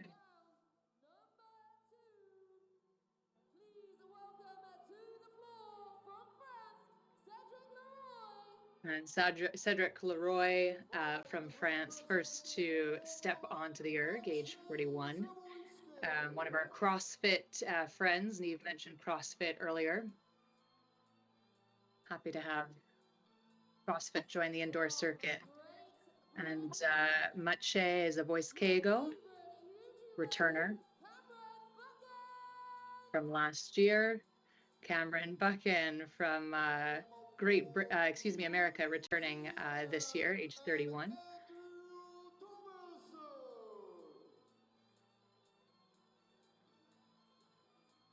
And Annie Tomlinson, 38 years old, from Beachland back.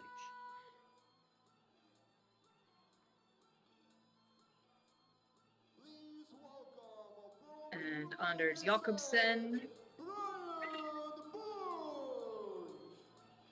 Brian Booch on the scene from the USA, age 52, originally from Alabama, former cyclist, as we saw. And returning once again, Zach Fowle, whom we saw last year, age 36 years old, took third place in the Versa Challenge.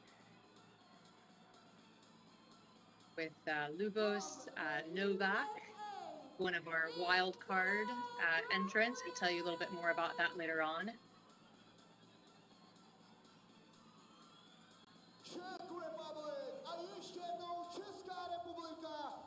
Vladimir Steska, age 34, another wild card entrant. A little bit of a wave as they come in. Vladimir Steska.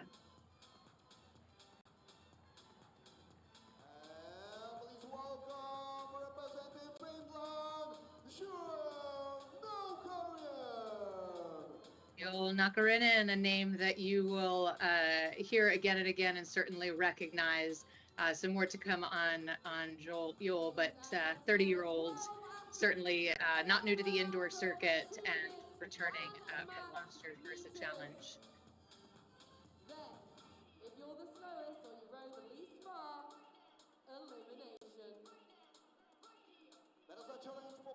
The Elimination Challenge, Neve, just getting underway, and some folks returning from last year. These are some names that we recognize.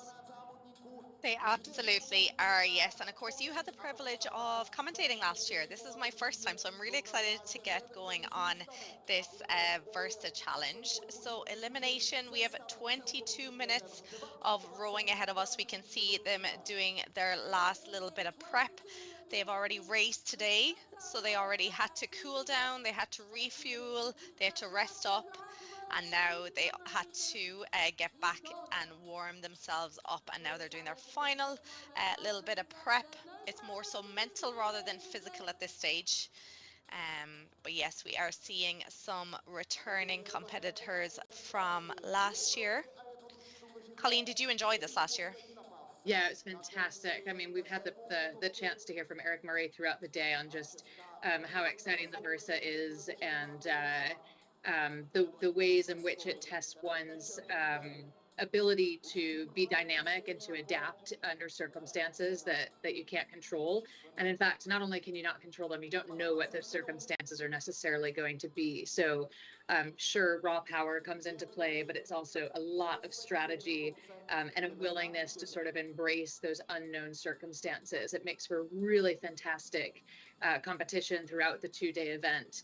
And just a pleasure to be able to watch these events take place. So these athletes, you know, this is a much smaller pool, as we've mentioned, the Versa Challenge of 10 men and 10 women. So certainly they will all be familiar, at least on paper, with one another, if not having raced one another last year. So 5 different challenges over 2 days, varying in time, distance, type, testing all skills and strength required of indoor or rowers in new formats.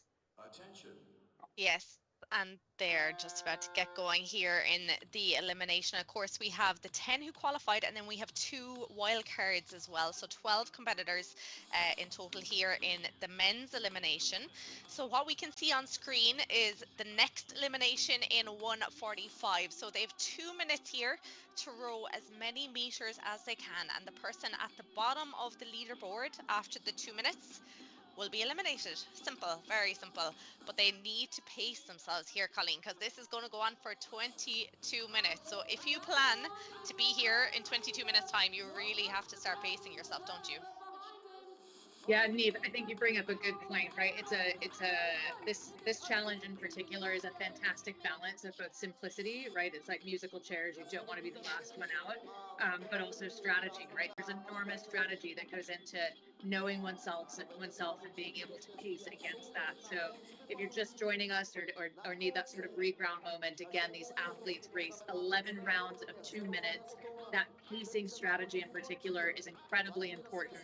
And the competitor with the fewest meters, so gone the least amount of distance, right, at the end of that 2 minute mark is eliminated. The split timer will reset every 2 minutes, and the last person standing wins. Like that's that's the goal.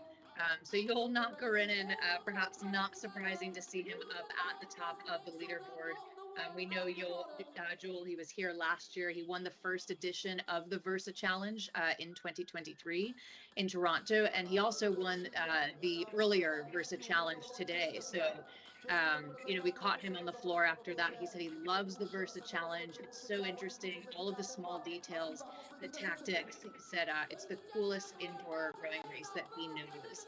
And he talked a little bit about what motivates him to continue racing. He thought about retiring from indoor rowing, but he came back to it. He actually used the word brutal. He says he loves how brutal it is for different abilities. So I think brutal, Neve, is maybe the right word for this. It's kind of a brutal elimination round, isn't it?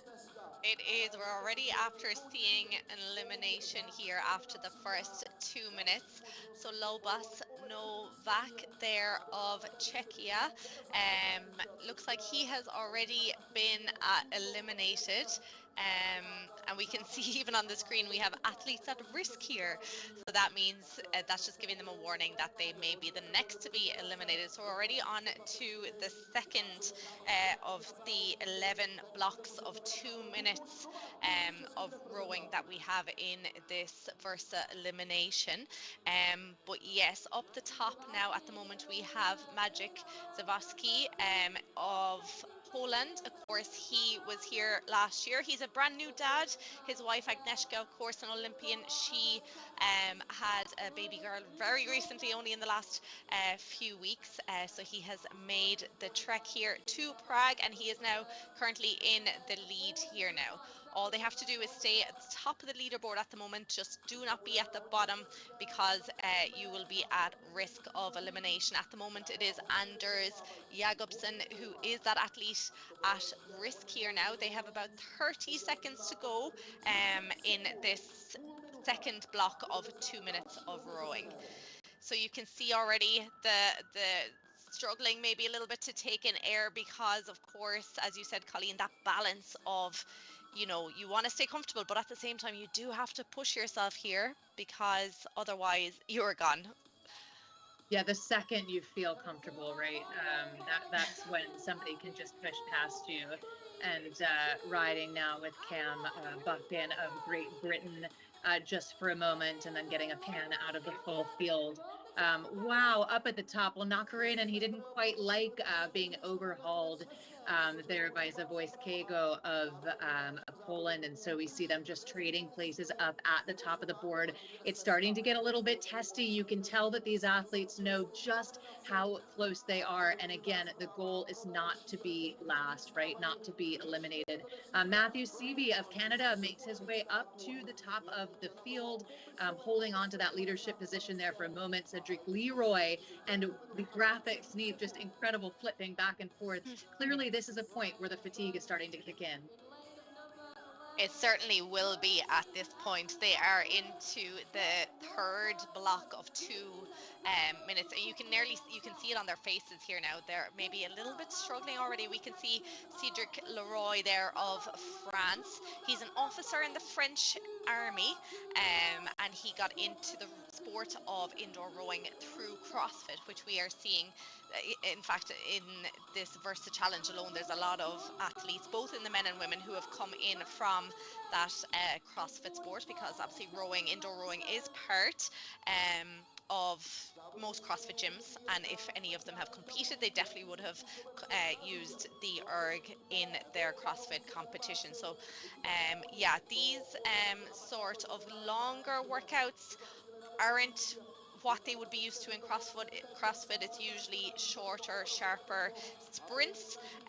So this 22-minute piece is a little bit different than what you typically see, but that strength and that power and that endurance which they have definitely will translate over.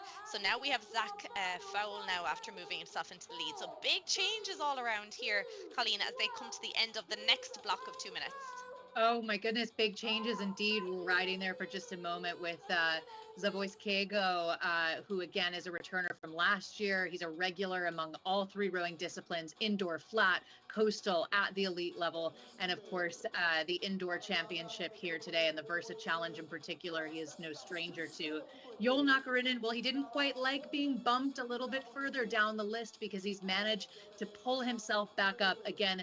He comes into this event having won it last year, or this challenge rather. He was the first ever Versa winner, and we know how motivated he's been over the past year to come back to the Versa Challenge and prove himself once again. But just below, oh, that at-risk graphic, Neve, is so devastating to see. Dylan Dreisbach at risk at the moment. Yeah, and it's a different name each time I look at the screen. But up the top there is not much changing here. Joel Nakarinen now back in the lead ahead of Magic Jaworski. Cameron Buchanan in that third position. He was a little bit lower down the leaderboard, but I think he realized that he needed to get himself back up towards the top here now, because as we can see, those names are quickly being eliminated. So now it is Cedric Leroy here of France, who is the athlete at risk. 41-year-old. But let's see if that changes now. We have 30 seconds now left in this block. Let's see who's going to be eliminated next. But things keep changing here now. Cameron moving up into second. Joel moving down into fourth. This is incredible. It's just the mere meters in between them here. Yeah, just mere meters indeed, as the graphics continue to flip. As we see now, Zach Fowle at risk, holding on to that risk position, but able to move himself. Oh no, Joel Nakarinen at risk for just a moment. I think one thing's been fairly consistent. Well, maybe that's just that nothing's been consistent at all, because as I say that, they start to flip around. We can see that, well, at this point, about 4 athletes or so have been eliminated. So next elimination happens. You can see the graphic in the top right in just under 2 minutes. The overall time that's elapsed, just to orient ourselves, is that 13 and a half minutes. And again, as we know, this is a 22-minute total challenge. So we talked a little bit about pacing. Yes, these are 2-minute pieces per, but not really, right? It's in totality. You want to be able to pace yourself for 22 minutes. And part of that, as we've mentioned, is sort of knowing how you think you stack up against the competition. Do you need to go out really hard just to stay in the game? Are you someone like a Joel Nakarinen who's done this before and sort of knows how this challenge unfolds? These changing conditions, Neve, and these changing dynamics as new information hits you each moment, I think is what makes this just an absolute thrill to watch. Absolutely. And as we can see, it was Cedric Leroy of France who was eliminated. Now it is Anders Jacobsen who is the athlete at risk. It was both Zach and Dylan were down with in that category of athlete at risk, but they're after moving themselves up here now. Now 30 seconds left in this fifth block of 2 minutes. So kind of your top three really just keep going back and forth between Magic, Cameron and Yoel. But and as I say that, Andrew Tomlinson has thrown himself into the mix here now. So we're going to keep going until there'll be 2 athletes left rowing here on the competition floor.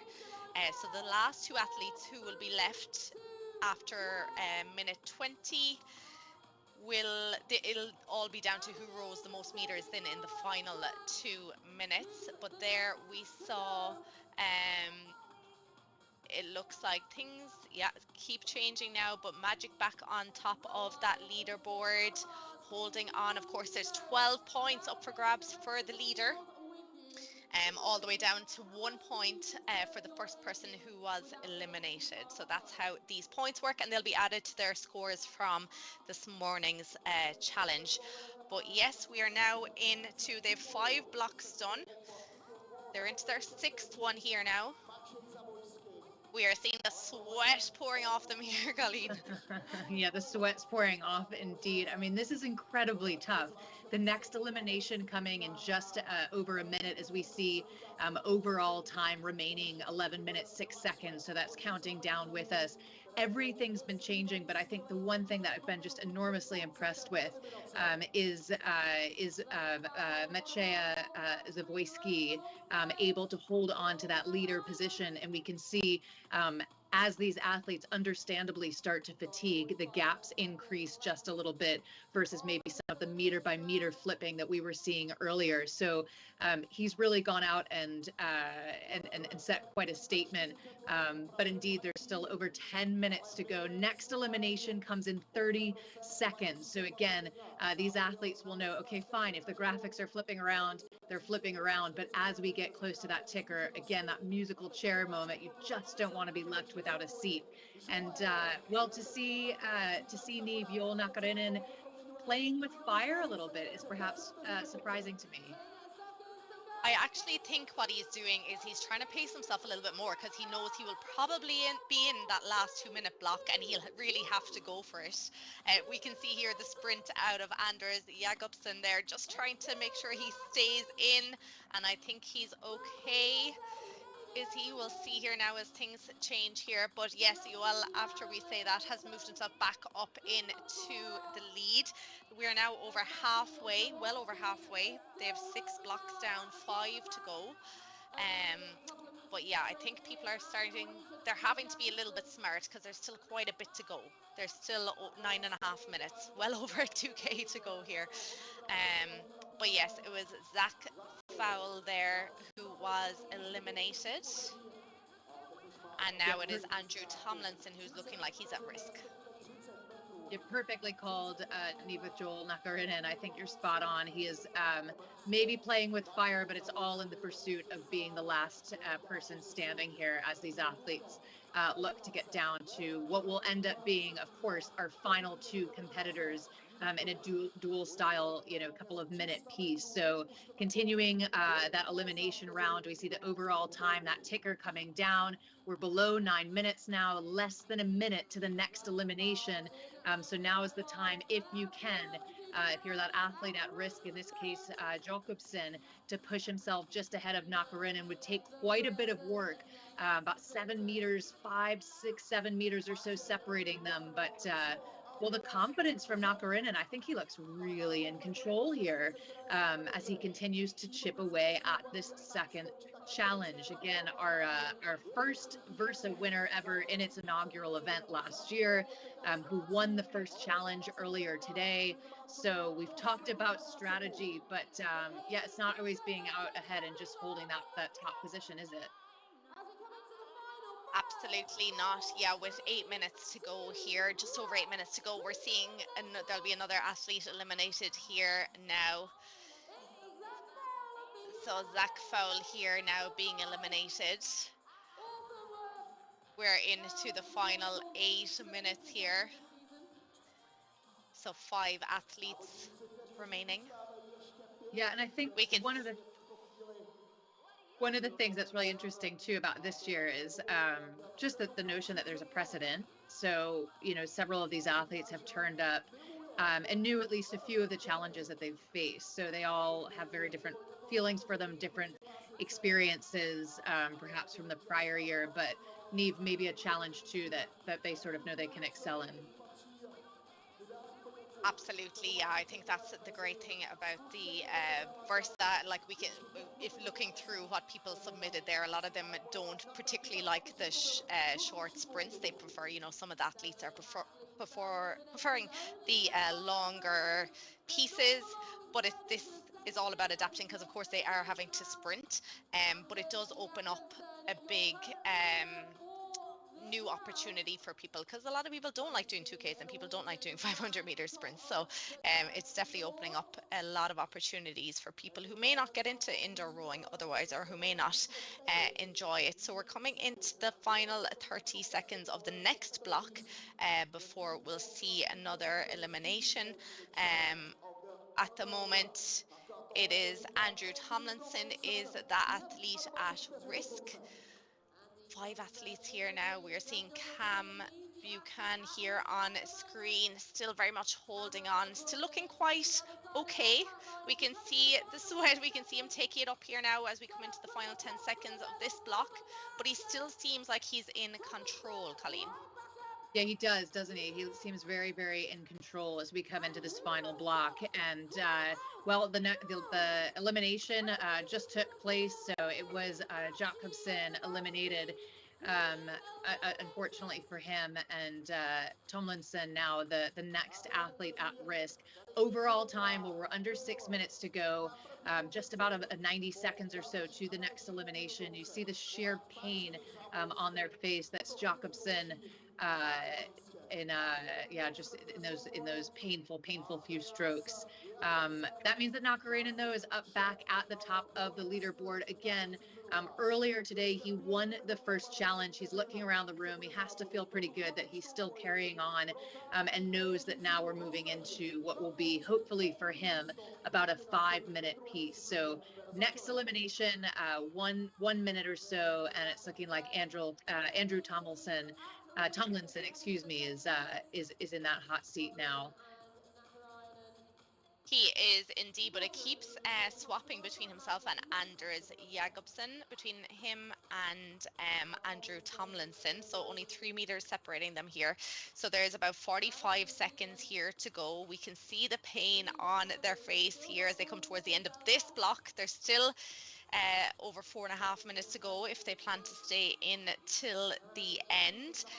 But big difference here between, we have Joel Nakarinen and Cameron Buchan here in the lead.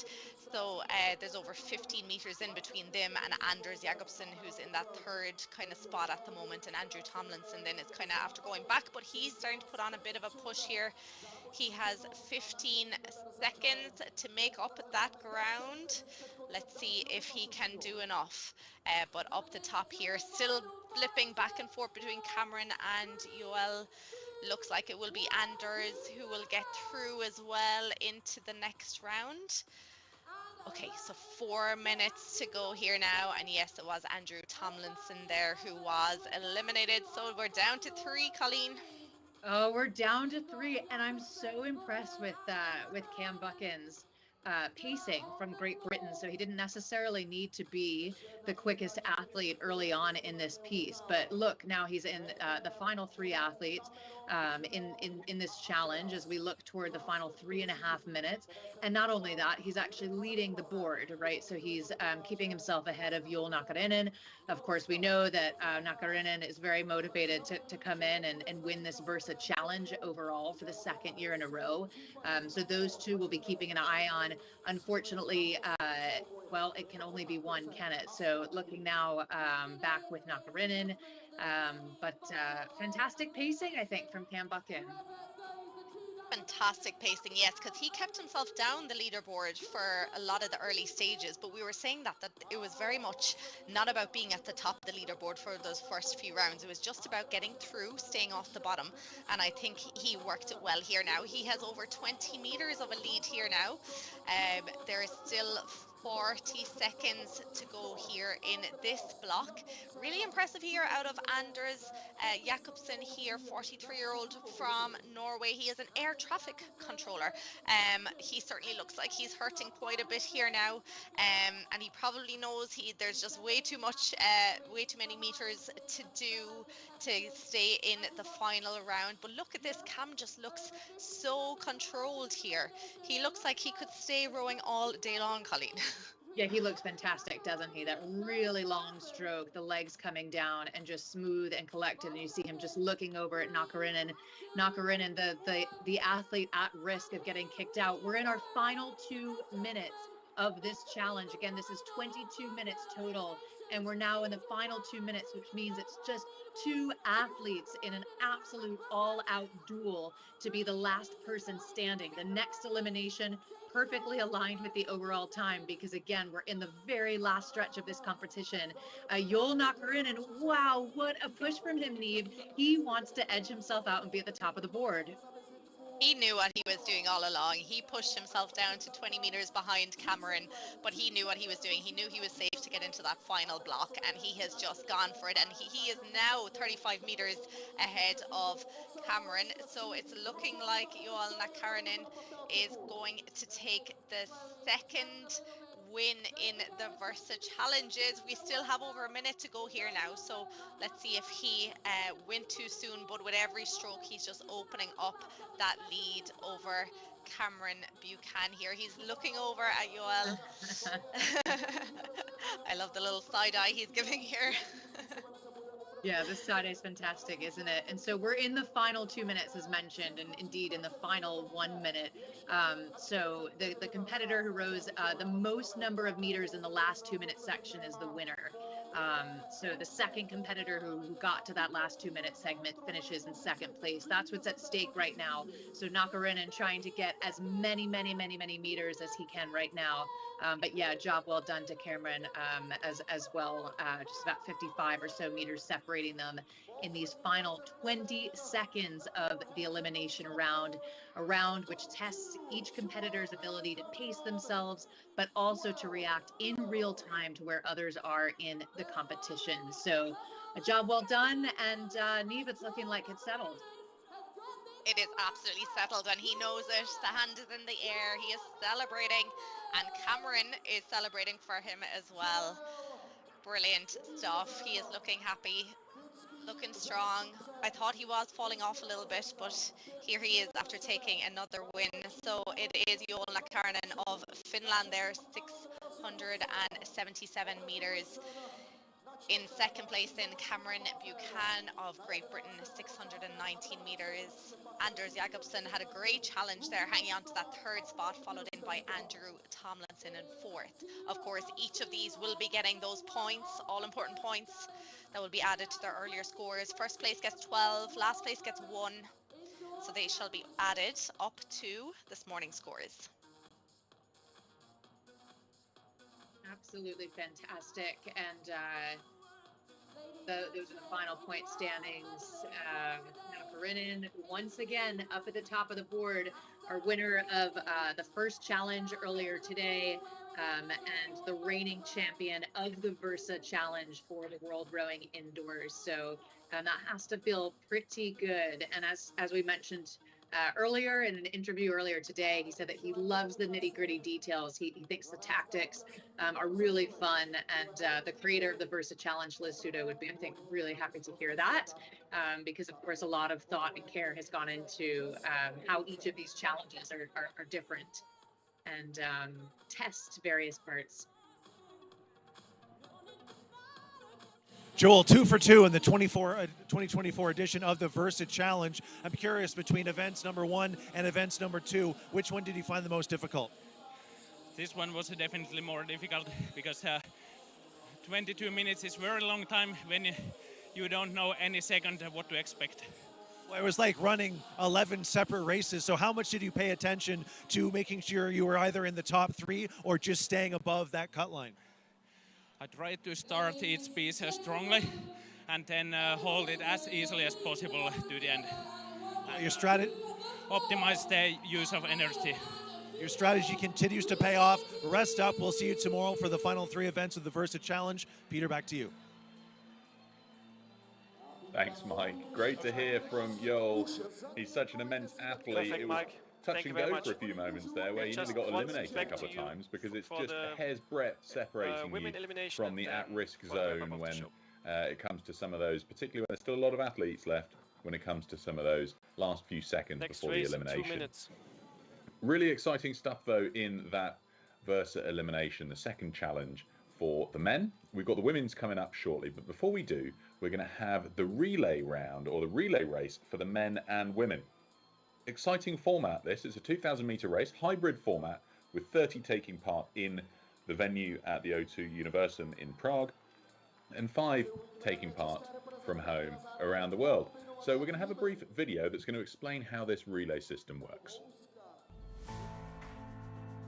The team relay is a 2,000-meter row, completed by a team of 4 men, 4 women, or a mixed team of 2 men and 2 women.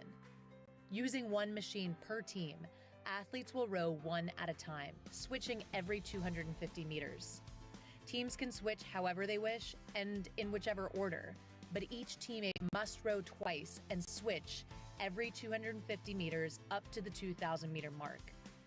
Teams participating in the team relay will only be successful if they can handle smooth and fast transitions after a short sprint on the erg.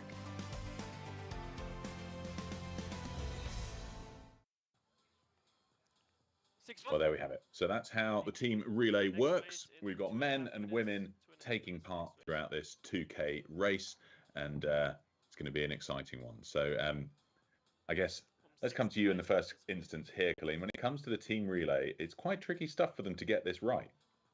Yeah, the transitions are incredibly important, aren't they? So I think that's like the most important part, is being able to have that in mind and be really orderly, right? Because you can just lose loads of seconds if you don't nail that. Yeah, the handovers are so important. And I guess, Niamh, when it comes to pulling a team together, how do you make sure you get that right?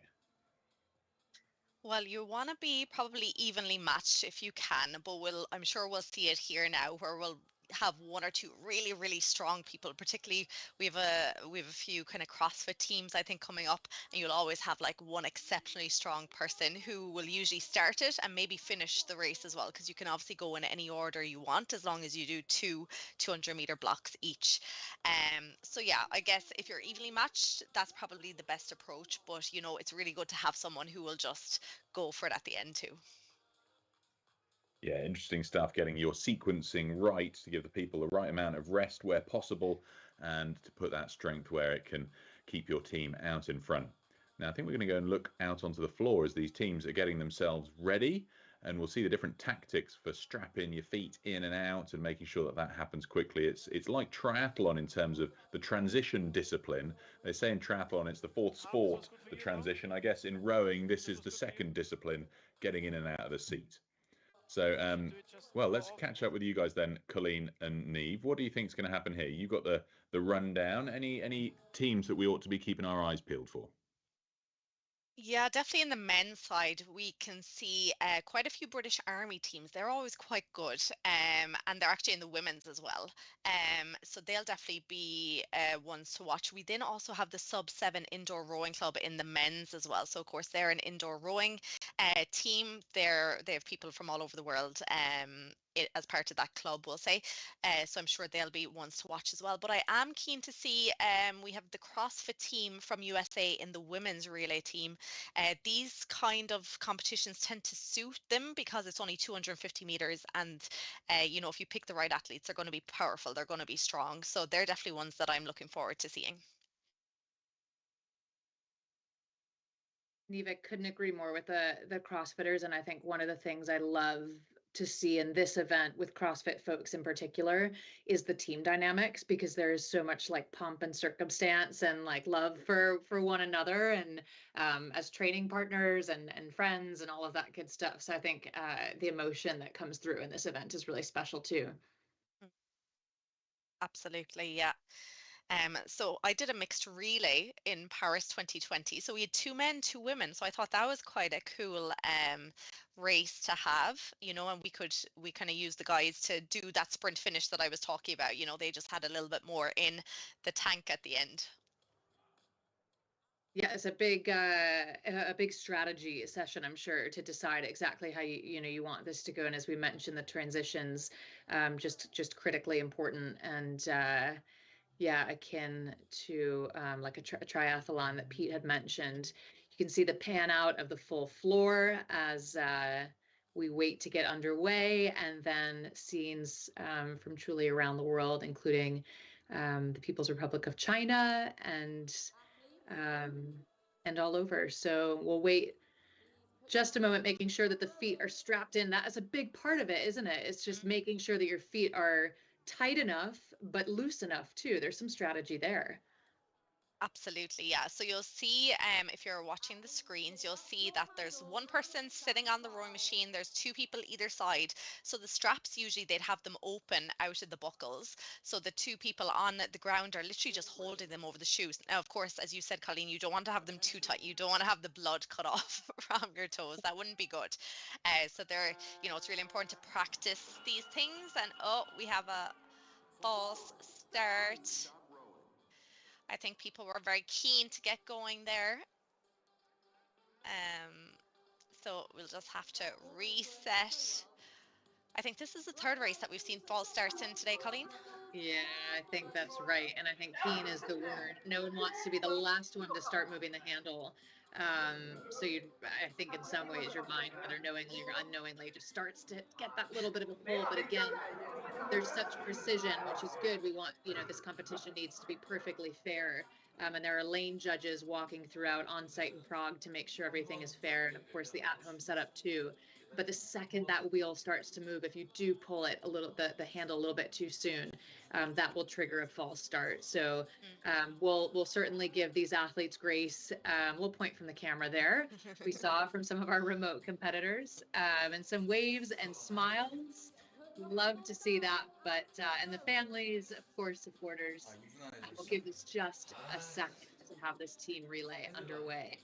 And fantastic programming. We're just coming out of the Versa Challenge. We had 500-meter sprints earlier, 2,000-meter races, and now we're on to the team relay. So there's really loads of race opportunities at the indoor championships. Yes, we're seeing the Quad Squad. Yeah, great name.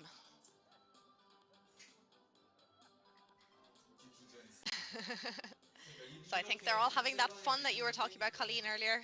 They seem to be enjoying it. And I think that's the thing with the relay. It's just good fun. I agree. It is good fun. And I think you see that represented in the team names. I mean, some of the ones from last year were just hilarious. No rowing for old men, the International Men of Mystery, and fantastic names submitted this year as well.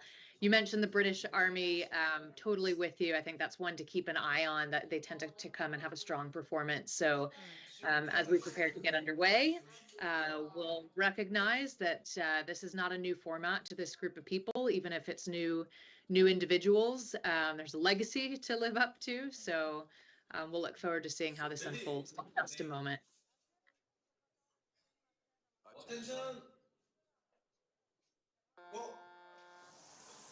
Okay, and we are off in the relay races. You will see the yellow boats on the screen. They are the men's teams. And then the red ones are the women's teams. So they'll be swapping after 250 meters. So already you can see those transitions starting to take place. One person falling off to the side. But we have the International Men of Mystery leading it out in the men's team. What a great name. But what you'll see, there'll be lots of swapping on the leaderboards, because as people go off to change, obviously it's giving other crews a chance to kind of catch up, but then they'll have to change. So there's a lot of swapping happening on the leaderboard. In the women's side, great name, Sexy Erg Screens are leading it out at the moment ahead of Team Finland. Yeah, taking a look then in these early goings, old but still hot. Oh, these names are very funny. The International Men of Mystery, we mentioned, they're back this year and currently leading. So you see the teammates holding the feet of the person that's currently rowing. And again, that's, as we've said, is because that transition is so important, and they don't want their feet to fall out. They don't want the erg to also just like move back. The acceleration and the power in these really short, fast sprints means that sometimes the erg kind of like buck or jump. So that's part of it too. That's a little bit of the strategy. And we see our first switching going off. Seamless. I think they've practiced this one once or twice. In the men's now, the Czech team have moved up into second place. Team Finland, very original names there, have moved themselves into third, while it is still the international men of mystery leading it out. We can see them there on the screen. Nothing mysterious about them at all, Colleen, really, is there? Yeah, we'll have to wait and see until the end. But yeah, so far nothing too mysterious. Taking a look then as we pan over, this is the Team Finland combination, and we'll get a sense of the leaderboard and where these teams stand. International Men of Mystery still up at the top, so we see those yellow graphics, again, yellow for the men, red for the women. So International Men of Mystery just continuing to carry on, not quite at this halfway mark, with Team Finland just behind them, then the Czech team, and all the way down. We'll take a look at the women. Team Finland up there as well, and happy to tell you that Sexy Erg Screens is running in a really confident second. So Team Dominus from Great Britain just behind them. That's the 1, 2, 3 for the women. Just absolutely thrilling, and as you said, Neve, I think a load of fun, this team relay. It is. It's a lot of fun. You've sat on the erg, and before you know it, you're off again.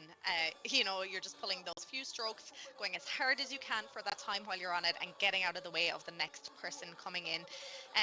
Looking like the international men of mystery are holding on now as they come into their next changeover. Everyone is generally well over halfway now. They're coming up to 750 meters to go, so another couple of changes to go. Team Finland then still in that second position ahead of Czech team. New wave from Great Britain now after moving themselves into fourth.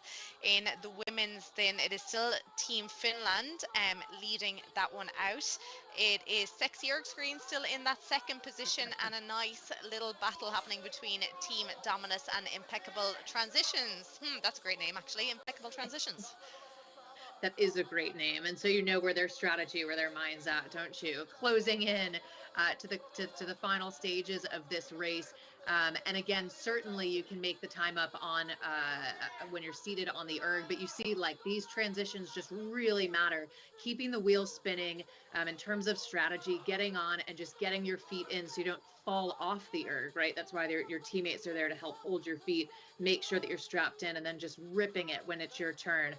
That's the goal of these team relays as we look toward the final 250 meters. International Men of Mystery continuing to hold, currently at about a 1:17. Team Finland nipping at their heels, but we'll see if there's time as we close into the final 250. That's for the men. The women, their Finnish teammates would be happy to know that the women are doing quite well at the same time and able to hold off Sexy Erg Screens. So it's getting quite heated, I think, in this last stretch, Neve. Getting quite heated. It's great to see like the final changeovers have happened in a lot of the men's teams. It is still International Men of Mystery, but Team Finland, whoever they've put on there the last time, he's down at a 1:14 split, so much lower than International Men of Mystery. They have it down to 15 meters, but I think there's too little left here. Yes, indeed it is International Men of Mystery who have crossed the line in first place. Look at them celebrating. That just shows how much it means. 5 minutes, 0.3 of a second, followed in by Team Finland, 5:02.4. And then in third position, it was the Czech team who held out 5:04.8. So final few men's teams coming in here now. And then the final changeover after happening in a lot of the women's teams, it is still Team Finland there. They're down at 1:29. Sexy Erg Screens putting on a big push here now, but there is 25 meters between them, so I'm not sure if they have enough room now to catch up. And then we have Impeccable Transitions in that third position. Here we are, the Sexy Erg Screens are up on our screen, coming in here, still holding on to that second position. Yeah, they're so close, aren't they? Up at 40 strokes per minute, 41 strokes per minute. They'll finish just behind Team Finland because indeed Team Finland has made it through the line, and like fantastic to see those moments. We love that. Just huge hugs and huge celebrations. Sexy Erg screens, understandably quite happy with themselves as well. So job well done to that group of women as the remaining crews roll in. Taking a look at times from last year, well, for the men, the International Men of Mystery, 3 of the 4 are returning athletes. They finished last year with a time of 5:05.9. So they've done themselves one better this year as they finished just at 5 minutes 0.3. So not breaking that 5, but maybe that's a goal for them next year. That would be a pretty good goal to have. Yeah, that's a very impressive quick time. But final few women's teams now coming in to the finish line. We have Mission Impossible now, just coming in 7 minutes 01.1. And Amazoni Sport Life coming in to the final 30 meters of their race. We're seeing lots of hugs, lots of celebrations here on the competition floor. Yeah, big hugs and big celebrations. Team Finland for the women, as we mentioned, they are also the reigning champions. So, Pete, it seems like people get quite motivated to come on back and improve their position every year. Well, I was just thinking exactly that, Colleen. I mean, you look at the times that we've just seen there, and I think next year we might see the men go sub 5 and the women go sub 6. I mean, things are just getting quicker and quicker. I just can't imagine those ergos will survive a sub 5 time. I mean, they're going to need a full service after that. They've been properly put through their paces in that team relay. I mean, we see some pretty fast times in the 500 meters, but with the size of those guys jumping on and off them to do those transitions and keep the pace so high, phenomenal, absolutely phenomenal. It's exciting stuff as well, the team relay. It's a real sprinters event, and it shows a lot of good camaraderie as these guys, both the men and the women, learn how to speed up their transitions, but also not let their team down. It's a nice way to bring team sport into the indoor arena. Now we've got the next, the last race of the day. Can you believe it? It's been an absolutely packed schedule today. We've had just about every age category you can think of. We've had 2 Versa challenges, and of course the second one for the women still to come. And then we've had the team relay. It's been an absolutely packed schedule, and I'm certainly enjoying watching how teams have progressed, how the youth have come along, and we're going to get ourselves on to the Versa challenge in just a moment. But based on the previous form of the first, the beep challenge of the Versa, I suppose, Niamh, when we look to this elimination, it's quite tricky to work out how they're going to perform. It is hard to know how they're going to perform, but I think a lot of them were very smart there. I feel like Cameron was very smart throughout that challenge, in terms of he was quite far down the leaderboard throughout the whole thing, because you don't need to be up the top at the very start. You just need to be one step above the last person to make sure you get into the next round. So I feel like he paced it really well right up till that maybe last block where Joel Nakaranen just overtook him and had maybe 60-70 meters of a lead at the end. But it's all about that pacing from the very start, and not having to go out and not having to be the leader for those first, 2, 4, 6, 8, 10 minutes. It's really just about pacing yourself, because that 22 minutes is very long when you're sitting on an erg. Certainly is. Looks like we've got the walk on then for the women's Versa. Let's look at Charlotte Dixon from Canada, the 24-year-old. And Taryn Sharp started erging 8 months ago, she says. Well, that's fantastic. Look how far you can come in just a short amount of time. Ella Fox of the USA. Some records, world records, she says, in sprint erging. Well, she might like this competition, or maybe this is not, it's 22 minutes, as we know. Marcia Boniglio of the USA, age 37.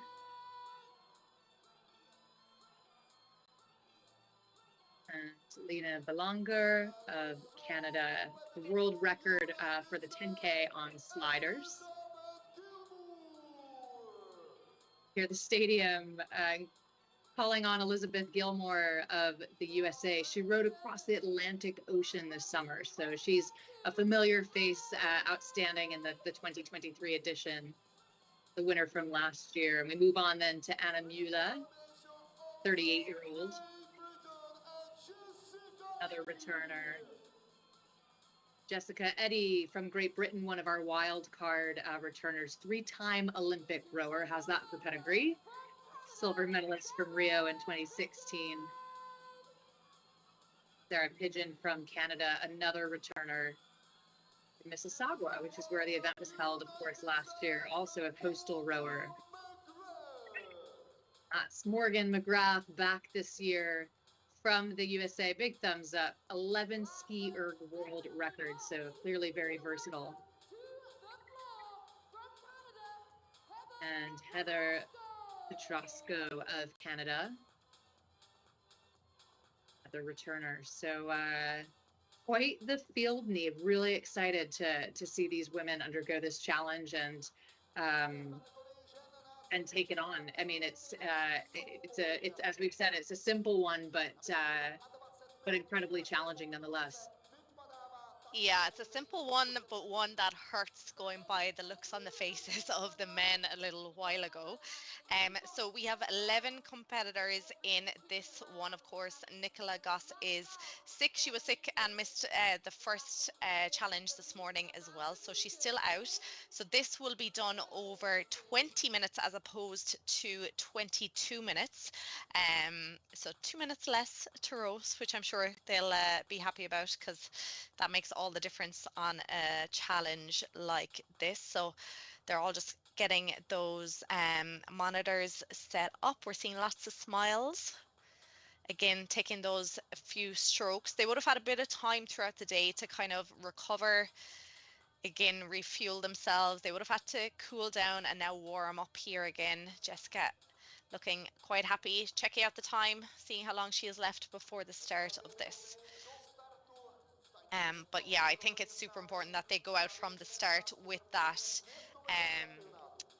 in the back of the mind. They know that they don't have to be on the leaderboard from the very start. They just need to be just a little bit above it, just to stay into the next 2 meter block, just so they can, if they want to hope to, or if they plan to stay until the very last block, it's really important to pace yourselves here.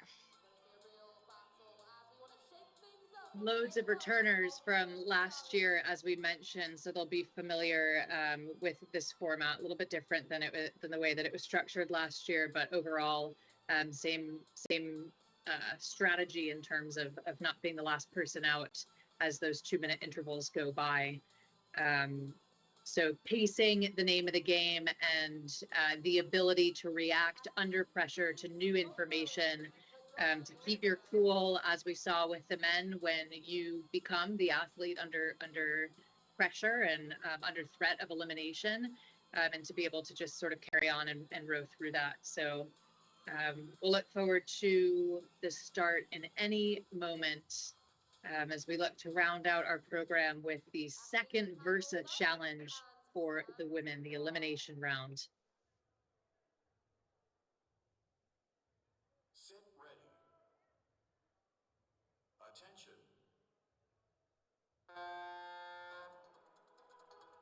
And we are off in the elimination for the women.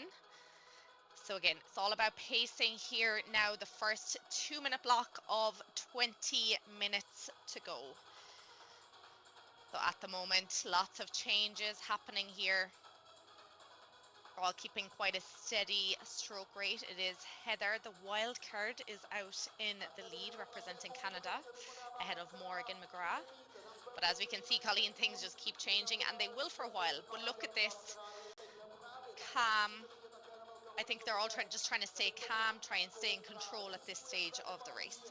Yeah, I think that's exactly right. And, you know, we mentioned the 10 athletes that will have qualified to compete in the Versa Challenge and the wild card entrance, which I think really represent the aim of the Versa Challenge in terms of it being available to everyone, and being able to sort of continue to bring new names and new talent into the sport of rowing, and certainly into the Versa Challenge.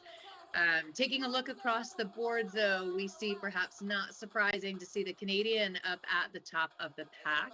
That's Heather Petraszko of Canada. Anna Mueller, whom we saw last year, just behind her. Still really early goings. The next elimination just in about 30 seconds. And yeah, Neve, as you told us, this event just a couple of minutes shorter than what we saw in the prior round. So 20 minutes overall, and 20 seconds to the next elimination, with a couple of athletes at risk.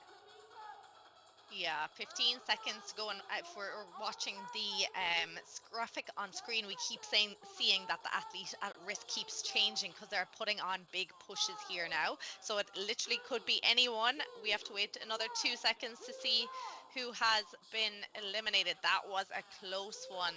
So it is Lena Belanger is the first to be eliminated here. So we're into the second block here now. 10 blocks of 2 minutes to go.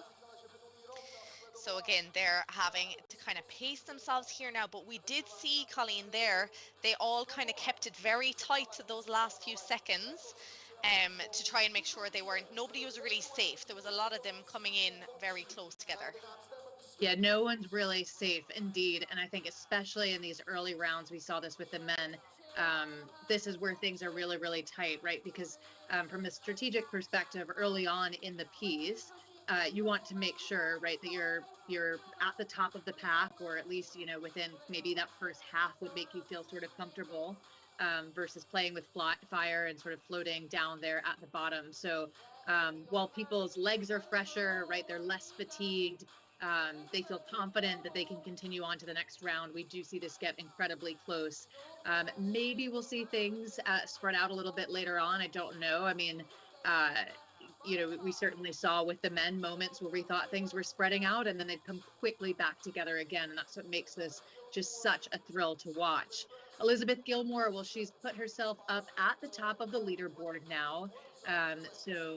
Again, another returner who comes in from last year, familiar face, the winner from last year, so certainly has an advantage of having done this before.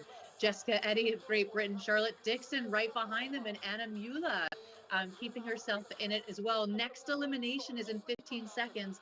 Neve, do you think as they get closer to that moment, right, that every 2 minutes, that's where sort of that pressure kicks in for them to secure a place?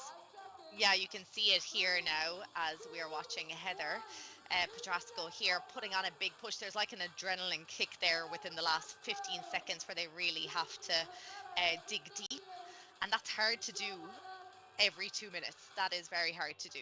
So we did see there Heather Petraszko of Canada has now also been eliminated. So that is 2 of the athletes out of this race. On screen there we were seeing Taryn Sharp. I think it's very worthy to note that she's only rowing with 8 months. She has a little baby. She's out on maternity leave. She decided to get a rowing machine for part of her recovery, getting back into health and fitness. And here she is competing in the Versa Challenge, which is incredible going, I think, Colleen. Yeah, it's incredible, isn't it? And getting about a minute or so to the next elimination, you can see the overall time just ticking away. So a couple of folks already eliminated. Marcia Coniglio getting close to that position, so she'll want to push herself up further of the leaderboard. Taryn Sharp just running almost parallel, right, as it were, with Ella Fox. Elizabeth Gilmore, though, seeming to hold on to that top spot. Anna Mueller, Sarah Pigeon, again, Charlotte Dixon, Jessica Eddy. 5 challenges over 2 days, so multiple times to compete, and this one's all about the pacing. So riding now with Marcia Coniglio of the United States, and we see her eyes. We were wondering, will they be glancing up at the board or focused primarily more on their monitors? We see her eyes looking up at that primary board to get a sense of exactly where she is against that competitive set. And 8 seconds to go to the next elimination. Yeah, a lot of changes here now. Again, they could see there was a good few people at risk there now. So let's see who it will be. It is Sarah Pigeon of Canada now who has been eliminated. Marcia Coniglio had to put on a big push there to stay, but she is now coming up as the athlete at risk in this block. So we are into the fourth block here now. So we can see the pain starting to show up on to the faces. They are trying to pace themselves, but they are having to put in a lot of work there at the end because it's just so tight at the moment. Up the top though, very close between Gilmore, Mule, Dixon, Eddie, really, really close here. McGrath, only 4 meters separating the top 5 rowers here now. At the moment, the athlete at risk, it is still Marcia Coniglio of USA. You can see her looking up at the screen here now. Again, she has 1 minute to go before the next elimination. She's about 12 meters behind the next in line, which is Ella Fox. So she's going to have to start to put in that push if she wants to get into the next round, Colleen. Yeah, she will. She'll have to put in that push. And speaking of putting in that push, we see Jessica Eddy float to the top of the leaderboard ahead of Elizabeth Gilmore. Of course, Elizabeth Gilmore, the winner of the 2023 Versa Challenge. So returner back again, I'm sure, to get herself right back up to the top. Anna Mula was second last year, Charlotte Dixon. So fantastic again to see. Morgan McGrath was fourth just off that podium within the overall finishing of the Versa Challenge. So these athletes are back. And again, big sprint from Marcia Coniglio to make sure that she secures herself into that next round. She is the athlete at risk, though, ever so close. Will she get herself ahead of Ella Fox? And it looks like, unfortunately, no, but a fantastic effort from her at the end. It's amazing, Neve. It's like every 2 minutes we have, I mean, throughout certainly the whole event, but in particular, right before these eliminations, there's just such drama in these moments. There is. That's because I think they're just leaving it too tight. Like, we can see the leaders, they're trying to pull away a little bit to make sure that they're kind of safe going into each 2 minute block. But those kind of down towards the end of the leaderboard, you know, they're putting a lot of work on themselves at the end because they're just kind of slipping back ever so slightly throughout those 2 minute block. Maybe they're not keeping up a pace that they should, and then they're having to do that extra bit of work, and then they're going into the next block and they're wrecked, you know, and having to face another 2 minutes of it before they have to put in that sprint again. So we can see like really good pacing here out of Taryn Sharp, really strong, controlled strokes here now. You know, only rowing 8 months, and here she is. She's currently 6th on the leaderboard, and that's kind of where she's been sitting with the last while. So she looks to be okay within the next block, but after that, I would say that she might be the one who will be at risk. Yeah, that's exactly right. At risk indeed. Taryn Sharp currently at risk. Ella Fox just behind her. Ella Fox of the USA. And Taryn Sharp running right with her. They're just a couple of meters apart. Well, anything can change as we look toward the next elimination in just about 20 seconds. Taryn Sharp, Morgan McGrath, they're nearly level as they come into these final 15 seconds. Again, before the next elimination, we see the overall time continuing to tick down, tick down. We talked earlier about separation, but Neve, there's no separation between these women. They are so tightly packed. They are, yeah, it's a big difference to what we saw in the men's. There was a big difference between the rowers in the men's race a little bit earlier. We're seeing it so tightly packed, and after, I think, the next elimination, when we get down to the final 5, it's going to be anyone's game after that. So we did see it was Taryn Sharp who was eliminated there in the last block. So we're halfway through now. We're into the final 10 minutes of this. So Ella Fox got herself through into this block. She's now the athlete at risk. She is about 50 meters behind the top 5 rowers, but this is going to get exciting once we're through the next block. It really will be anyone's game. At the moment, it is Jessica Eddy leading it out ahead of Charlotte Dixon, but nothing between them. Elizabeth Gilmore moving up as well. Morgan McGrath in that 4th position. But Ella Fox, I think she knows that there's too much work to do now, so she's just preserving that energy. There'll be more challenges to come tomorrow. She's about 90 meters now behind, so she does know she is the one at risk in this final minute. So Colleen, I think she's being smart here and actually kind of preserving a little bit of energy. Yeah, I think that's exactly right, Neve.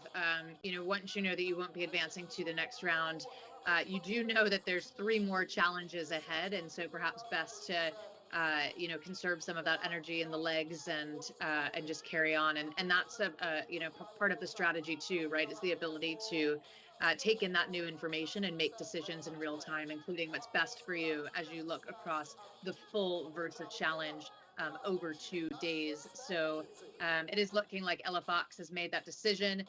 That's good news for the athletes up at the top of the list here, because they know that, especially for someone maybe like an Anna Mula or a Morgan McGrath, that they can kind of just cruise, and that Ella Fox is going to be the next athlete eliminated right now. So we move then into the final 8 minutes. Nice fist bump that we see. The board sort of reshuffles a little bit, and Elizabeth Gilmore, again, Elizabeth Gilmore, familiar face, outstanding performance in the 2023 edition, and the winner from last year, back up at the top. I think Morgan McGrath is going to run right with her, Anna Mueller as well. And, Neve, Jessica Eddy and Charlotte Dixon are almost absolutely identical in level at the moment.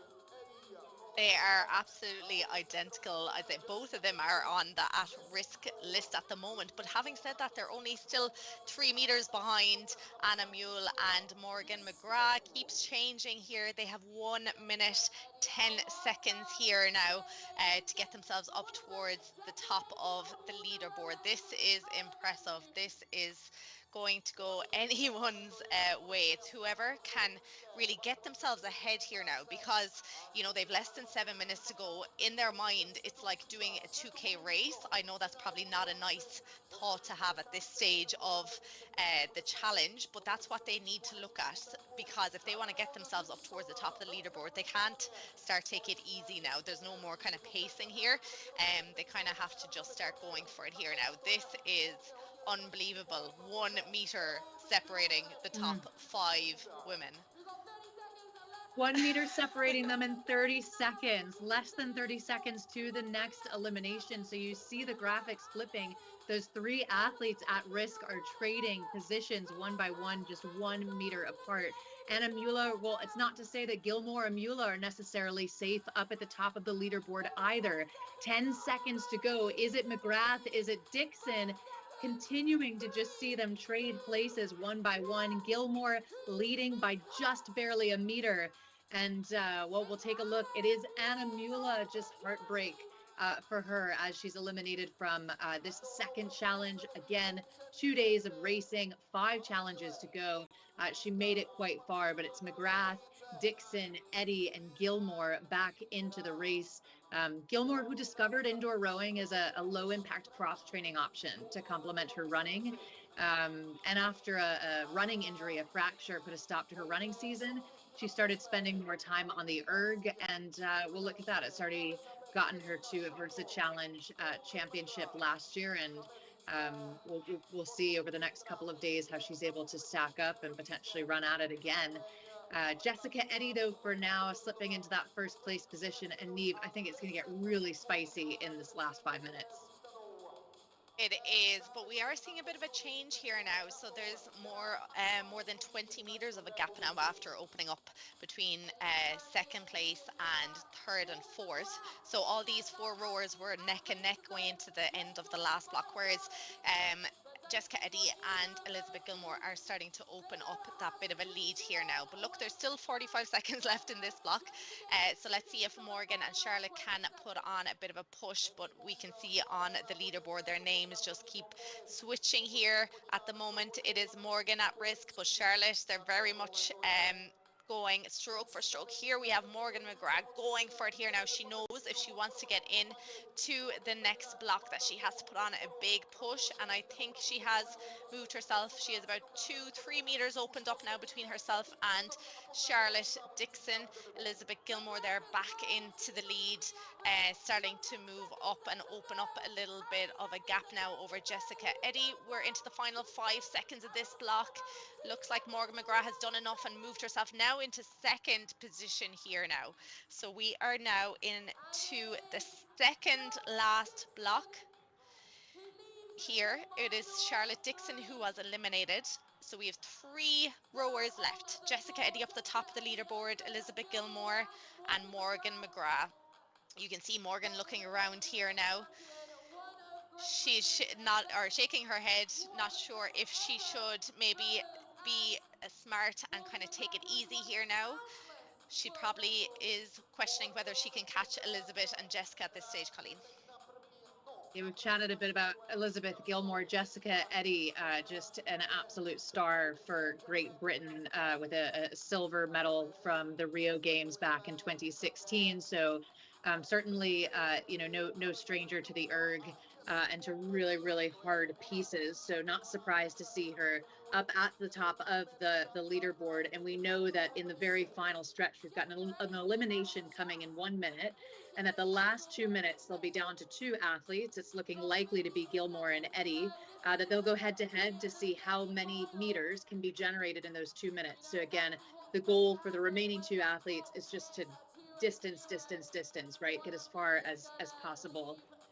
For now, though, it's looking like McGrath knows that she is the athlete at risk and has changed her strategy to just sort of row out these final 30 seconds or so.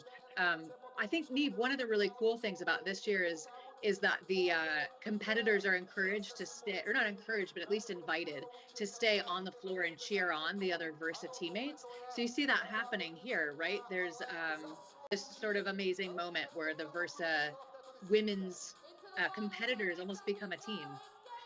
Absolutely, it is great to see. We can see them there cheering each other on. I think that's a big part of it, rather than someone getting up and kind of walking away. It's really nice to have, even though they're your competitors on the floor, to have that support. But that was a really interesting strategy out of Elizabeth Gilmore. She knew she was safe going into that last block ahead of Morgan McGrath. So she kind of paced herself there, knowing she'd get through, and now she has put herself back into the lead ahead of Jessica Eddy. Jessica had a lead of about 20 meters or so there, because she was still pushing herself, but Elizabeth saved that little bit of energy, and here she goes now, because of course the winner of this round is whoever gets the most meters. So just 1 minute 20 seconds to go here now. Jessica starting to put on a bit of a push here now. We're seeing on her screen she has over 200 meters rowed here now, but holding on to about 7 meters of a lead now. It is Elizabeth Gilmore. Oh, this is heating up. We're moving into the final minute, and these 2 athletes, for a 20-minute piece, they're really close.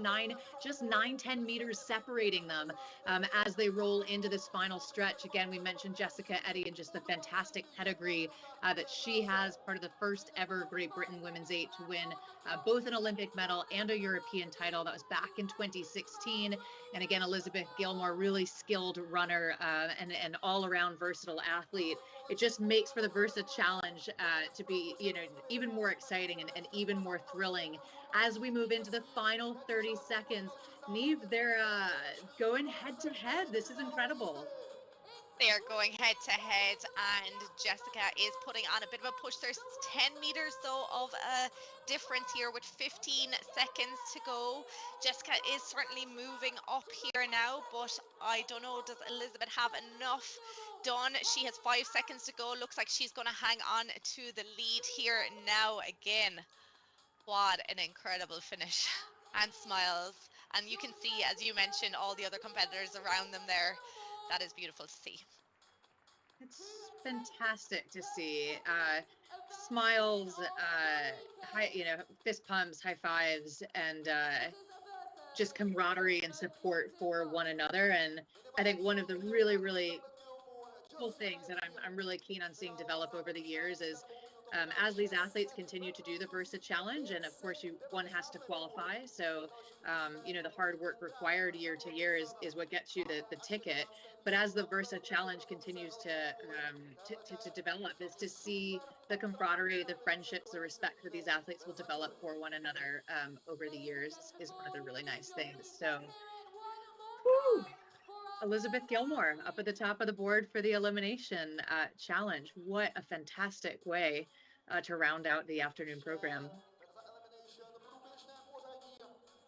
Yes, she scores herself 12 more points. That is putting her up the top of the leaderboard after 2 wins today. Elizabeth Gilmore now has 24 points. Jessica Eddy now sitting in second with 21 points overall, followed in by Anna Muehl of Germany, 19. Morgan McGrath in that 4th position, 18 points. We have Charlotte Dixon in 5th. And Ella Fox in 6th. So I'm sure they have an evening of recovery plan now again before the next challenge tomorrow morning. One of the things that I love that Eric Murray said earlier, and certainly applicable to all of these various events at times, is that world records are meant to be broken. They're getting faster and faster, as we've commented on, and that they're meant to be broken. So really looking forward again to seeing both the progression of the Versa Challenge as mentioned, and then for all of these events as indoor rowing just continues to grow across the globe, as we've seen.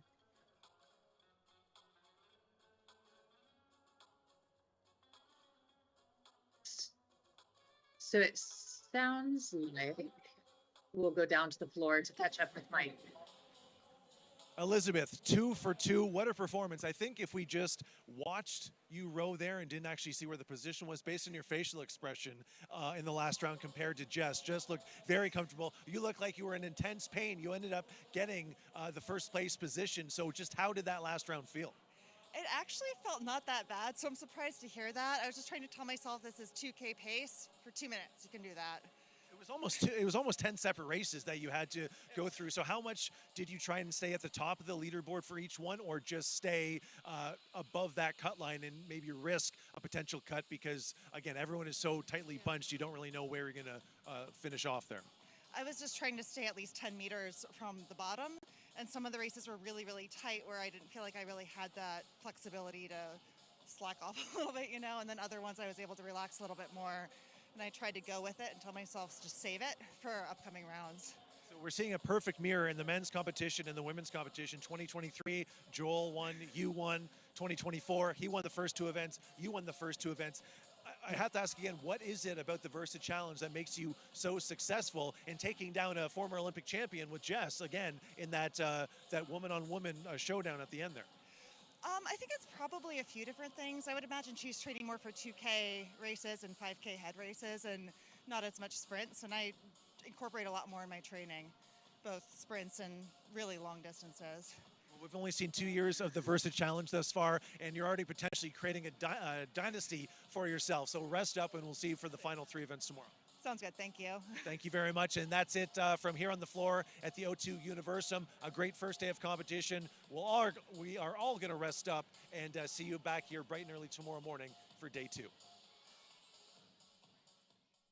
Thanks, Mike. It's been great hearing from you down there on the floor, bringing us the latest spectacle and colour of all of the action there at the O2 Universum. Can't believe how quickly today's gone by. It's been a long day, but an absolutely fantastic day with those Versus challenges, age group challenges of all sorts. We've had the sprints, 500-meter sprints, and then, of course, we even had the team relay that we thoroughly enjoyed in this afternoon's session of racing. Now, my name is Peter Hanlon. We've had Mike Arsenault down there on the floor in Prague. This afternoon, we've had Colleen Saville and Niamh Hayes as well. And just before we wrap up, I think we should hear one highlight from the day from each of our colour commentators here. So let's start with you, Niamh. Your highlight of the day. So I'm going to give you two highlights just because I can. So in the team relay that we saw a while ago, the men who nearly beat the 5 minute mark, that was really impressive. So the International Men of Mystery. And then the other total different race was the women's 70 to 74, where Anne Wobat just pulled it out of the park and she rode a 7:57.7, winning that category. So yeah, they were my two highlights for the day. Good choices. How about you, Colleen?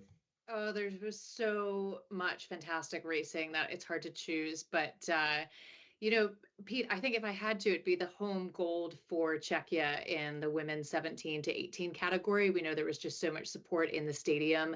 That was the last 2K of the day, won by Czechia's Michaela Olejna in that 2,000-meter sprint. So she led from the buzzer. She looked great throughout, and she won it just over 7 minutes. I think that was one of my favorites. I just was kind of imagining the atmosphere in the stadium. Yeah, it's certainly an electric atmosphere there in the O2 Universum. But sadly, that's it for day one. We've got loads more coming tomorrow, and of course, the conclusion of the Versa Challenge with 3 more challenges to go. So loads to look forward to. Back at the same time schedule tomorrow. So do come and join us for the 2024 World Rowing Indoor Championships presented by Concept 2, bright and early tomorrow or evening, wherever you might be joining us from the world. But for the time being, it's a huge thank you from all of us here in the studio and there in the venue in Prague. Have a great evening. We look forward to seeing you tomorrow.